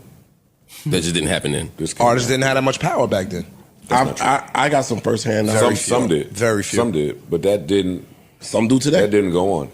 Well, yeah. It still only is. I feel like usually these type of things would be like an A&R decision. This artist isn't hot enough, or whatever reason, we don't want this artist on there. Might be the first time I've experienced or witnessed them censoring for a big artist. Yeah, taking a bigger artist than the album is. Yeah, nobody's ever heard of you having the biggest rapper in the game feature and the label you're on saying no, thank you. Nobody's ever heard of that. Yeah. Yeah. Yeah, that's new to me. Okay. Could be. That's new. But I understand the position. Yeah, I think Push even said something like that. Yo, the lawsuit shit is bigger than hip hop now, so it sucks that you got to acquiesce to this thing, but it's here, and it is a real thing, so you have to treat it that way. So I understand Def Jam's position. Thank God that there is a juxtaposition, an alternate rap. Yeah, Now I just hate it. I don't know if it's just the Def Jam position that this is coming from. And I say that because I've heard firsthand that there has been edits made to, or verses taken, verses removed, came down strictly from a certain artist. Yeah. Yo, I need y'all, that can't go on that album. Yeah. Well, they mentioned it. They mentioned the Rick Ross. There's some other ones. Yeah. There's some other records that I was told he did the same thing to. Yo, this can't happen. And if you don't do this, I'll make it up by doing something for y'all. You scratch my back by getting this off of this album, I'll scratch your back. You're saying this is Drake? Yes. That's yes, that's what I'm saying. Do you think that? I think it's UMG. But that could be acting from him. It's still if I could pick up a phone call and call a head over here, yo, dead. I'd have more respect if it was UMG though. Like, cause then it feels like a business move and you just have to do it. If another artist just calls you and says like, you know what I'm saying, like take this, I don't want that verse on there. Yeah, I don't respect that as much. That's all I'm saying. I just think that's power. I agree with that too, but I was just about to say, I think that he's an anomaly, or he's one of a selected few groups of artists where he ain't moving like an artist no more. He moving like a business and like a brand. And if Man, fuck that then. If he doing that, nigga, move like MC Hammer. Don't get no damn rap beefs. Don't get no rap beefs and then try to control the score. Control the outcome with your influence. Fuck that. Fuck that, nigga. If he moving that way, get the fuck up out of here. Go be Post Malone or some shit. Don't do that. Trying to rig the score. The hell? If you gonna say some shit that could be potentially disparaging to me, I got the big boy power to shelf your shit. Remember back when I don't think that's new. But it ain't about shit that's disparaging to him. It's about the optics that he care about. He's and companies are now moving in a manner to protect his feelings, just because if he thinks he might be dissed, or if it can be perceived that he was dissed, he's gonna have a problem with it, and that's weird. That's weird. Remember back when 50 was beefing with the Locks, and he said, "One more word out your mouth, I'll push style shit back." Like, I had power at University. He was saying that. I mean, excuse me, at Interscope. Yeah. 50 used to say, "My name is Curtis Interscope Jackson. When I lean, the building leans." So Drake has that power. Not just at University. I think it's further. Well, I don't know today. Today, it might not reach as far. Before, I don't think it was just at Universal. I think he had that power across hip hop, period. I could make a phone call. I don't like that. Fix it. How many artists have that power now? Now? Yeah. If we say Drake's one of those people, who else is one of those people? Taylor Swift. Taylor Swift. Yeah. Oh, for sure. Well, that's what, and again, that's something else that Drake was sitting there saying on the disses with Kendrick, where he's like, yo, you got to coordinate your schedule with Taylor's people. You can't drop because she's dropping. The music industry coordinates their schedule with Taylor's people. Yeah. Word. Yeah, she just got her shit back. Just so we're clear. Yeah. So, but from a business perspective, if Joe says, yo, not that you would do this, yo, don't go over there and be on that podcast. I would do that. Come here first, right? Come here first. You have to now look at a risk versus reward thing. That if Drake is saying, I got you, my nigga, I'm gonna give you 2 free verses, right? Those verses could take you out of here. You're gonna get more spins than you ever got. You might get more streams than you ever got. Versus this artist like, yo, dog, I know you I don't even know if they got a personal relationship, but you not as hot as Drake. Right? So if he tells me, yo, do me a solid, I'm gonna do you a solid, it's a business decision that might have to be made. It's the blackball. It's just another way to do it. And I don't think that's what I'm saying. I don't think he's the first nigga that's doing that. I think it's counterproductive. I mean, I want to hear the verse more now. Yeah. Absolutely. From whose perspective? You I'm talking about from a fan's perspective. Yeah. I'm not talking about them. I'm talking about me. Perspective. And that's what happens, though. I want to, now I wasn't necessarily checking for this song. Right. So now Kendrick can just drop that verse himself. No, that verse is on the album. Yeah, it's coming out. Oh, okay. Because the album's not over there. Oh, right, because he moved, right. Now, with the other one, like the verse we were talking about was Maybach Music 6. It was a Raw song featuring Young Thug. Excuse me. It was a Raw song featuring Lil Wayne and Pusha T originally. Whatever calls were made, Pusha's verse was removed from that. It went out as Ross and Wayne. And then, with the power of the internet, no, I'm going to upload this verse. Right. Somebody's going to upload this verse. And you can just mix it. Right. I like Kendrick clearing his verse for this Clips project, no matter what label it comes out on. Yeah. I like that. Yeah, that's not a given. So I was about to say that's not a given. I didn't know that. I could be clearing you because you over there. The second that you go over there, I could put a nix to all of that. That's true. So he cleared it twice. Wherever you end up with it.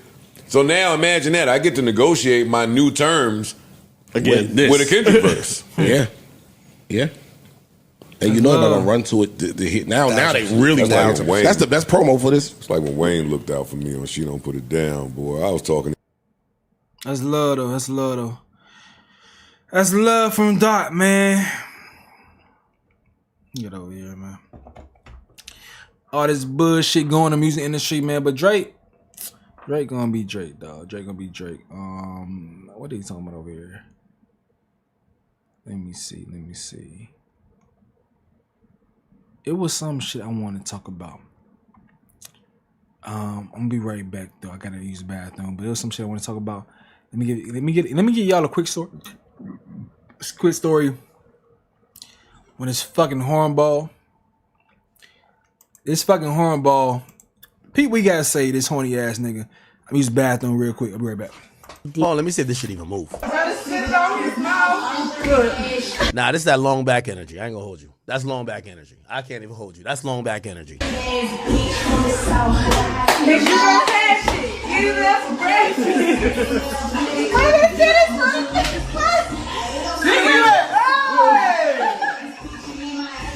Hell no. I could see why Diddy was mad.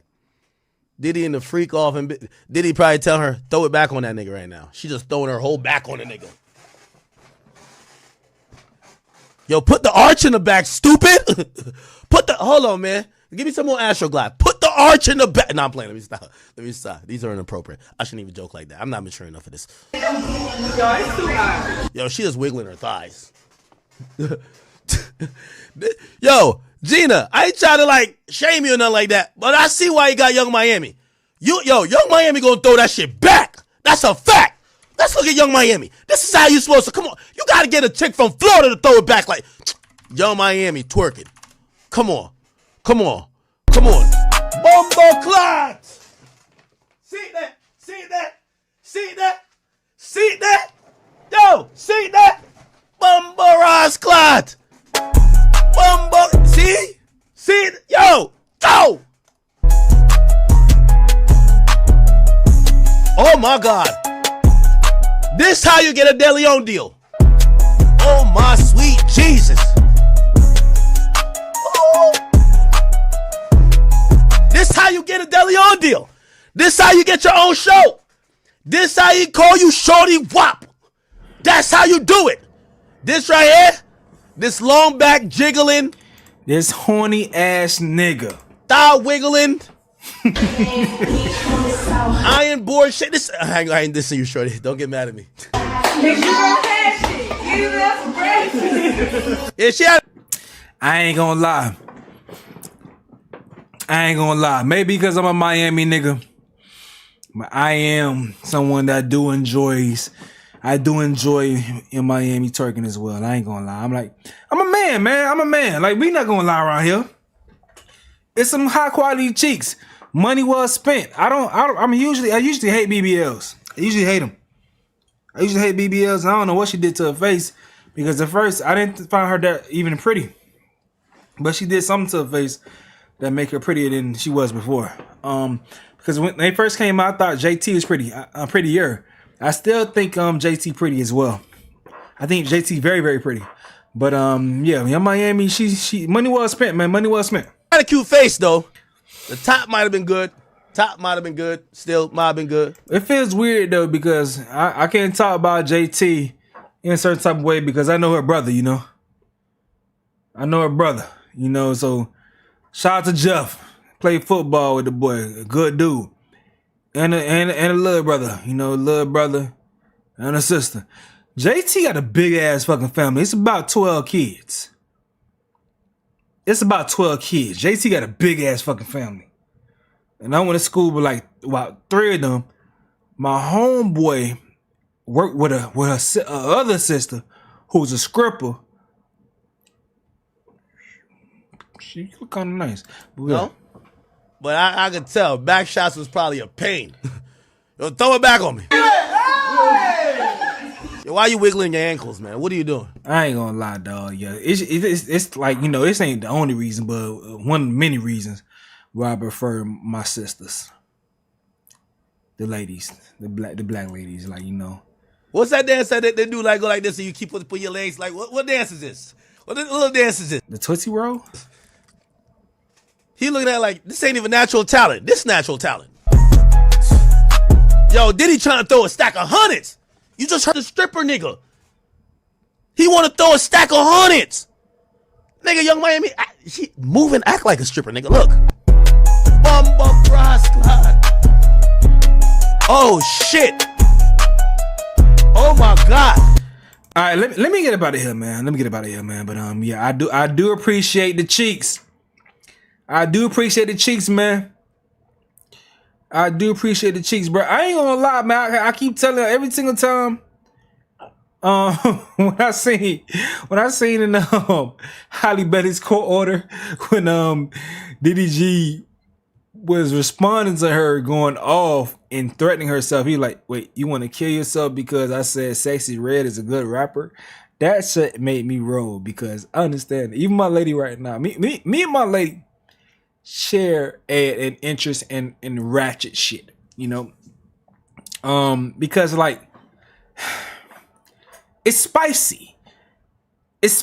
Like if you are not ratchet yourself, indulging in ratchet entertainment sometimes feel like you're adding spice to your diet or to your palate. You feel me? So sometimes I look at Sexy Red like she's crazy as fuck. Would I want to communicate with her on a regular as a friend? More than likely not. More than likely, fuck not. Would I want to date a woman like her? Hell, fuck not. I would not want to date a woman like her at all. Would I want my child to be like her in the future when I have a child that's a lady? Fuck no. But it is a different level of content that makes you be like, it's like you can't take your eyes off a car accident.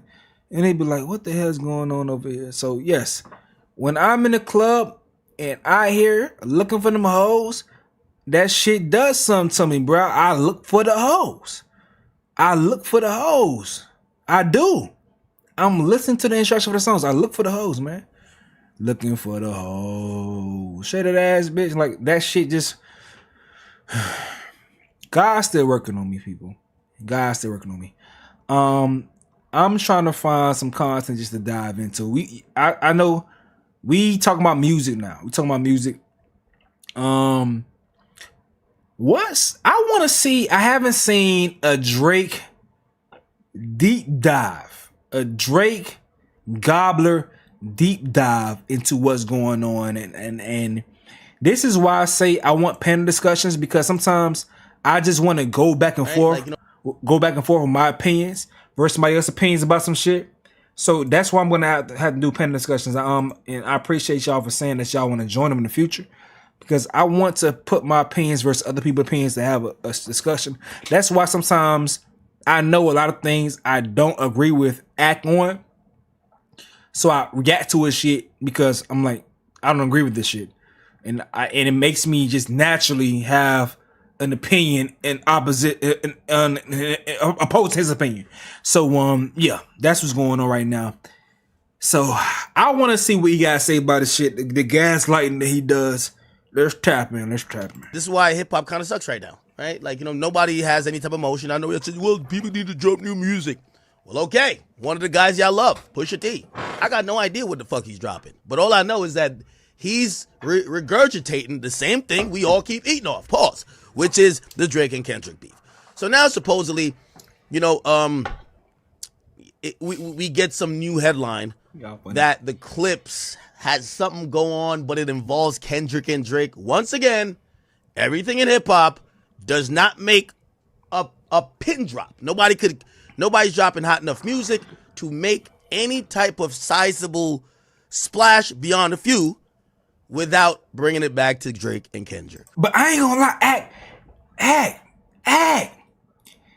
that's on you, my boy. You are one of the new media. You are new media. I'm not there yet. But you haven't made your platform on the streams or whatever. You haven't made your platform to the point, as of today's time, to break new artists, bro. You don't focus on it that way. Or whatever. You haven't built it up to that point. Back in the days, dog, we had Rap City. Like, bro, I'm gonna play y'all. I did last night. Young Guru was speaking on Danny from the Stops Twitter, not Twitter, but his spaces, Twitter spaces. And he said we need tastemakers again. Because tastemakers let you know what to go ahead and look out for. They cultivate the game. We don't have any cultivators anymore, dog. We need that because all we hear nowadays is things that go viral. That's new artists. Shit that go viral. Once again, I just said I fuck with Sexy Red to a degree, but I'm not finna come here. I'm not gonna have. If someone asks me what's hip hop, I'm not gonna go ahead and play them Sexy Red. That's some shit for the club. I want to see girls twerking, having fun. That's for that. But I don't know within the last 4 years or so what artist that I think is going to take the crown from a Drake, Kendrick, or Cole. Who? I don't know who. And I think people like Ack, I don't know what they've been doing. I respect this platform, but I don't know if he's been doing a great job to make the environment or his platform easy to go ahead and funnel the next great talent to us. What he does is he funnels whoever is controversial, good for the blogs, good for entertainment, this, that, and the third. When it comes to the quality of the music, he does not feed quality music, musicians, artists to people at all. And I think that has to be somewhat of a duty of a hip-hop platform. You want to go ahead and continue hip-hop going by doing your just due to feed the people the best quality music, not just drama. And I'm gonna tell you right now, if I could, I would. That's why I want to build my Twitch up, because once I build my Twitch up, I'll be able to react to music. I can't cover music on YouTube at all. I hate that shit. Only thing I could cover on YouTube is storylines. You can't talk about actual music without copyright claims and things of that sort. It's annoying as hell. It's annoying. I really wish that they fixed that shit, dog. Okay. This is the only thing I see people talking about Pusha T, with all due respect. So okay, y'all saying some shit. Thank you. Y'all saying some real shit. Stacey, you gotta overlook incels like this. I understand what you're saying, but I'm just trying to find somebody to piggyback off of their opposing opinions of my thoughts. You know, I don't agree with the same things he's saying right here. So I'm trying to have a fun conversation without having a conversation with this shit, because I don't like the narrative that he pushing out there. Yo, MTV Raps, exactly. The Basement with Tigger, exactly. That's the type of things that I'm describing that we need right now. Yes, and BET Uncut.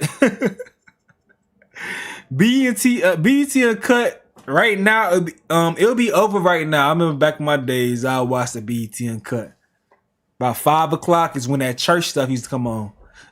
but yeah, BET Uncut was lit, man. Shout out to Steven Victor. He's the guy who managed, I believe, Pusha T, and he also managed Pop Smoke. I guess he did an interview. And it says, early in 2024, the Clips prepared to play a new album for their label, Def Jam. While these type of playbacks could be routine, this one was freighted but with extra significance. The rap duo composed of the brother Pusha T and Malice had not released an album since 2009.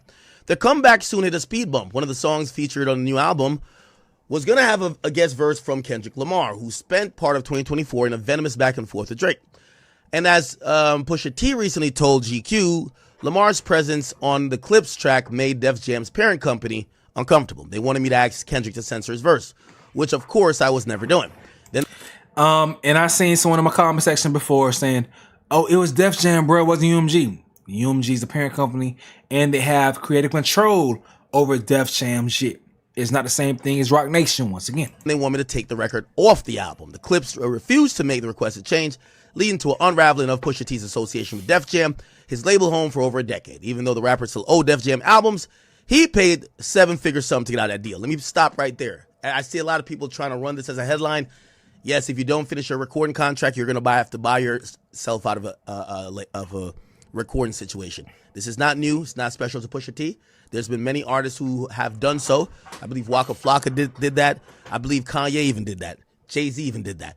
Again, it is not out of the ordinary that if you're unhappy with what you're, again, I need to remind people, if you are signed to a label, you signed to your daddy. And if your daddy doesn't like something because you signed off all your rights and they do not want to put out music as per your instructions or your requests, you must get off that label, and you will not get off for free. You must buy yourself out. That's why historically many artists work their entire career to gain the amount of capital or gain the amount of leverage that they could buy themselves out of their deal. In a higher level conversation, congrats to Taylor Swift. We could even get to that a little bit later. Taylor Swift has now acquired back her masters after a lot of strategic moves for over a decade to get back her masters. The point is this. This is not news that someone has to pay their label to get out of a situation. So let's keep continuing reading. It's not news. No, it's not news. But the reason is news. The reason that he did that is because Drake was being a pussy and he did not want UMG to give critical control to his ops. So that's the reason why he bought himself out of the deal. So he paid $7 million to not be under Drake's thumb. The same thumb that stopped him from releasing songs with Rick Ross or releasing a song with Pop Smoke because of their situation based on Pusha T's situation. What are you saying? So it's not that simple as you're making that to be. It's not the same situation. It's not because he was upset with his deal, he paid himself out of it. No, it's because Drake's control over that situation. He said, fuck that, get me out of this shit, pay himself out of it. That's the reason. It's his damn story. Fuck out of here.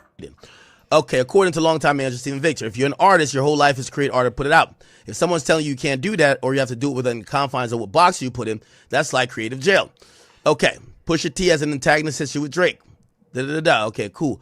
He dropped Story of Added On. Victor says Pusha T verses have been facing strict label scrutiny ever since. Meanwhile, fallout from the battle with Drake is still ongoing. The latter has sued Universal Music Group, accusing the company of defamation over Kendrick Lamar's song. Victor spoke with Billboard and at the end of the relationship, about the end of the relationship, and find a new home for the rapper. And basically they said, where did you start hearing objections to Kendrick Lamar's verse on the Clips album? Where were they coming from? UMG has this department where they review lyrics. So it was that department. The real reason that department is there is to protect artists and their labels from lawsuit for copyright infringement. They do it for all labels. Some labels adhere to them closer than others. Let's say you interpolated someone else's songs. The department is there to make sure that the song is properly cleared. It's not meant to be, you said XYZ about XYZ artists, so we're not going to release the music. Unless it's Drake. They cousin. They small hat cousin. Says, while you've been working with Pusha T, have you had challenges in this department before? In the beginning, no. But starting in 2018, absolutely. Okay? That's the year Pusha T released The Story of Added On. He put that on SoundCloud. It was never officially released on streaming services. So was that a way of getting around any internal objections? And part of the reason, yes, to avoid that. And also, we never properly cleared it. Pusha T mentioned two songs in his interview with GQ Rick Ross. With GQ, he says Rick Ross, Maybach Music 6, and he also said Pop Smoke, Paranoia, where his verses were ultimately cut. He says, was that because of the same department scrutiny? He says, yes.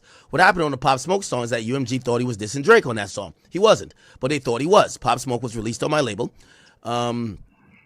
Victor, and obviously I managed Pusha T, so they came to me and said, we're not going to put this out now unless you get Pusha to change these lyrics. Even though it had nothing to do with Pop Smoke. They're like, either change these lyrics or we're not putting the album out. What happened to freedom of speech? First of all, he's not dissing Drake, but how do you get him to tell him to change his lyrics so you're not putting the album out. Now, let me pause this right there. And this is where, issues like this and topics like this, I really don't care to speak about because we're just hearing people trying to contort all type of arguments to fit their narrative. Let me tell you this very plainly, okay? Drake just blew the whistle on his own label. If you want to pose the question, oh, you're blowing the whistle on shit you've enjoyed, cool. But I spent a whole year hearing from K-Bots that labels got nothing to do with artists' music and the music they put out.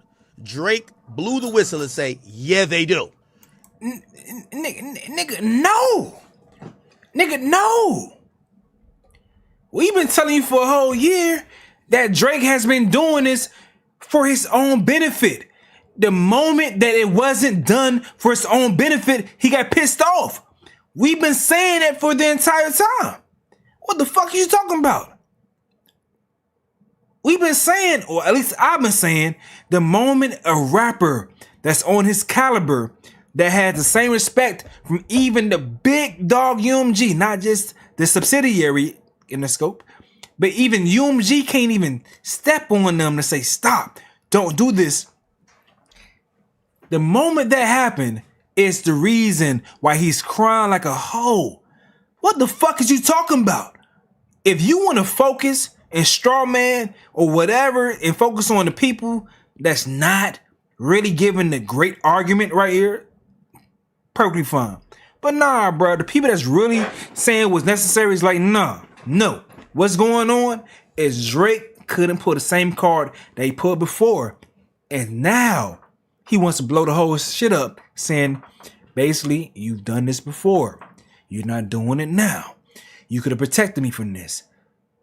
But at the same time, couldn't they have protected Kendrick from your defamatory lyrics? Everybody said, no, they don't. Now we're hearing, oh. Everybody didn't say that. Everybody said they did it for Drake.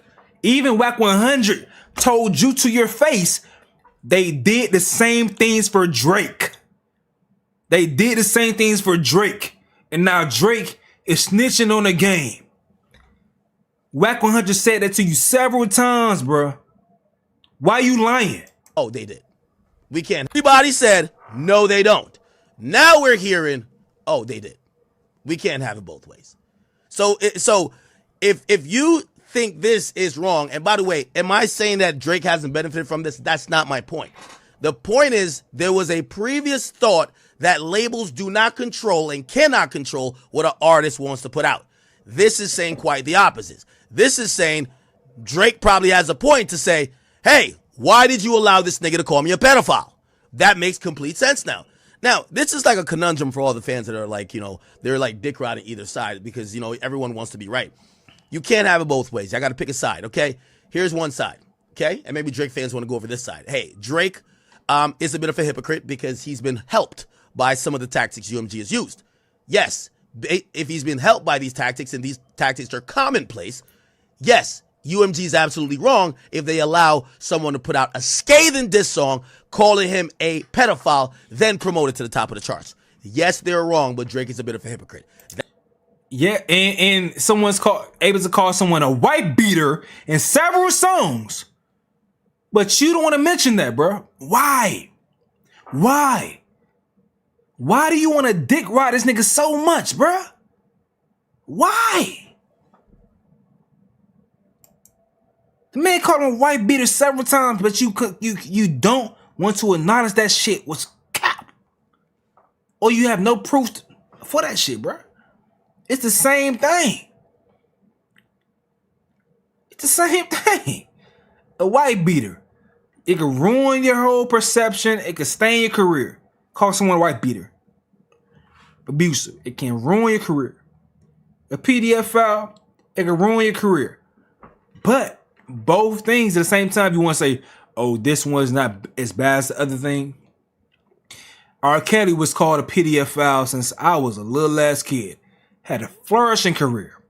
Even past that point. It took for R. Kelly to be locked up for people to go ahead and take it seriously. On the other end, Chris Brown. People may want to justify the reason why he put hands on Rihanna, but facts are, put hands on Rihanna and his career is flourishing. Both things people have made it through. So, although those things are damning to one's career, it's possible to make it through it, you know? And all this bullshit you doing as far as picking and choosing, as far as which one is worse than the other, it's only for the convenience of your favorite rapper that you want to dick ride till he comes inside you a million times. Shut the fuck up. Oh, if you think this is wrong, and by the way, am I saying that Drake hasn't benefited from this? That's not my point. The point is there was a previous thought that labels do not control and cannot control what an artist wants to put out. Okay. This is saying quite the opposite. This is saying Drake probably has a point to say, hey, why did you allow this nigga to call me a pedophile? Yeah. That makes complete sense now. Now, this is like a conundrum for all the fans that are like, you know, they're like dick riding either side because, you know, everyone wants to be right. You can't have it both ways. I got to pick a side, okay? Here's one side, okay? And maybe Drake fans want to go over this side. Hey, Drake is a bit of a hypocrite because he's been helped by some of the tactics UMG has used. Michael Jackson too, right here. If right. he's been helped by these tactics and these tactics are commonplace, yes, UMG is absolutely wrong if they allow someone to put out a scathing diss song calling him a pedophile, then promote it to the top of the charts. Yes, they're wrong, but Drake is a bit of a hypocrite. That's one side. I think the Drake fans will go over there. Now, for y'all K-bots who are in disbelief and y'all saying Drake is just a bitch because he lost, you now have to say, Pusha, get out your feelings. They're not doing that for Drake. Niggas can put out whatever they want, just like how they let Kendrick put out whatever he wants. You can't have it both ways. So you either... No academics. You are playing on the ignorance of your audience, my boy. You are playing on the ignorance of your audience. Stop. Stop. Bruh, stop. You know what's going on, bruh. You know the label differences. You know Kendrick is on Interscope. And then you know that Push is on Def Jam, which is under Republic Corps. Do I have to do this shit again, bro? Fuck it, bro. Fuck it. Because this nigga, he's playing in people's faces, bro. I spelled that wrong, but whatever. UMG East. Let me make sure I see this on the screen. This nigga playing people's faces, dog. He's acting stupid on purpose. Because he's playing on the ignorance of his audience.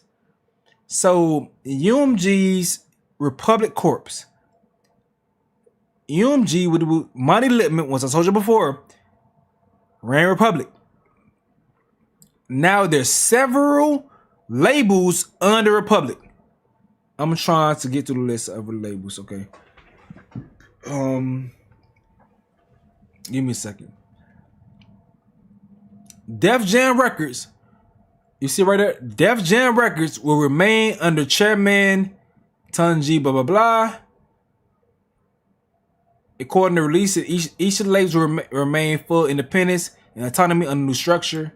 So okay, so they're saying they have autonomy, but each label's individual leaders, many who remain in the same roles they had prior to the reorganization. So Republic Records will now be led by President-in-Chief Wendy Goldstein. So, all right. So let me go ahead and pull Republic Course over here. Hold on. Is Def Jam.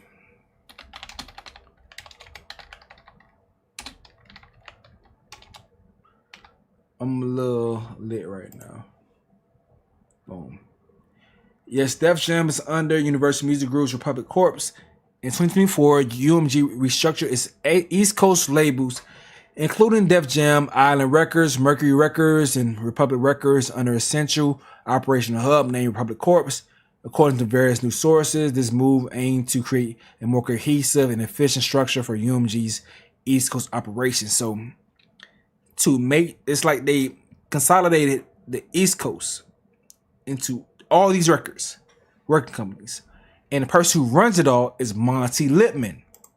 I keep saying this shit, but I gotta say it again because I see academics who has way bigger platform than mine is spreading this careless information.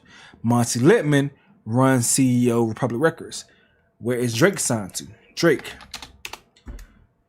Drake, where is he signed to? It may be. It's not going to say it on all his recent releases, but let me just go ahead. Let me pick one. Let me find one. Hold on. Let me see. Let's go ahead and go with for the dogs. Boom. For all the dogs. Who was that released to? OVO Sound and Republic Records. So Republic Records. All right, y'all see that. Then I just showed y'all Def Jam under Republic Corps. Who runs Republic Records? Who runs this? Who runs this shit? According to Avery Littman, and he and his brother Monty conceived the idea of Republic Records. Monty Littman founded fucking Republic Records. Monty Littman, one of his biggest artists is Drake. Okay, as one of his biggest artists. This shit was founded by Avery Littman and Monty Littman. They are in the Drake business. Interscope is where Kendrick Lamar is signed to. I don't know if Jimmy Iovine's still over there. But I know Janik is who runs it now. They're under UMG, but they're on the other side. Ack is just, for his casual fans, he's not mentioning that it's two sides. But when it comes down to really breaking it down, he will. He will break it down for when it comes to trying to flex his knowledge. But to go ahead and push the narratives to his fans, he's not going to mention the details as far as why one side is doing this that's not in line with the other side. That's not cool, bro. You gotta tell Pusha to shut the fuck up, or you could say, Drake, you're a bit of a hypocrite, but you're right. They could have stopped the Not Like Us from coming out. That's really this whole conversation, and I'm actually surprised that anybody's even talking about it beyond that. But we'll keep reading the thing. Okay. So they thought it was this, and it said, what happened to freedom of speech is not this in Drake. It said, from what Pusha told GQ, this Kendrick verse they were concerned about on the new record isn't this in Drake either. He says, yeah, I don't know what their concern is. But they were like, there's a line here. We think it's controversial. Kendrick needs to change it, or we're not putting it out. We're not going to ask him to change his verse. You guys are wrong. Stop looking this way. Now, also, you K-Bots, I need you guys to be held accountable as well. We've seen Kendrick Lamar, who y'all have called Jesus. We saw him take distinct, significant stances against censoring any type of artistic expression. You've done it, and you stood up for people of the likes of R. Kelly, seemingly, not directly, but definitely for XXXTentacion. When was that? Back when Spotify was trying to institute a policy to not playlist or support any artist who was accused of domestic violence or other things that was considered heinous crimes. You penned a letter, or you put it out there that you stood with those artists and you would stand against Spotify. If Daddy's saying he won't put out your verse and you don't call him out, I feel like this issue that Pusha T might have should fall in the lap of Kendrick, not be blamed on Drake. Kendrick has taken stances. Y'all say he's Jesus. Why he ain't he should have told UMG? Well, y'all ain't getting my next album if you censor this one verse. That's what he should have done. So the mere fact that he didn't do that, and now we've watched him take other stances, what are we talking about? Well, you just want to blame Drake? That's convenient for your conversation. It's convenient for your conversation. Drake don't like Pusha T, and he don't like Kendrick. So if he could block them, if he could trip their baby mama, if he could kick their grandma, he would. Okay? Don't blame the op for you not being able to have a safe community. You're supposed to go get the op. That's the reality of it. So if you're going to take this, and I know this is the K-Bots like demeanor. Well, this Drake don't like y'all anyway. If I could use any type of suppression method to get some niggas I don't like suppressed, fuck it. So don't blame the guy who don't like him. Blame the guy who supposedly has comparable power in the industry that we've seen speak up before, not doing nothing about it. What the fuck type of stance is that? What?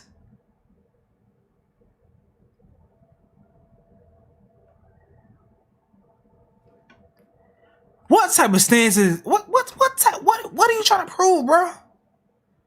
Oh, Kendrick should go ahead and use his industry influence to be able to get this, that, and third and the done. The nigga don't want to do the whole shit that Drake doing. To muzzle and suppress what someone's saying. If Kendrick's previous stance was to let people express themselves,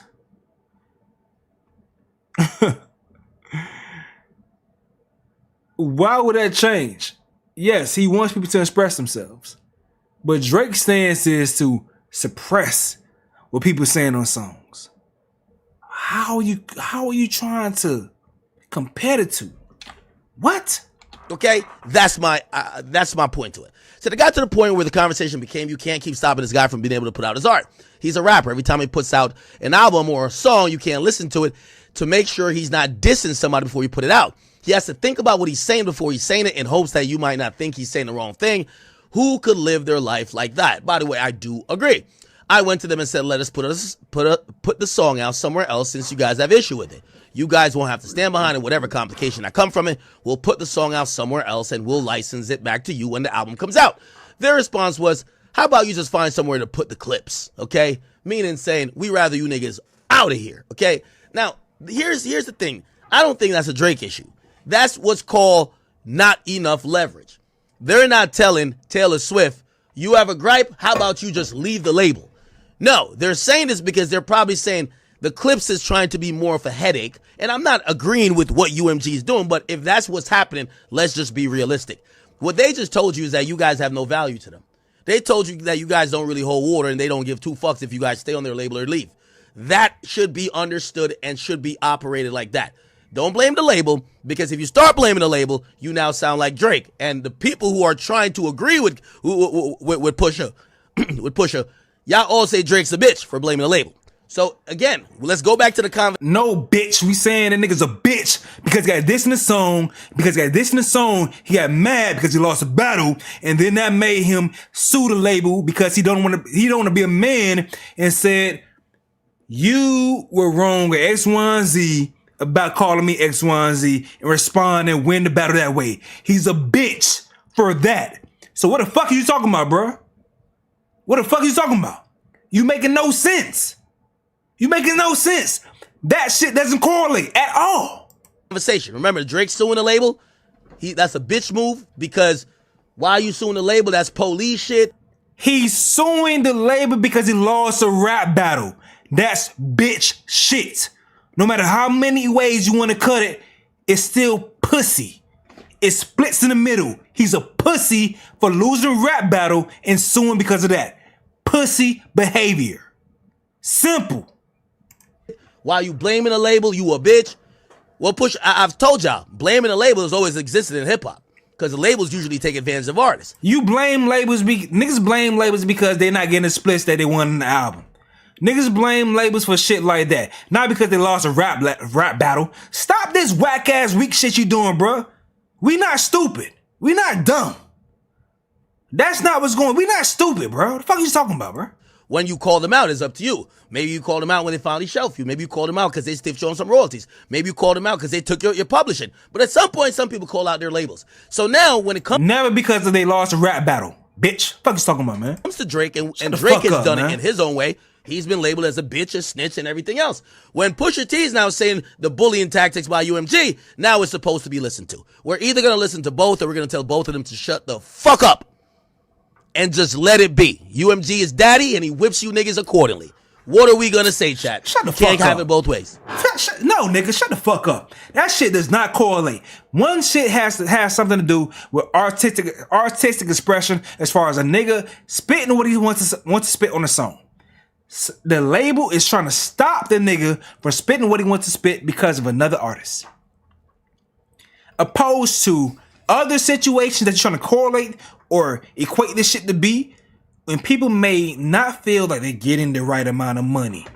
And the only reason these motherfuckers have an issue, or the main motherfucker that you want to defend has issues, because he lost a rap battle and he wanted the label to muzzle the other person He wanted them to suppress the other person's reach based on what they were saying against him in the rap battle. That's not the same thing. You will never make it the same thing. It will never be the same thing. Silence. I like to hear that. So let's keep reading. He said, just pay us to put it out somewhere. Okay? My thing was that we can't do that. Pusher and clips are one thing. At this point, he clearly doesn't trust you guys. You guys haven't been good stewards of his career. So they said, find another deal. Let's figure out a business. You know what that means?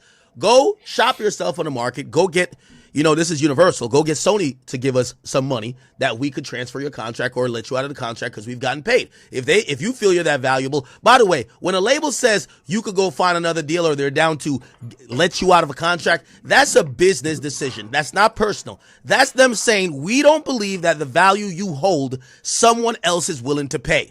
Okay? We don't believe the value you hold, somebody's willing to pay. And if you think another company is willing to pay it because they think you're more valuable than what we deem your value is, go get the bread and bring it to us. And we'll let you out. It's a straight business decision. It's nothing about feelings. And again, this just shows, and you won't see certain artists get told this. That doesn't happen. It's a fact. It's the reason why for most artists, if they're hot, they're on fire after the first project or the most recent successful project, they get re-upped and they get locked in a longer deal. They just get promised more money. Okay? It's like having an NBA player who just dropped 35 a game all season. You never want that nigga to be a free agent. Unless you're the Dallas Mavericks, like shopping Luka Doncic, you never get rid of the star player, the franchise player. It's when you're constantly on the trade block and they're like, if you don't agree to our terms, we don't give a fuck where you go. But in this situation, which I still believe that UMG is valuable. Well, Drake is valuable to UMG. I do believe that. That's why I think a lot of shit that Drake's saying is Scott. But in this situation where UMG finds Drake valuable, that if a person on his roster is causing turmoil, they would find a way to trade that person away. Once again, Kendrick Lamar is on a totally separate side of Drake's situation. He's not on the same infrastructure as Drake. It's totally different. As Interscope, West Coast. Drake, he is over here on Republic, under the same umbrella, the same corporation of Def Jam. So him and Pusha are somewhat on the same team.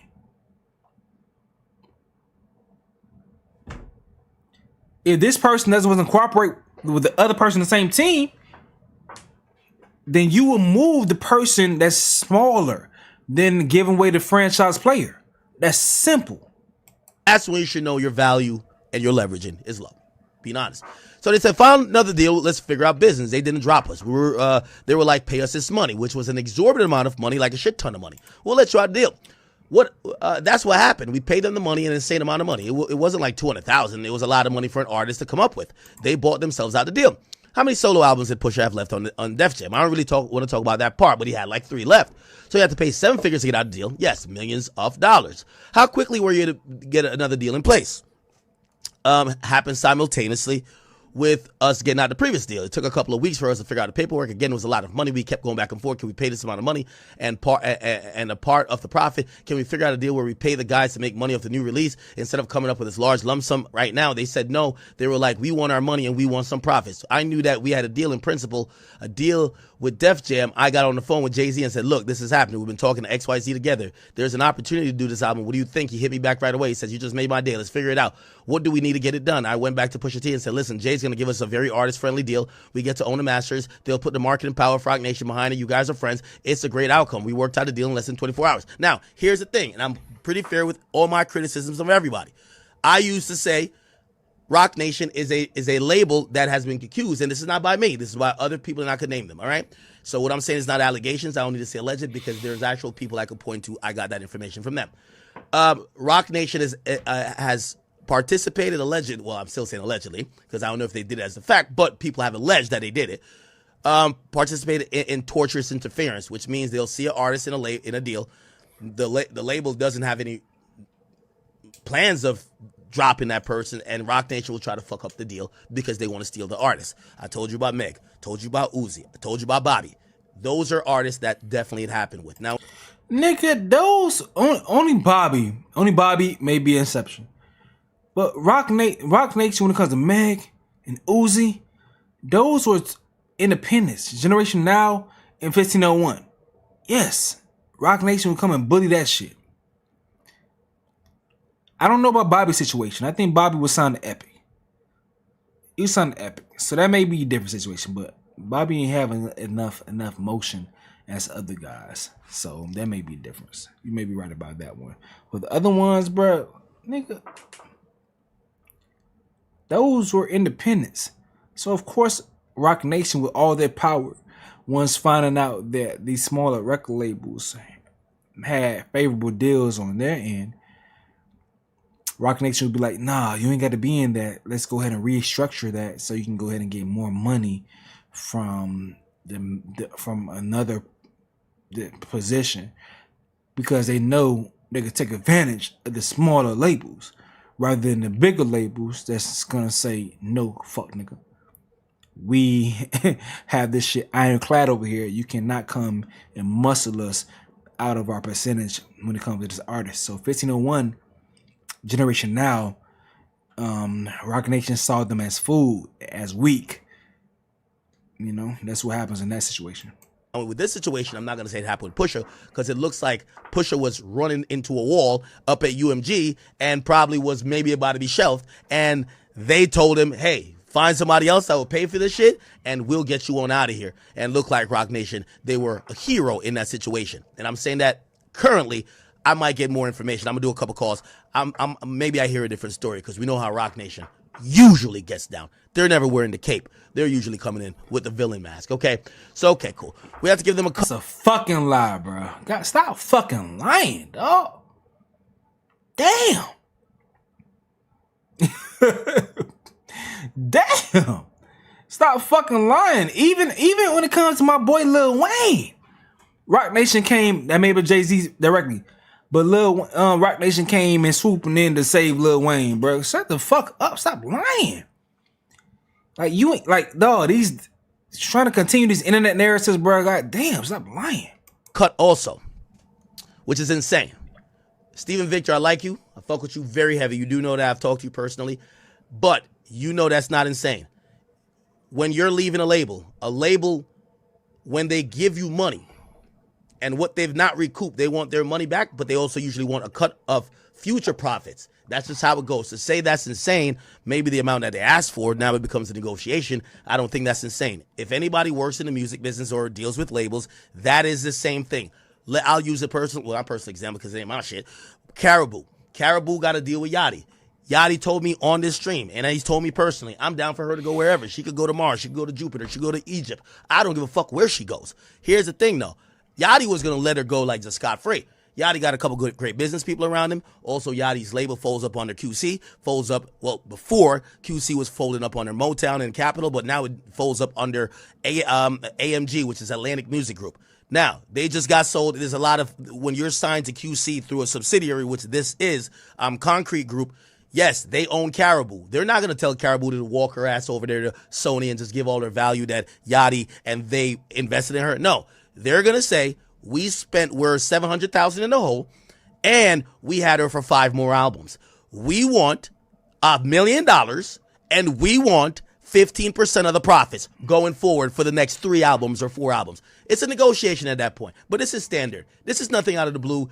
Again, if this is insane, the whole music industry is insane. And this is one thing I agree with him on. Yes, the record label is going to want money back on their investment. That's true. I agree with that on I agree with that with him on that word. And nobody should be in it if you thought it was insane. He's right about that. Steven Victor used to be a senior vice president. Let's Google it. Steven Victor, SVP. He was a senior vice president of what was it? He worked at Def Jam. So he was one of the guys at Def Jam. Look, going back, this is 2017. Stephen Victor, respected artist and manager in A&R, is joining Def Jam. So the same company that he is talking about, he was serving as the executive vice president and head of A&R, and he was on the senior team. That's what it was. So to say after you are doing your own thing now, that company was doing some crazy shit. One thing is a artist saying it. Pusha T is an artist. You were an executive over there, sir. I got to be honest. You were an executive, okay? And for you to say that was insane tells me either you never, and by the way, here's the thing too. Okay, can't find. Here's the thing too. You saw a lot of other artists that probably got done the same way. So if it wasn't insane for them, why is it insane for Pusha T? It's business as usual. That's how the majors give it up. We own your shit. You got a problem with this own your shit? You want to go walk down the road to Sony or Warner? This is what we want. Give us $1 million. Give us $2 million because we've spent This is how they're going to look at it. They're going to look at a spreadsheet. This is not personal. This is all business. Hey, we've spent $3 million promoting your last 2 projects. You owe us 3 more. It was a 5-album deal. I'm making this up right now. I'm just trying to use some numbers so you could get it. So we spent $3 million promoting your last 2 projects. Your projects only brought in $1.5 million up to date. Remember, we do own your projects in perpetuity, but currently we're down $1.5 million. Okay? So we're down $1.5 million. You want to walk away after we've created some value and invested marketing money that you can now take to somewhere else. No, sir, buddy. You owe us $1.5 million. If you want to get out of here, you're going to give us 2.5 because when we invest in artists, we like to double up, triple up. We want quadruple up. So we're going to be nice to you. We don't want 1.5 directly. This ain't no bank that gets no fucking interest. No, we want 2.5, and I think that's even generous. They might say they want $3 million. Then they might say, hey, listen, because the inherent value that we produce is going to get you another deal, we want a percentage, but only of the profit. Makes sense. It happens in business. It happens in the music business. Here's the thing: when fans who are usually just dick riding so much that they forget about business and they start thinking about the people involved, Kendrick, Drake, Pusha T, they don't care about business anymore. This is normal business. Okay, and y'all notice everything he's saying. That is how the music business go. I'm not disputing that at all. The other narratives and shit that he was talking about, bullshit. But this what he's saying right now, that's how it goes for sure. That's the business, music business for sure. I think the only thing fans should be talking about is it right that UMG should interfere with the lyrics of people. Now, whatever you say mixes with the Drake situation. If you said they shouldn't have prevented, and it's not about should or would. Because here's the thing, too. This is a business, okay? Let's be clear. Pusha T, nobody. Drake, biggest artist. Drake is bringing in... Pusha T is not a nobody, bro. Come on now. I'm not the biggest Pusha T fan, but he's not a nobody, bro. Come on, man. Come on, dog. You just saying shit, dog. Drake is Drake. Drake is fucking huge. He's box office. He's Drake, but come on, man. Let's be clear. Pusha T, nobody. Drake, biggest artist. Drake is bringing in 10,000 the amount of money. So for every dollar Pusha T brings in, Drake brings in $10,000. Do the math. We're not going to let the nobody violate the guy. And again, it's not up to you or me to say what's right. If you want to go make the rules, don't sign to a major. Sit at home, go on TuneCore, and TuneCore not going to tell you don't diss Drake. You could go on TuneCore and say, fuck Drake. Fuck his dead this, fuck his, nobody's gonna care. But if you take that check from that major label, you got a daddy. And if daddy wanna take his belt out and give you a spanking, it's going to happen. Exactly. So, let's just go with that thought. And by the way, it does work both ways. Because I think that's what they're saying to Drake. Yes, we've done this before, but we spanked that nigga because he's a small artist. Kendrick, we knew was gonna get the bag. And to keep it real, we don't prefer you over Kendrick. Surprise. We just care about money. So daddy, I agree with that right there. But he will spank you too. And it is what it is. Drake might have to take the loss. But if you are in support of the idea, one way or the other, that they should or shouldn't, because now we're thinking about y'all feelings, you can't say, oh, Drake was lying about common practices and he's just salty about the battle. Then listen to the story and say, well, see how Drake fucking up the industry? No. Drake didn't build this shit. He only furthered it. What they did for Drake, they done did for 50. They done did for a lot of other motherfuckers. Welcome to Business 101. Y'all got 4 levels to get to. So for the people who think Drake fucked up the industry, no, think about why y'all signed into majors. But nobody wants to have that conversation because everybody acts broke and they need daddy's check. But when daddy don't act right, now they get mad. And that might include Drake in that. Shit, Drake. You felt you were protected by daddy. Daddy didn't want to protect you that time. No. Cool. Drake lawsuit? Yeah, you can file a lawsuit. For the people who said he had no proof, this is the proof. So UMG has fucked around and forced people to say what they wanted them to say.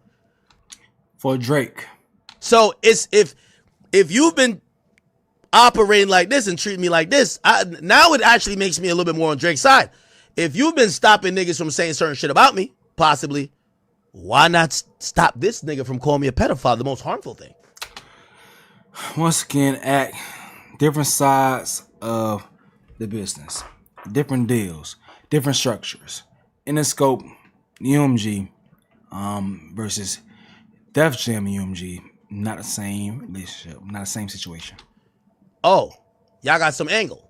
Now again, because everybody is signed to daddy and it's daddy's show and it's daddy's business, Drake might lose a lawsuit because they might be like, fuck out of here. They can do what they want. It's their business. They don't got to play fair with you. Fuck. Yeah, they could block Pusha T shit and not block Kendrick, not like us. Fuck out of here. And Drake is going to have to try to prove that was wrong. But it's clear we now have proof that UMG uses these tactics, and it's not unreasonable for Drake to have assumed they would. However, it don't mean it's an auto win that they didn't do it for Drake, so he's going to win the lawsuit. Pusha T said this before this shit, bro. Pusha T said this shit before this shit, dog. It's not new at all. You should have been known, unless you want to ignore him before, and the battle made you want to pay attention more. But he said what was going on before. This is him being fed up. It's him being fed up and saying, "Yeah, I'm gonna go ahead and get out this fucking deal." But yeah. It just means there's some valid proof to the lawsuit shit. That's it. Okay. Well, everyone take it, man. Keep reading. But all right, let me go ahead and wrap up the stream. It's 7:00 in the morning. I appreciate y'all hanging with me now. I'm gonna go ahead and try to get some damn sleep. But it is what it is, man. Academics, I understand. It's trying to stay loyal to his kind. It is what it is. But it was fun. We had a long stream. How long we been on? But god damn, we've been on for a long time. Let me see. Give me a second. Let me see. It's been a minute. I can't even see right now, but it's been a while. Damn, about almost 5 hours. Goddamn. Good vibes. But I appreciate y'all hanging with me, man. Let me go ahead and get some sleep. Probably noontime I wake up and start chopping up all these clips, releasing these, and also covering the latest things. I really wanted to get through all my slate of topics I want to get through, so y'all help me low-key work through the night and stay up late. So let me go ahead and get some sleep. I'm gonna wake back up probably like noontime, chop these things up and feed this to everybody, these clips, as well as everything else that's going on. So hit the like button on your way out. Subscribe if you haven't already. Turn on the notification bells and all that good stuff. But it's been a crazy 24 hour. W Stream, appreciate you, fam. Appreciate you, Ralph the Gamer. But we out, man. I love y'all, man. I love y'all so much.